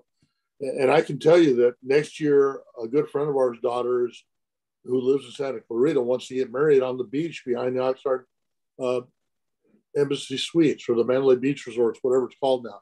And they're going to rent a block of rooms for the whole wedding party to come up here and spend the weekend and do a wedding on the sand with a TUP from the city. So there's a huge draw for these types of venues for people that want to come up and experience something unique. So I see it as a positive cash flow, to be perfectly honest. Yes, thank you. Teran? Well, the Mayor Pro Tem said essentially what I was going to say is that, and I'm not trying to convince anybody otherwise, I'm just trying to clarify why I'm supporting this. And it's absolutely accurate. The venue, being a venue, we might have some folks in town who live here who will utilize that venue as a wedding venue. But more often than not, we will have people from out of town, possibly from higher income areas, who will come and stay at the beach, who have the ability to stay at very nice hotels. We'll get a lot of TOT out of that. And spend some money. They'll frequent our downtown businesses, our eateries. They'll go to that venue for the wedding on Saturday. They'll spend money there. I mean, it's the same concept as redoing the tennis courts. The tennis courts will be used by Oxnard residents, yes, but there's also the opportunity to bring out-of-town folks to use it, bring tournaments there. That's really what we're looking at, is expanding the usability of these assets that we have as a city. So I appreciate the extended discussion on that. Thank you for the extra time. One more question, then we'll continue. Councilman Madrigal. Oh, no, I totally agree with Council Member Teran and Mayor Pro Tem McDonald. The only issue is people are going to the beach to get married. They're not going to the golf course. They're not going to get little bumpy hills and a golf course. They want to go and get married at the beach, not the golf course. Yep. That was part of BRSD. Okay, let's continue then. Okay. So moving on to number 20, Councilmember Madrigal recommends deferring that until the spring. Any discussion on that, or can we go ahead and move that to the spring list? I have a question. Perella? Question. What are we doing with 18? Do we need to make a motion and take a vote on it, or what are we just blowing it off, or what are we doing with 18? I think we retain. I think the consensus, if I'm not mistaken, is that we retain 18. Right. Okay. Well, before, can I just make a request? Before we move to a next one, we decide, is it in or is it out? That's all. Thank you. I think that's one we don't have consensus on. So when we vote on whatever tonight's package is, we'll have to vote on that one by itself. I've circled that one. Okay, go ahead. Okay, so any discussion regarding moving number 20, city wayfinding program, to deferring that decision until the spring? Any concerns there? So if we move it to next May? Just a comment. I thought the Visit Oxnard group was going to look at taking that process over. They were thinking about, they're working on that, the wayfinding. Right, but only if it gets funded. Oh, okay. I'm fine delaying it. Okay, so I think we're going to move number 20, table that until the spring. Mm-hmm. And then number 22, any discussion about Councilmember Turan's suggestion that we commit to 1 million now and then work it through the phases and see where that takes us in terms of an end result?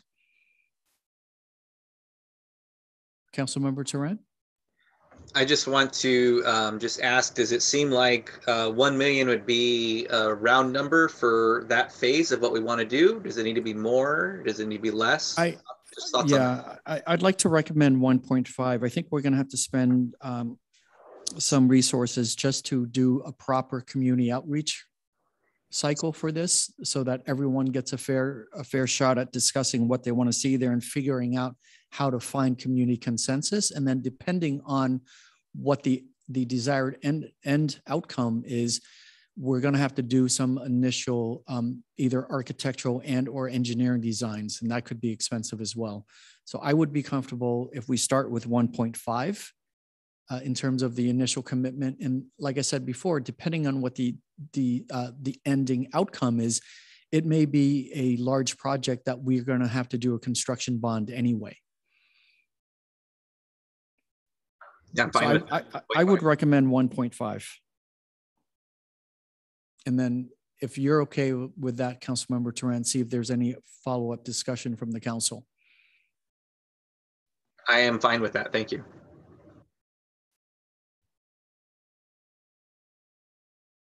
Okay. Right. Seeing none for now, let's move on to the next page.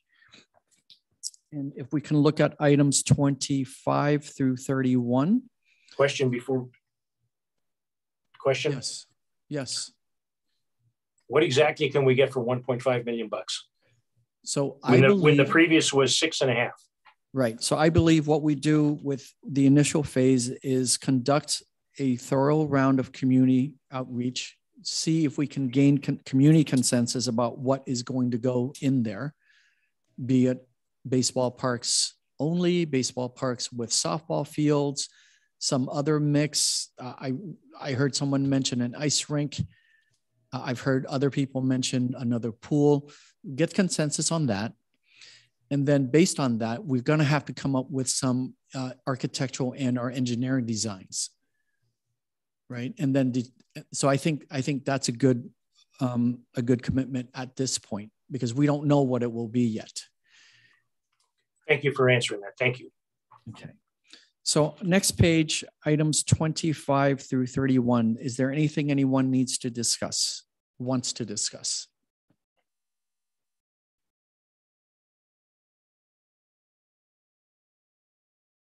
Okay, Councilmember Madrigal, and then I see Councilmember Turan. Just kind of to my previous comment, even if we get less supplies, to me, quality matters more than quantity on this. I don't want 24 months down the road, the furniture is junk again. So I think quality over quantity with this. Okay. Councilmember Turan?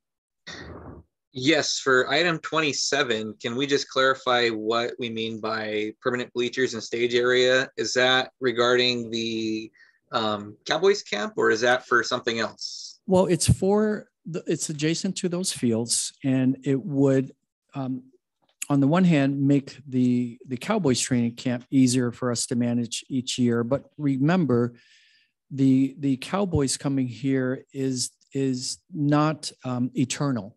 Right, we have no guarantees that they'll be here beyond any current contract. It would provide us the ability to utilize those fields for other events, and also, again, leverage more revenue to the city, more business at that hotel, which results in more TOT taxes for us. I believe those fields are really underutilized, and we did have a short stint where earlier this year we had a professional rugby team practice there for a short period. I think there are ways to utilize that field throughout the year in addition to the Cowboys.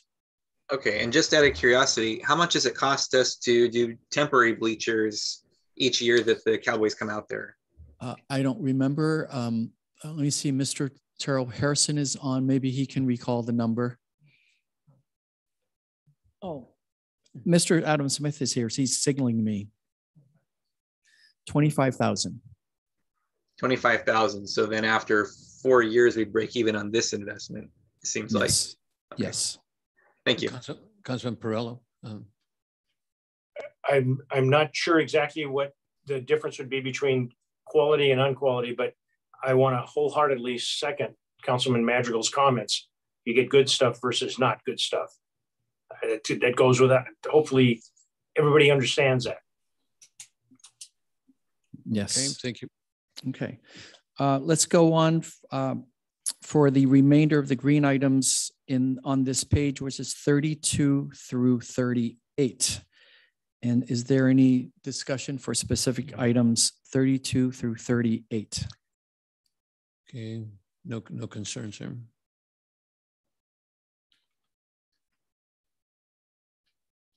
None. Any questions or discussion? Councilmember Turan? Thank you. I know that Councilor Perello had brought it up earlier, but for 38, do we have a little bit more details when we say building and site enhancements, repairs, and event support? Are there specific buildings we're looking at there, or specific enhancements you want to look at? Well, this would be specific to the buildings that we own. So I think it's the chapel, winery, and then I forget what the other one is. It's a really small building, right? Yes, it's right. More of a storage shed. Yeah. And we're looking at $1 million for, I'm guessing, rehabilitation of those 3 assets. Is that correct? Yes, specifically the chapel. That's the main structure there. And in terms of what we own. Okay. And maybe it's too early to say this, but I'm guessing plumbing, other items. Is it too soon to ask those questions? I think so, but I'm sure it's all of the above. That building has needs a lot of work. Lots of deferred maintenance. Needs a lot okay. No, I appreciate those details. Thank you. Councilman Perello. Questions 1 on 33 and 1 on 38. Start with 38. My understanding was we have $250,000 deferred maintenance on the 3 buildings in 38. So all of a sudden to jump up to $1 million, I don't understand that. Right. Well, I'm going to have our assistant city manager chime in here because it's more than the repairs. Yes, so there's, we did go out for bid. We do have budget, as you indicated, Councilman Perello. The bids came back way above the 200 that we only have 100, I believe it is. The bids came back closer to the 300 to 400 range. But there are other opportunities to enhance those to actually put usable space in there, as well as the courtyard area. And there's the consideration of what they call leveling of the chapel on the inside, so it could potentially be used for additional events and to make it more accessible for people. So this dollar amount is inclusive of all three assets that we own out there: painting, roofs. There's a lot of wood damage. There's a lot of safety issues when we went out and did an inspection afterwards, railings, wiring, a bunch of flooding into one of the buildings. So it's inclusive of a lot of items, as well as helping to make it be back to the event and community space that it used to be. Okay, I just have one question, whoever can answer it. If we put $1 million into the buildings and we had to sell them, you think we can get $1 million for them? That's what I'm basing my decision on. No. I'm not supporting $1 million on this. No, we wouldn't. I mean, the investment in the direction from the council in the past has been, and maybe that needs to just be revisited, is making it a community asset space. It wasn't with the intent. We didn't acquire those buildings ever with the intent to sell them. It was the initial investment when redevelopment existed to actually build that entire complex with redevelopment funds, and to have that be an anchor within downtown and be a space to drive tourism and people coming to downtown, not just hosting the concert series, but the various events. And it's a history of our city. And that's been the past direction from previous councils. And we can definitely revisit that. And that was why but it was that past direction of why this project came before and is on the ARPA list, is supporting the 25 years of monetary investments that we've made into the site and the ownership that we do have within this complex. You're muted, council member. Thank you.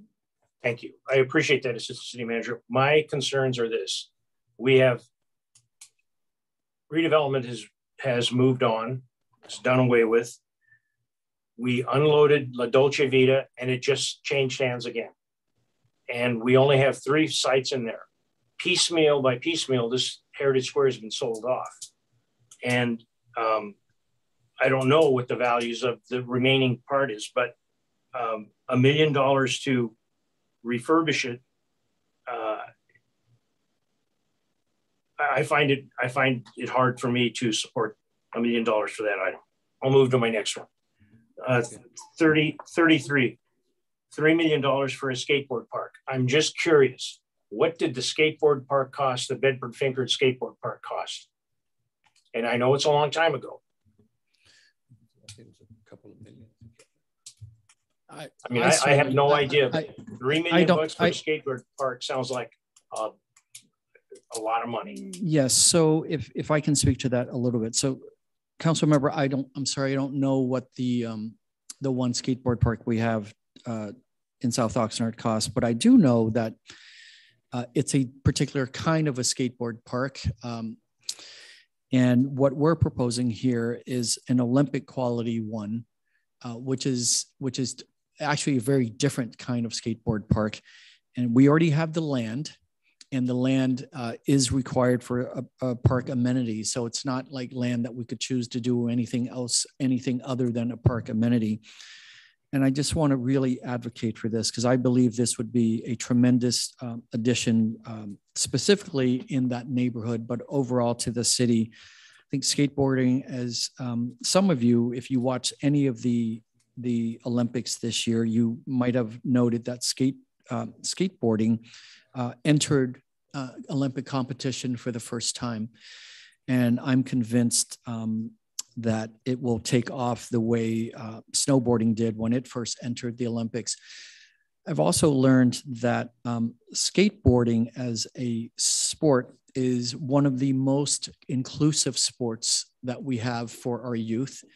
It's a sport that is very accessible in terms of the actual monetary cost to enter the sport.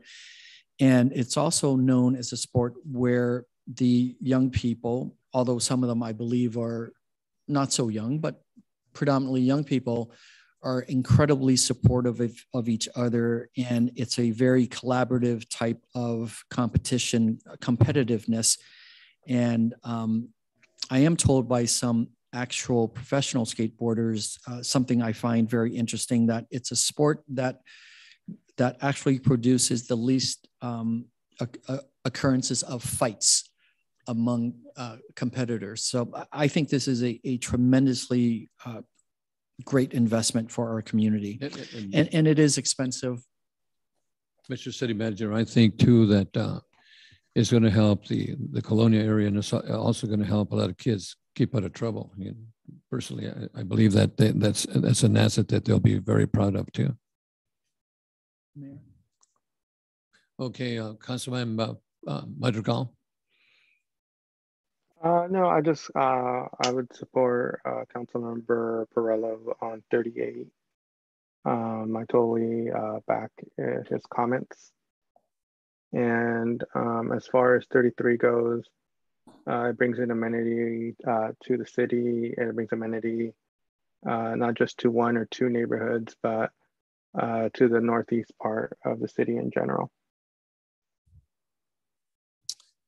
Okay. If I can ask how the council would feel about staff bringing number 38 back in the spring with more details.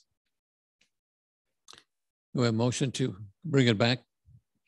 Okay. So I think we have consensus for that. So that's a spring with details. Okay. All right. Moving on to the next page. Under broadband infrastructure, we have two items that are green, numbers 49 and 50. Any discussions on these items, please? I think we need those. Yeah.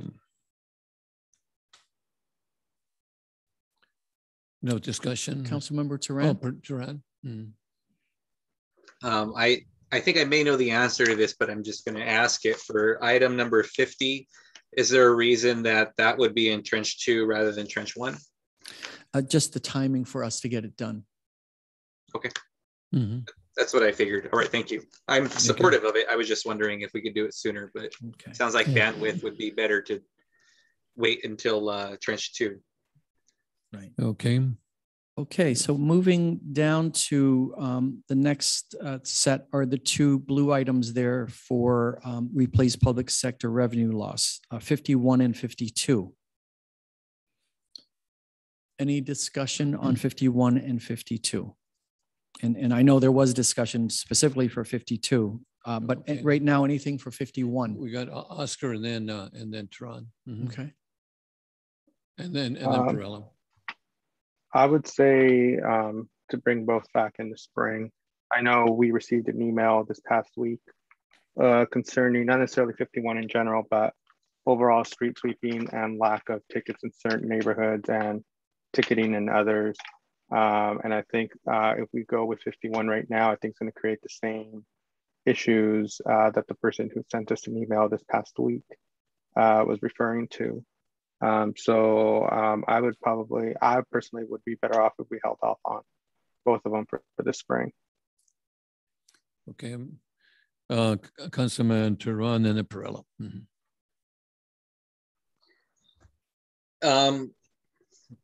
Yeah, I see they're both already in trench 2. We want to bring them back, I guess, to discuss it for consideration at that point. But I just want to reiterate that for the bike path on SCR 3, that investment in that, I can't, it's difficult for me to put into words to have some long-term thought on that, on how that can improve that area, bring people to that area. And it would also lay a foundation for when SCR 1 is completed to continue that bike path, which would give us a bike path from essentially Saticoy all the way down into Oxnard, all the way down to Victoria Avenue and eventually to the beach.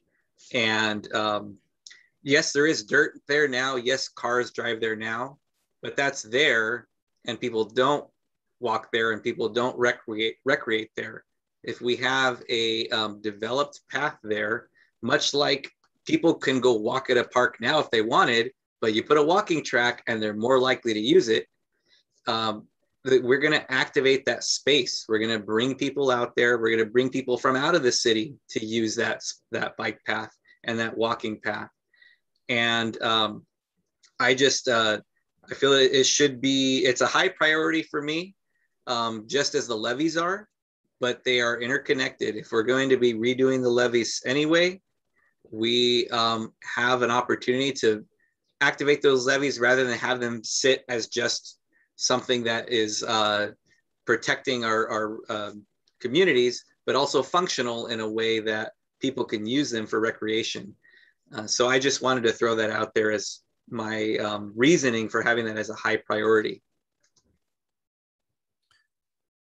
Councilmember Perello. Thank you. Start with 51.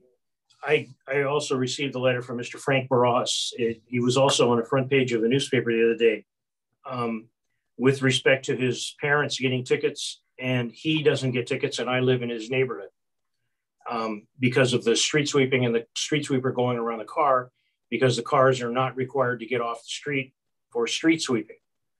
And just for the record, the neighborhood is not posted when there's going to be street sweeping. I pursued the question with the city, and I was told it's because the areas where the neighborhoods have the street sweeping and it's posted, the tickets are available.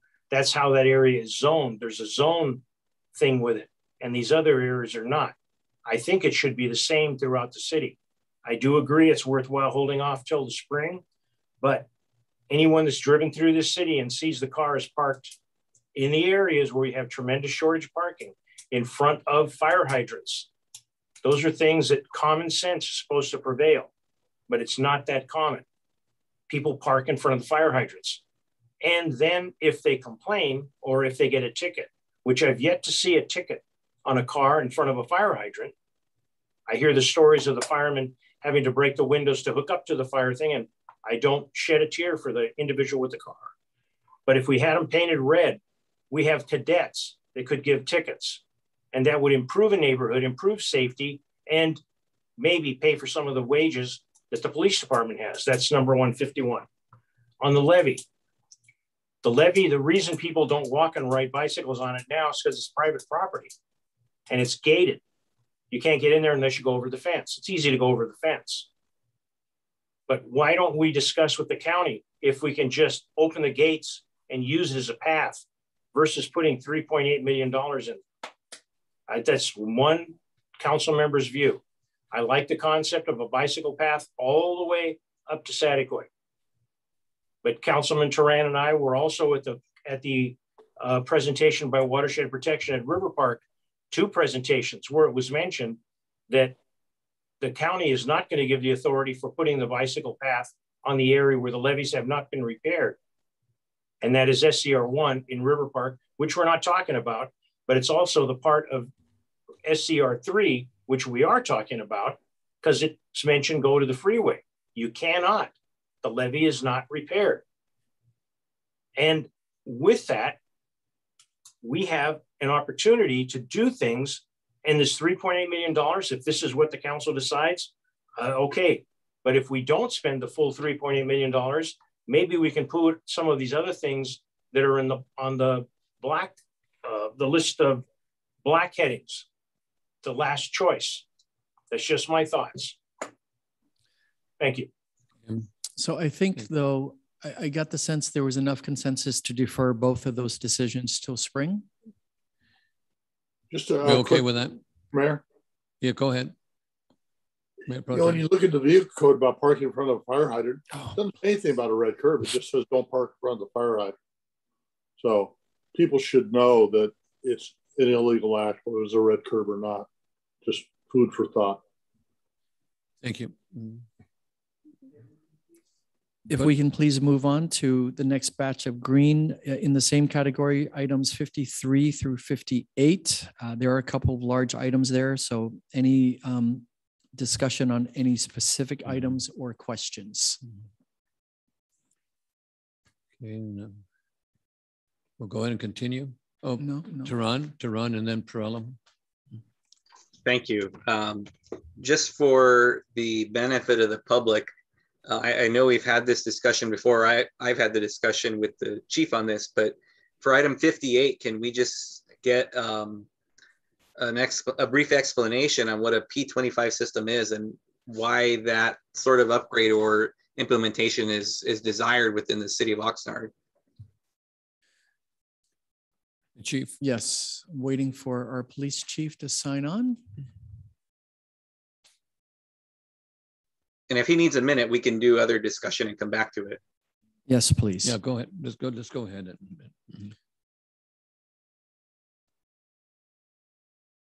Council member, if you can ask other questions for now. Perella? That's basically mine. And since radios and communications, police and fire have come from the general fund, from Measure O, they will be coming from Measure E. This one underneath the alternative funding and application source, it's a blank. There's no other alternative. So if we had not gotten these funds, we would not be asking for this $4 million. I mean, I'm not begrudging, but it just seems that either we're wearing out the electronic communication systems extremely fast, piggybacking on Councilman Madrigal's comments about get something good versus not good. That's my question. I think it coattails with what Councilman Turan's asking. You're muted online. We're going to come back to the police chief in just a moment. Are there any other items, again, in lines 53 through 58? Just a side note on the P25 radio system, it's a digital radio system which has much better operability and reliability as opposed to the old style radio system that I used back in the dark ages, which you couldn't even talk to anybody at the south end of town. So it's just a digital type of radio system that is Was it also better. the parts of the old ones when they're obsolete now where they can't get parts? Is that, I think, one of the items there? Yeah, this is just a new state-of-the-art digital radio system. And almost every law enforcement agency uses a digital system now. Right. Councilman Perella? My question, Mayor, is haven't we been updating this to it seems to me that not that long ago, we updated communications so that we wouldn't have any dead areas in the city of Oxnard with the latest and greatest stuff. Yeah. I could be wrong, but seems to me that that's what I voted for. Yeah, and the answer to that is yes. The technology changes periodically. It's like going to the store and buying a computer. By the time you get it home and turn it on, it's obsolete anymore. The technology changes so quick. Yeah, and it also has to do with what the rest of the region is using. Yeah. So we'll get the police chief back on here and we'll go back to that. We'll continue from there now. Okay. Chief, so the question is, why do we need this new radio system? This is your item, row 56, Department Radio Communications upgrade citywide radio infrastructure to a P25 system. So if you can explain that and also discuss, council member wants to know, didn't we just replace some radios recently? Okay, so yeah. You're on mute. You're on mute, Chief. Okay. So to what could be a short answer to what could be actually a longer discussion is that the city of Oxnard, we've literally kind of cobbled together our old analog systems for a number of years. And over the course of several years, we've been trying to piece the system back together into something that will just get us by. If we look long-term with a more strategic approach, we need to really take a big leap to get to where we need to be with what they call a P25 system, which is something that is interoperable with other agencies that also meets another series of other requirements in terms of encryption, et cetera. If you were to look at Oxnard's radio infrastructure, you would probably be very surprised as to what you would see. To make the leap to a more modern system is going to take a significant amount of funds to do that. And Chief, you're also having a hard time getting parts for that, right? Well, what's happened is just to give you an example, we've recently purchased some radios, and the radios that we had, our officers' portable radios that literally carried for about 20 plus years, were obsolete radios. And the whole game has changed in terms of having radios that are able to be all band radios, that is, they can operate in the digital range or the analog range. They cost a significant amount more, and over the years, we've been trying to replace them a few at a time. And it's with this recent push that we've actually managed to secure about 85 radios this year with all band radios, which we still have about 2 more years of push just with that. Now, in terms of portable, those are just portable radios. The other component here has to do with the consoles that the council may have recently seen. We just spent about $1 million on replacing, I think, 7 radio consoles in our dispatch center. So that is another component of this. The larger component that you see in terms of the $4 million that was presented here with the ARPA funds has to do with larger infrastructure, antennas, repeaters, receivers, other things that would be spread across the city in order to improve the radio communications that we have. Because at our current status now is that we have blank spots in our city where officers can't get reception, and that's a concern. Okay. Councilor Tehran, you have a... No, I appreciate the response to that, Chief Benitez. One last kind of follow-up. With this new system we would look at, it sounds like it would bring us in line with what other jurisdictions are using. It would allow us to have intercommunication, but also solve the issue of dead spots we have throughout the city. Just as a follow-up, do we have an idea of what the longevity of this type of system, this investment would give us? As far as, you know, how long we could keep it around before it becomes somewhat obsolete? My best guess would be that a system of this would probably be good for about 15 to 20 years. From what I've been reading about, is the next medium for radio communications will be in the cellular range versus radio frequencies. Now, we are trying to also get other agencies in this county to make that same push. For example, Ventura, the Sheriff's Department, they are all having some initial considerations about where to go with their systems. And when you're talking about a larger county, you're talking about considerably greater costs than what it would be for the city of Oxnard. And so the option that you see presented with the ARPA funding is really just kind of a portion of what we would need to get started to get in the right direction. Okay, I appreciate that, Chief. And I just want to say the intercommunication is important. I think we found, was it during the Thomas fire where some of our agencies couldn't talk? If we had some other major emergency where we weren't able to talk between agencies, I hope that we're getting to a point where we can overcome that, where that's not a barrier for us in responding to something major that happens.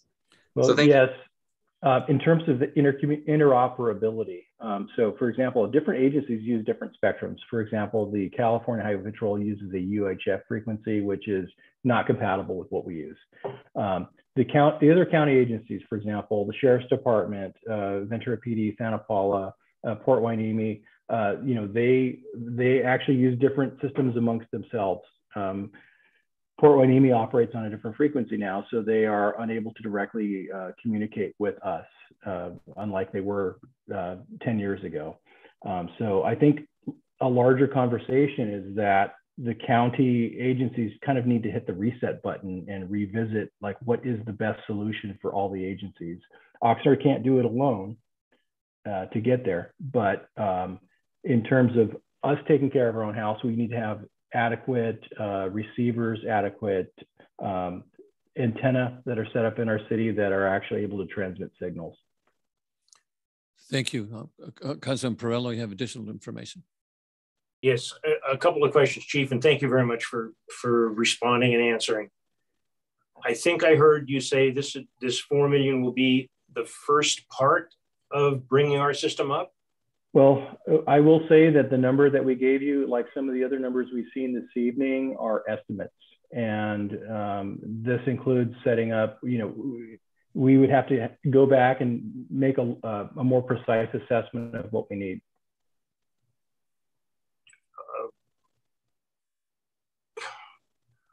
I dare to ask the question, but if I don't ask it, I'm going to kick myself. You think we'll need twice as much? It's really hard to say. We've made some significant investments with our consoles, with our CAD system. I'm talking largely about the city having to acquire freestanding antenna within the city that would be able to transmit the signals. And that falls into a number of different variables, whether we're able to locate properties that the city owns and establish those, or are we going to have to lease them? It would require more study, but $4 million was a very good starting point. Okay, thank you. And one last question. You mentioned that we had, I think I heard you say we still have some possibly dead spots. And the reason I'm asking this question, I thought the fire department just upgraded so that they wouldn't have dead spots. Does the fire department and the police department use the same system? Actually, so a few years ago, the Oxnard Fire actually went to county. So that what happens is their communication systems is county fire based. So they are using the county's radio infrastructure. The police department is the initial point of contact for 911 calls related to fire. But what happens is they get transferred over to county dispatch, and they are processed through county fire. In terms of the dead spots across the city, we've mapped out a number of locations in our city where the officers have literally spots where they cannot be heard. Okay, thank you very much. Thank you. Thank you. Mayor, I remove my objections to this item. Okay, thank you. Okay. Go ahead, Mr. Manager. Okay, so I think we're good with this batch. Still have consensus there. Next is actually a black ink item, item 59. And my recollection is both council members Madrigal and Tehran, I think want to add this. So I want to make sure we have a discussion about number 59. Okay, let me see, Oscar, Madrigal. Real quick, yes, thank you. Real quickly, besides 59, I believe also me and Councilmember Tehran brought up 46 as well. So I don't know if we should do both. Yes. Or yes. Councilmember Tehran yes. could. Okay. Yes, can we start with 46? My apology for missing that one.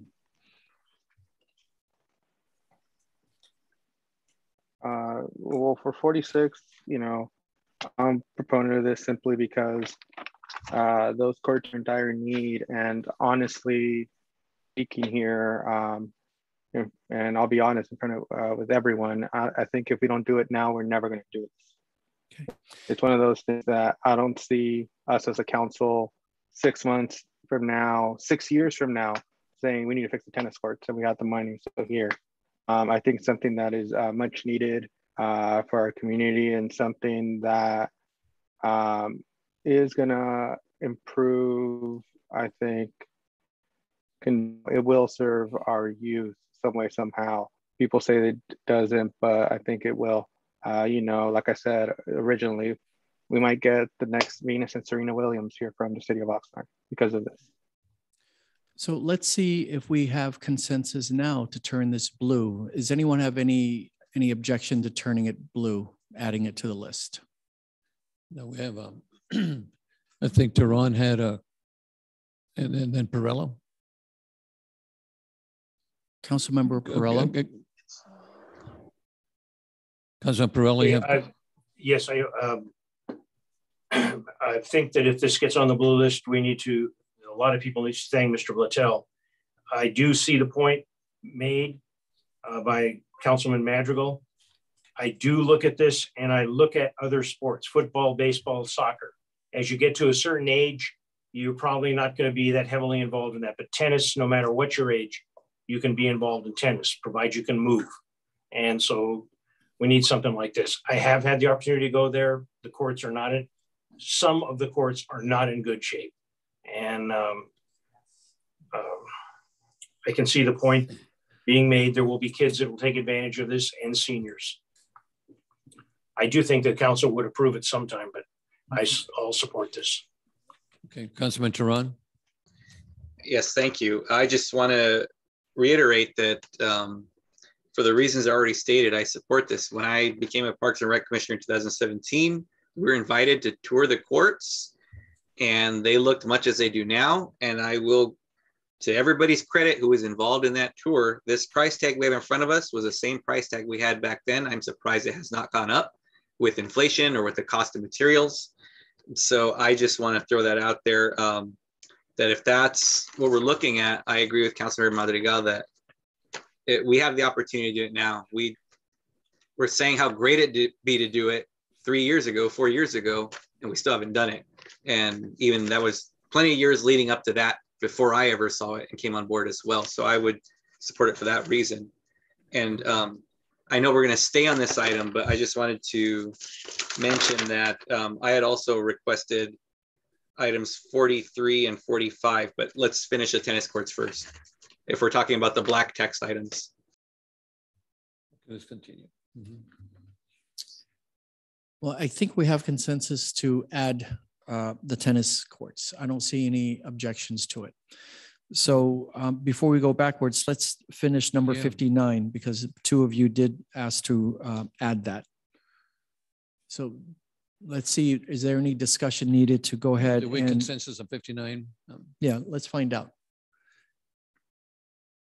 Okay, I don't see any objections to adding 59, so we're going to turn that blue as well. Mm-hmm.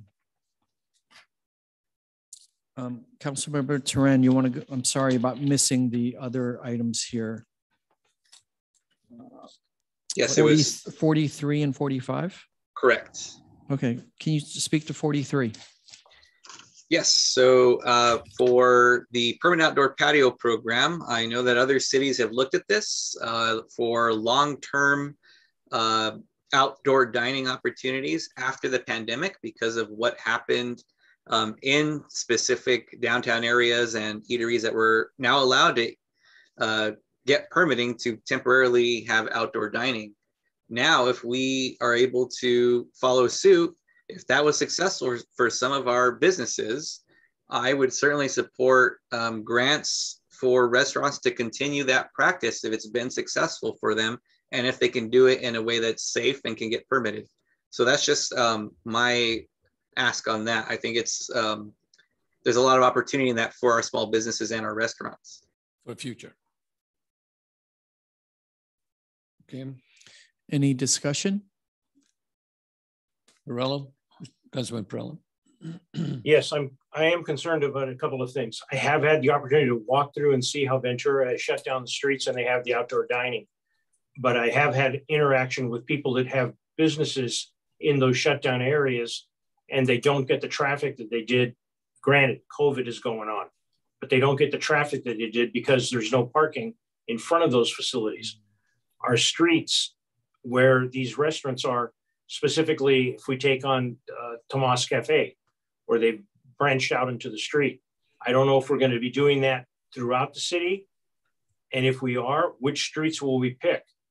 And if we do, how will that impact the people that drive through the community? If there's only one or two restaurants on a block, do we do it for the entire block or just for those two spots?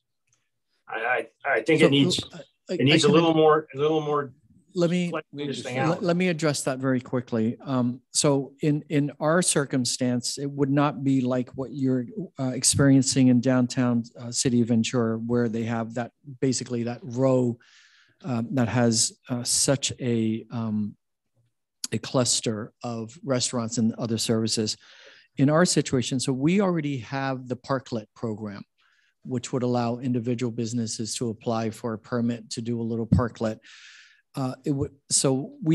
We imagine this as a grant program, and A, only businesses who would be interested would apply to it, and B, only businesses where they actually somehow had real estate to do it. So if it's a public right of way, it would be, for example, that parklet permit. But if it's private property, they would need to have permission from their landlord, because a lot of our restaurants are also in little strip mall type areas, and that's not public property. We don't envision an entire street being shut down for this purpose here in Oxnard, in part because we just don't have the density in terms of any block that would require a total shutdown like they have in Ventura. So it would, council member, the answer is it depends on which business is interested and do they have any actual real estate to do this on. Follow-up question, Mayor. Okay, go ahead.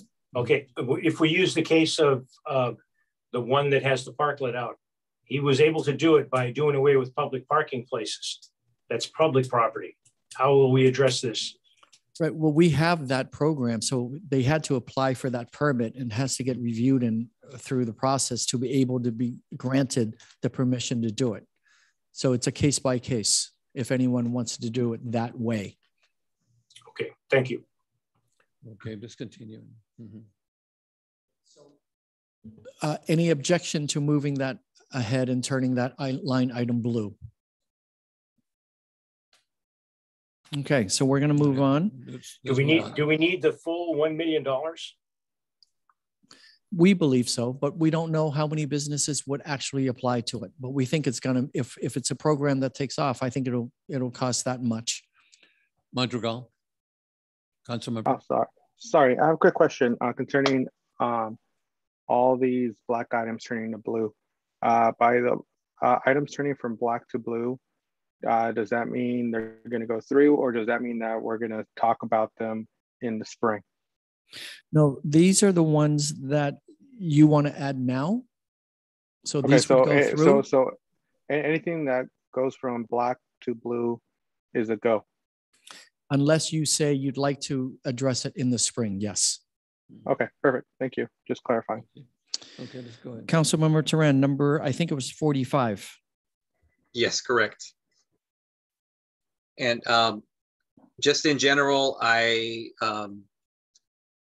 really appreciate the Oxnard employee pipeline just as a concept in the collaborative partnership between Oxnard College, the city, and the Chamber of Commerce. I see that this is Oxnard employee pipeline and homeless vocational programs. I would like just a little bit more information on those, and if it's something that makes sense, for $200,000 based on some of the items we're looking at, I would certainly like to explore that. Okay, I'm going to ask Mr. Ramirez to speak to that. This would be to add to our Oxnard employee pipeline. Yes, Councilman Turan, Emilio Ramirez, Housing Director. What we're proposing is just to expand to it, be able to better market it, to better enter into better MOUs with businesses and employers, and also to better coordinate it with our vocational program for homeless services. So it's really an expansion of the same program that we've had. So when you say expansion, Mr. Ramirez, are we looking to recruit more people, promote more, all of the above? What does that expansion mean? Yes, all of the above. Have more participants. Have more participants. Have more businesses involved, more employers. Have a greater ability to coordinate with Oxnard College, with WDC, all the partners. All right. Is there an interest right now from additional participants or businesses to participate in this?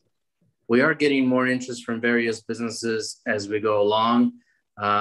It's increasing. I wouldn't say that it's overwhelming, but it is increasing. And some of that came from the job opportunities from Amazon. And if we're adding the eventual vocational program for the homeless services, then it just needs a greater partnership with other providers. Okay. And the last question on that is at $200,000, that's an estimate of what it would take to bring on more people, get them involved, bring on more businesses, get them oriented, whatever the case is, and then promoting that. Is that correct? That's correct. We're looking at, in order for that $200,000, we're looking at being able to have a capacity of in the vocational program of 10 people that are actively homeless, that will then be formerly homeless, and the various employers that would be needed and the providers. And then in the pipeline program, in the first cohort, we had 4 participants, and we want to be able to continue to have a class continuously and hopefully expand for more than 4 at a time. Oh, okay. Well, ideally, what would we want a class size to be, both of the unhoused individuals who would participate and folks who are in the Oxnard employee pipeline? Like, what's that golden number we're looking at for an additional $200,000? Golden number. I mean, the vocational program, the homeless vocational program, I think is just a little bit more expensive, given that it has to have more support services attached to it. But you know, I would love to be able to get to the point where we are maybe 10 and 20 participants during a course of a year. I think that's possible. I'm not sure exactly if we can, how long we can maintain that. And I say that because, you know, that means recruiting a lot of businesses and a lot of employers to make that happen. But if we can get to that point, I think we'd be very happy. I'd like to chime in. I mean, ideally, I'd like that to continue to grow. Our capacity there in terms of growing this program is also entirely dependent on the Oxnard College's ability to provide the courses that our residents need. So that's a partnership where we just have to be focused on. It's going to be slow. It's going to take time, but I'm absolutely believe that this is the right path. This particular program is the right path and the right investment for us to make. And that partnership, I'm sorry, Alex, that partnership with Oxnard College is key. And so is the employers. And et cetera. We have seen some growth from the first cohort to the second. So we're seeing that interest growing, maybe because the first time people wanted to see if it happened or not, but also because I think the partnerships just got better. Oxnard College just got better and things like that. Okay, I appreciate that. I'm not going to backpedal on what I said. I fully support this. I think it's a great opportunity. It's a great way to invest in our local residents. And in this case, adding in additional opportunities for our unhoused individuals. I have a little bit of concern just from the taxpayer side of things on the total cost per participant, but I am saying that I support this, and I would hope that as time goes on, we gain more momentum and more participants, and we can demonstrate that for the residents of Oxnard to see that this investment we're making is paying off in positive benefits to these individuals who are participating. So we should get more and more people to do this. That's just my hope for that, as we see some positive growth in it as time goes on here. Thank you. So I wanted to see if we have consensus to go ahead and add this now. Councilmember Perello. Perello. Mm-hmm. Yes, I have a question. Will we get a report card back on the program, Mr. Emilio? Mr. Yes. Ramirez, beg your pardon, it's Mr. Ramirez. I apologize. I can answer that. The answer is yes. Okay. And one other comment, and then Councilmember Madrigal, the understanding the cost up front, but it's actually, if we can succeed with the 10 formerly homeless, that's a lot less money than we spend chasing 10 homeless people around town.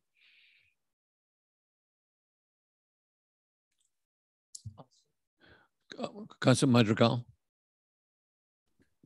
I'm sorry, I think my internet cut out for a bit. I didn't hear city manager's last comments, but I think just because everything going on, so on and so forth, I'm okay with this, but I think that we should probably wait for the spring on this one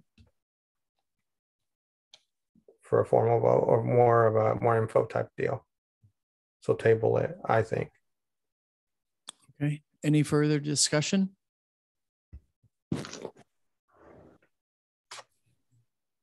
Councilmember Perello? I agree with Madrigal. Okay. Councilman Teran? I don't disagree with what the statement that was just made. However, timing of a semester within Oxnard College would mean that we would probably be looking at the fall or possibly the spring of the following school year. What are we in, 21, 20? So it'd be 22, 23 we'd be looking at for this to take effect if we start talking about this in the spring. That's my only concern, is timing. I don't disagree with the statement, but that's one thing I want to put out there.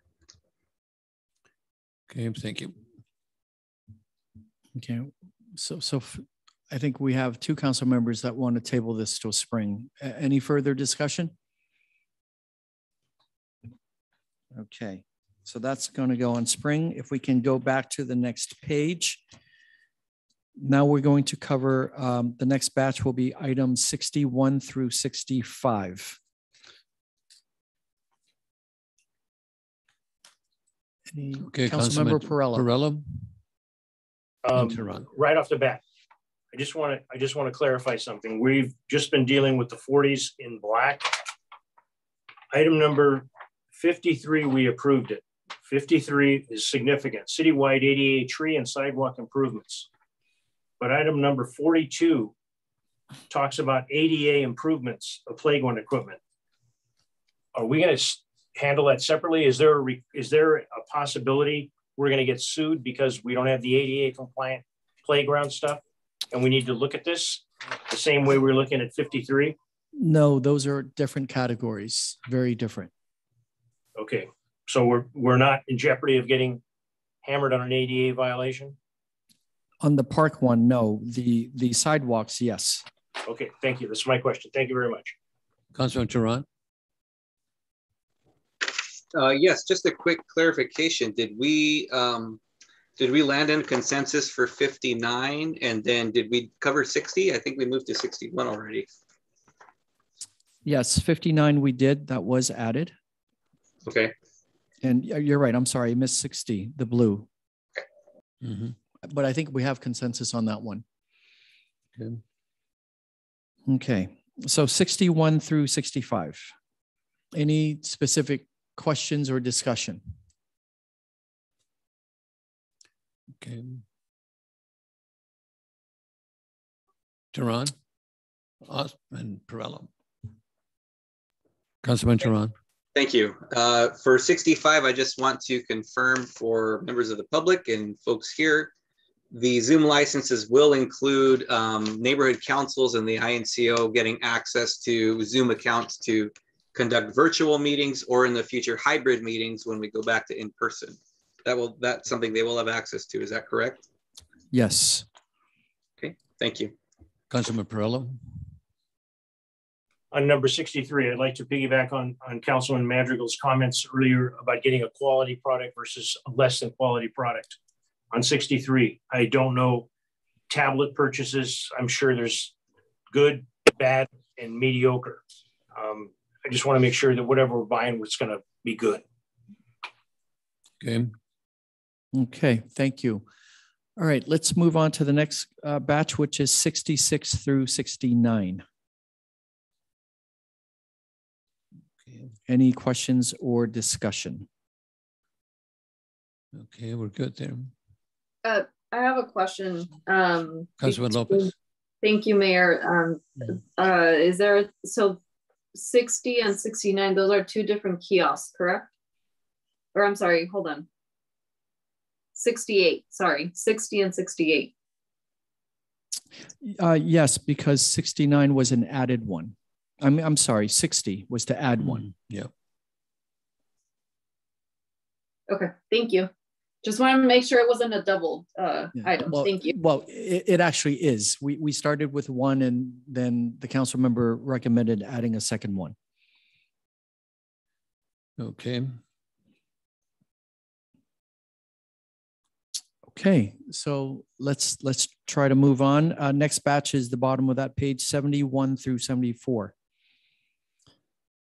These are all for stormwater facilities, and I just want to remind you, we are under state mandate to deal with stormwater, but there's no funding associated with it. So this is an opportunity for us to get caught up on coming into compliance. And relieve of the general fund. Yeah. Thank you. So for 71 through 74, any questions or comments or discussion? Okay. Councilmember Perrello. The only question I have is where are we standing with our running total of the amount of money? Where are we at now? Oh, we'll get there in a moment because we're almost to the last page. We'll give you the number. All right, thank you. Okay.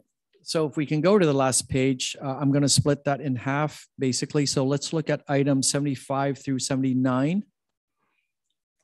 Any specific discussion or questions? Okay. Okay, and then if we can move to the rest of that list, 80 to 83. Any questions or discussion? Meanwhile, I'm going to look to Mr. Smith to see what our running tab is at this point. So we're good. Okay.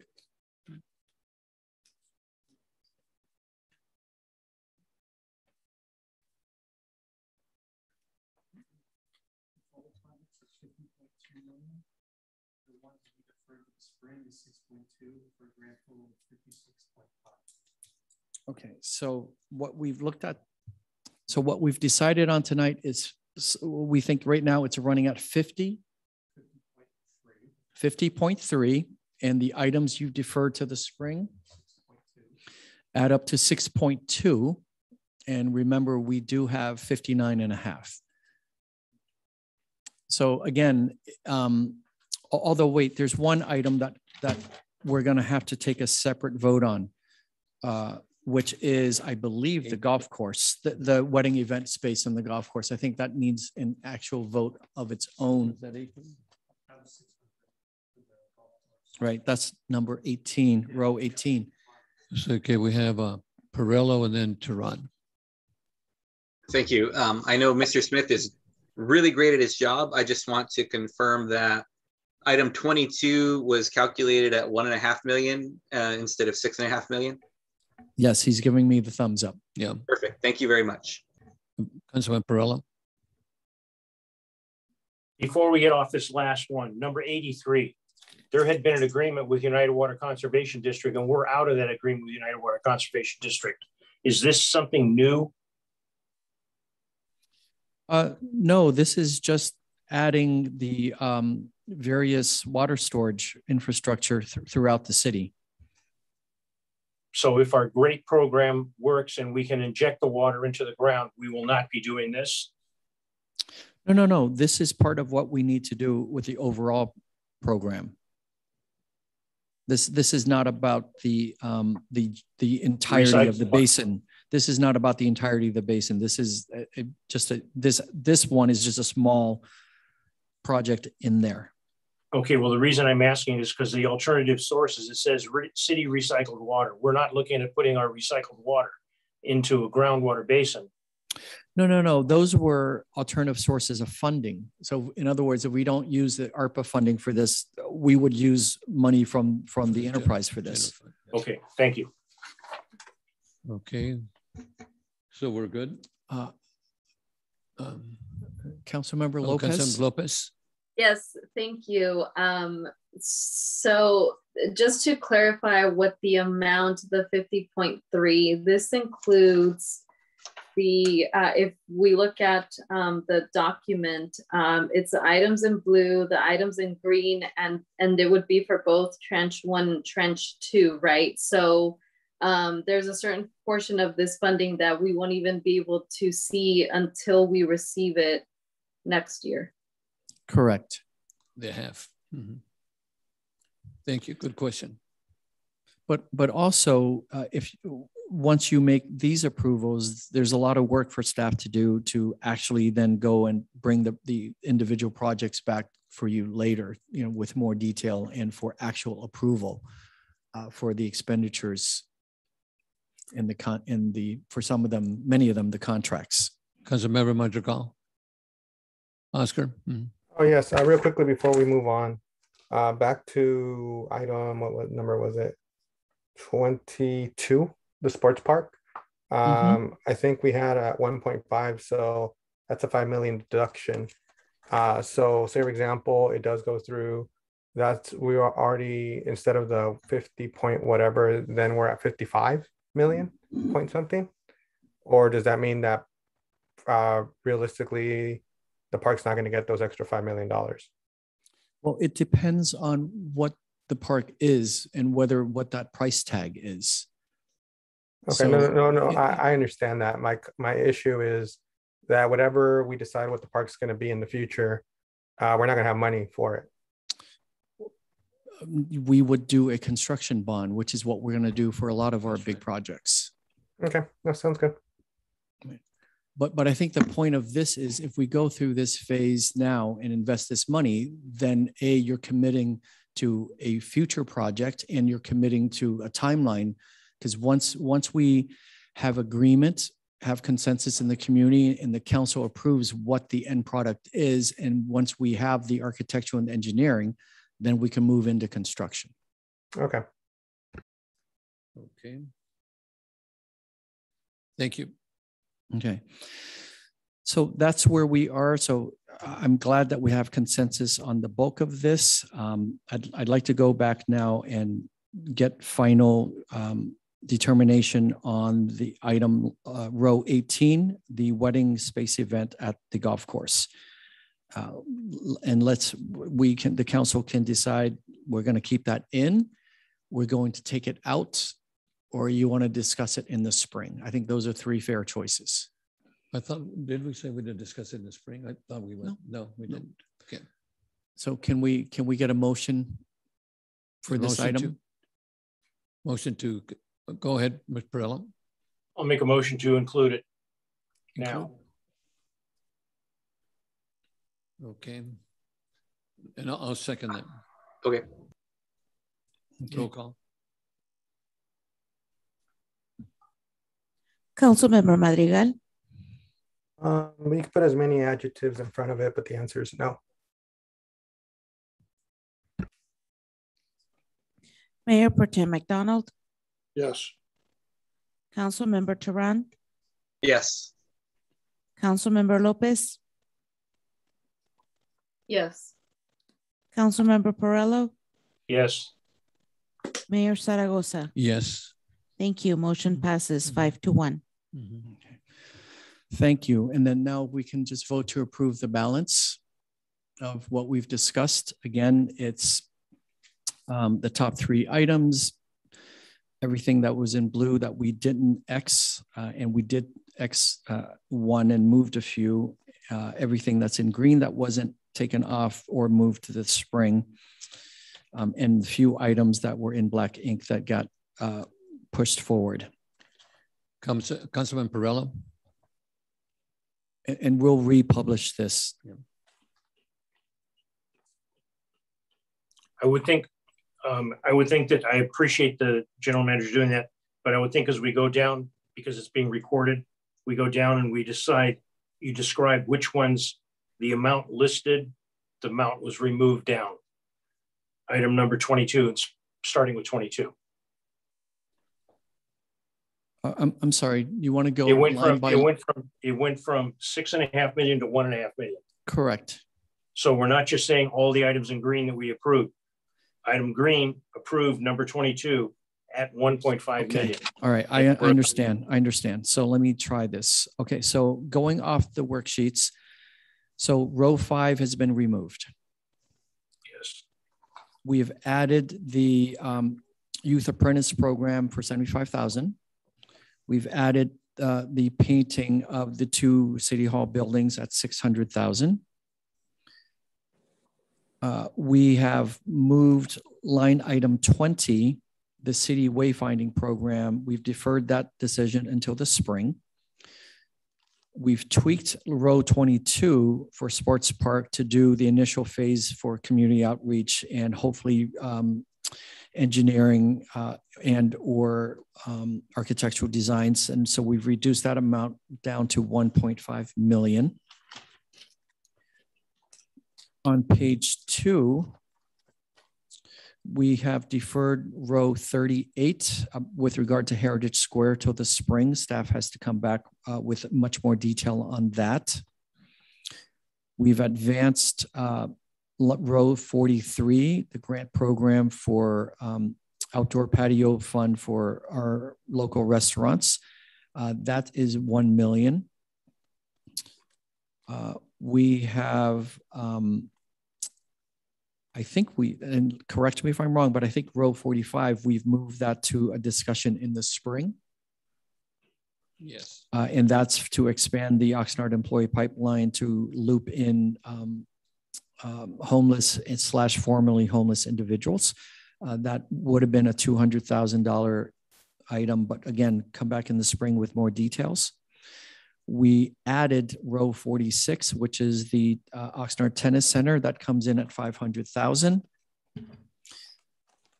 Next page, we've deferred items 51 and 52 to the spring. 51 is the proposal to paint all of the curbs next to fire hydrants red, as well as the constructing the levee on the bike path along on top of the levee SCR3. That's at 3.8 million. That will be deferred till next spring. We have added row 59, which is the bike/pedestrian project on Woolly Road to start a protected bike lane. That's 1.5 million. And those are all the changes.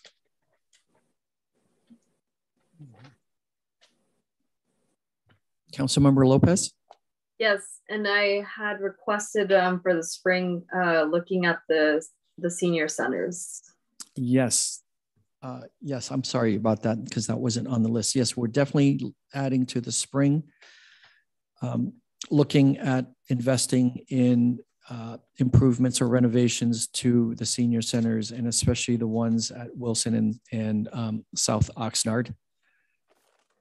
And let me look at my notes again. And the 75,000 for the city court for the ARA. That's already added, Okay, sir. so yeah, okay, thank you. And anything else that we forgot? Tehran, go ahead, Don. Yes, and I had requested just informational moving forward, information on universal basic income, as was mentioned by one of the speakers. Okay.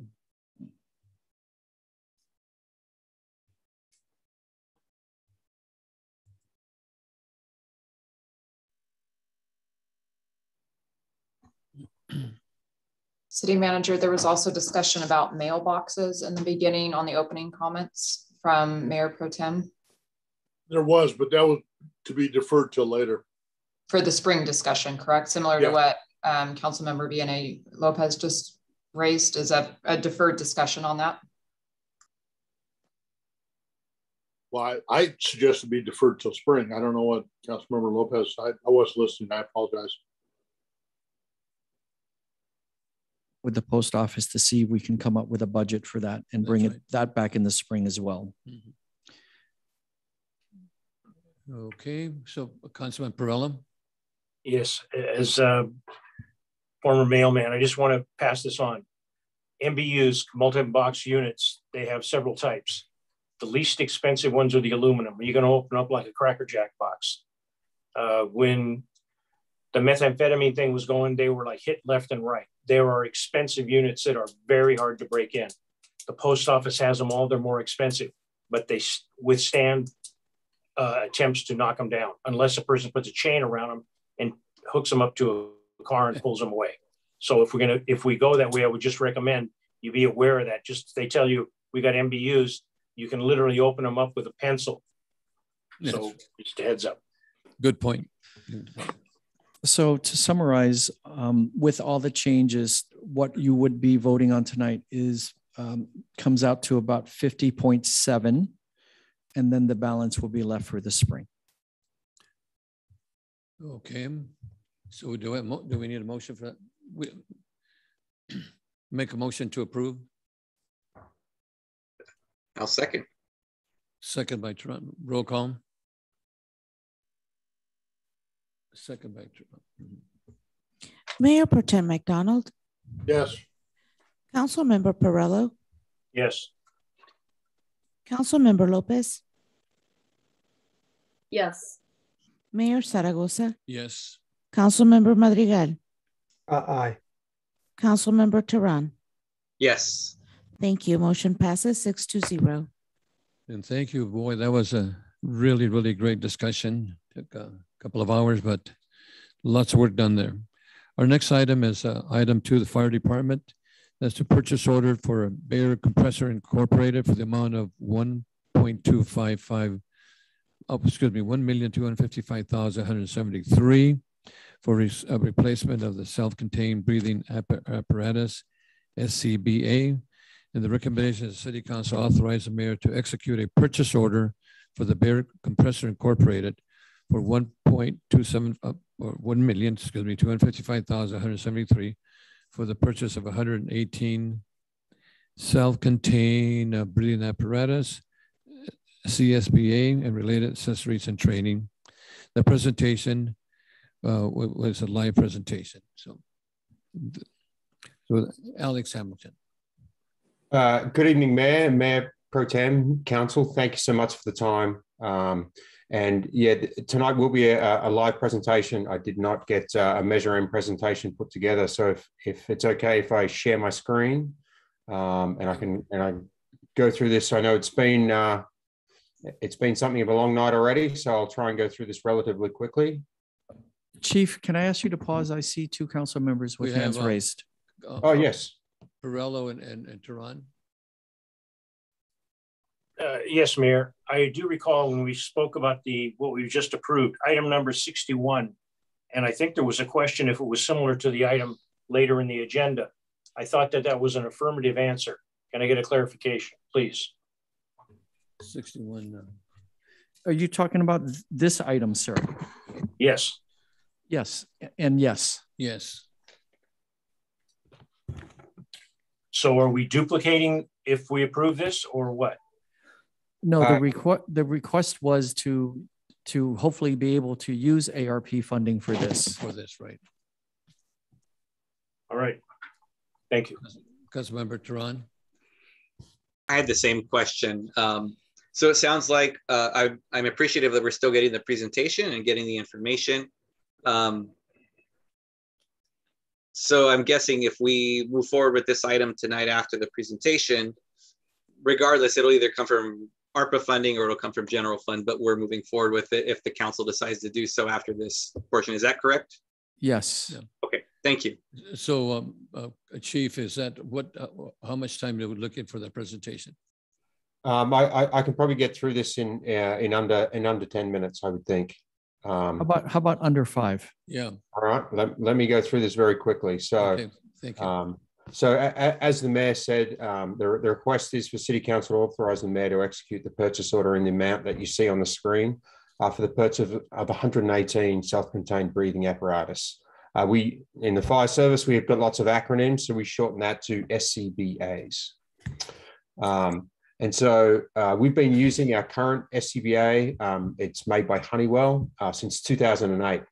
Last year, we were notified by Honeywell that they were no longer going to be making SCBAs for the fire service, but they said that they were going to be able to support parts and servicing for the next 3 years. It's becoming increasingly difficult to buy parts for these SCBAs. We had already started looking at what our new SCBA was going to be. And so we'd already started doing some sort of research and development on that. And as you can see on the screen, we actually ordered parts in April of this year that we still have not received because parts are just really, really hard to come by for this SCBA.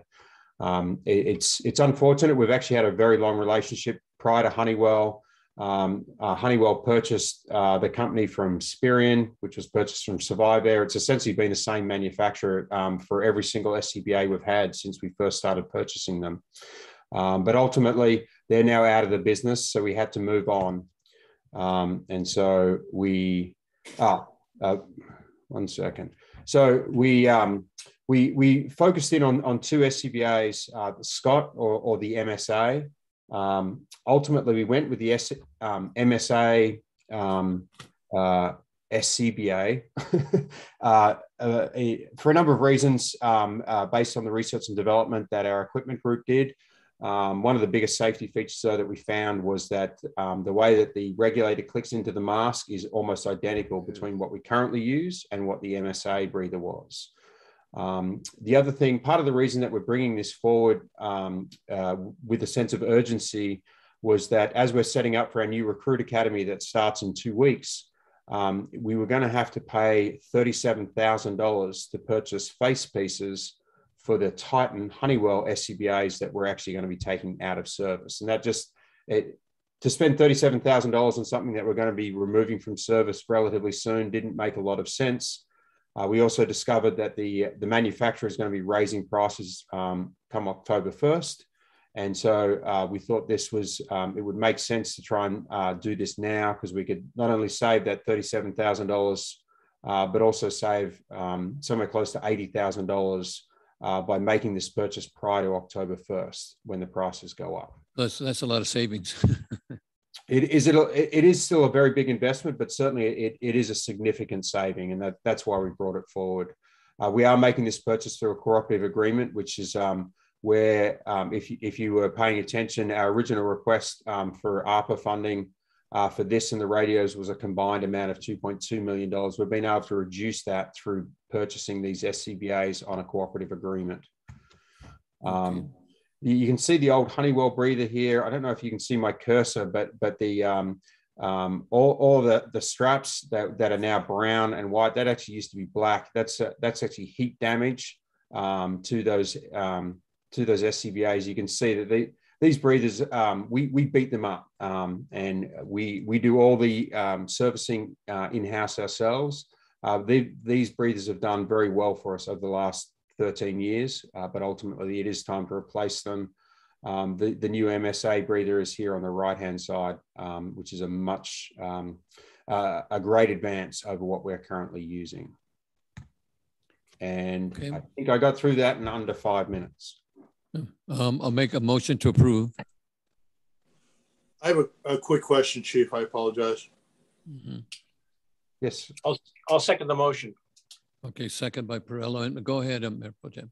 Well, I'm just curious, the face mask portion of it and the breathing tube, is that specific to each firefighter? Correct. So the actual face mask itself, that's a personal issue, meaning that every single firefighter gets their own face mask. In part, we're required to fit test them once a year. And although they only come in 3 or 4 different sizes, we often find that we have to, like for me, on my mask, on my current Titan face mask, I had to have temple inserts right here to get a good seal. So they are actually all personally fitted to each one of our firefighters, and that we're all fit tested once a year to make sure they still are a good fit. So the face piece themselves are a personal issue, but the breathers are not. Yeah, no, I appreciate that. No disrespect to you, Chief, but if I had to slap on a mask that you were wearing the shift before, I probably wouldn't be very happy about it. So. No disrespect taken. It wouldn't fit.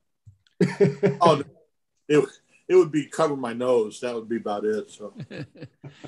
Okay, thank you. So we got a motion by Zaragoza and second by Councilman Perello. Roll call. Councilmember Lopez. Yes. Councilmember Teran. Yes. Mayor Zaragoza. Yes. Mayor Pro Tem McDonald. Yes. Councilmember Perello. Yes. Councilmember Madrigal. Aye. Thank you. Motion passes 6-0. Thank you. And the last item is Community Development Department, subject to joint use agreement with Southern California Edison Company. Recommendation of the City Council approve and authorize the mayor to execute an attached joint use agreement with Southern California Edison Company. Denoted. This is pertaining, this is JUA 203904272, pertaining to the Rice Road Avenue right of way adjacent to the westerly boundary of the Sakioka Farm specific plan. And again, we have, this did not originate by committee, so we under Measure O, it was a pre-recorded item. Any questions, council members, on this item? Mayor, if there's no comments, I'd move the recommended action. Okay, I'll second that item. Okay, roll call. I would like to make a comment, Mayor. Go ahead. I did have a question. I sent it to Mr. Dominus and Mr. Bengali. They responded. My question was, why don't the lines go underground? They gave me an answer, the volume of electricity going through the lines, and there's requirements that couldn't go underground. I want to thank them publicly for responding to my question. Thank you. And I support them. Good point. Okay. Okay, it's a motion by Mayor Pro Tem, second by Zaragoza. Roll call. Councilmember Perello. Yes. Mayor Pro Tem McDonald. Yes. Councilmember Madrigal. Aye. Mayor Zaragoza. Aye. Councilmember Lopez. Yes. Councilmember Teran. Yes. Thank you. Motion passes 6-0. Okay, ladies and gentlemen. That beard as dark as Mr. Pengilly's, I'd grow one. Okay, that's the last item, and so there's no additional information or items to consider. We're adjourned. Thank you, everyone. Thank you. Thank you all. Good night. Thank you to the interpreters tonight. It's a long night. Absolutely. Long night. Yes. Thank you. Muchas gracias. Thank you, the staff.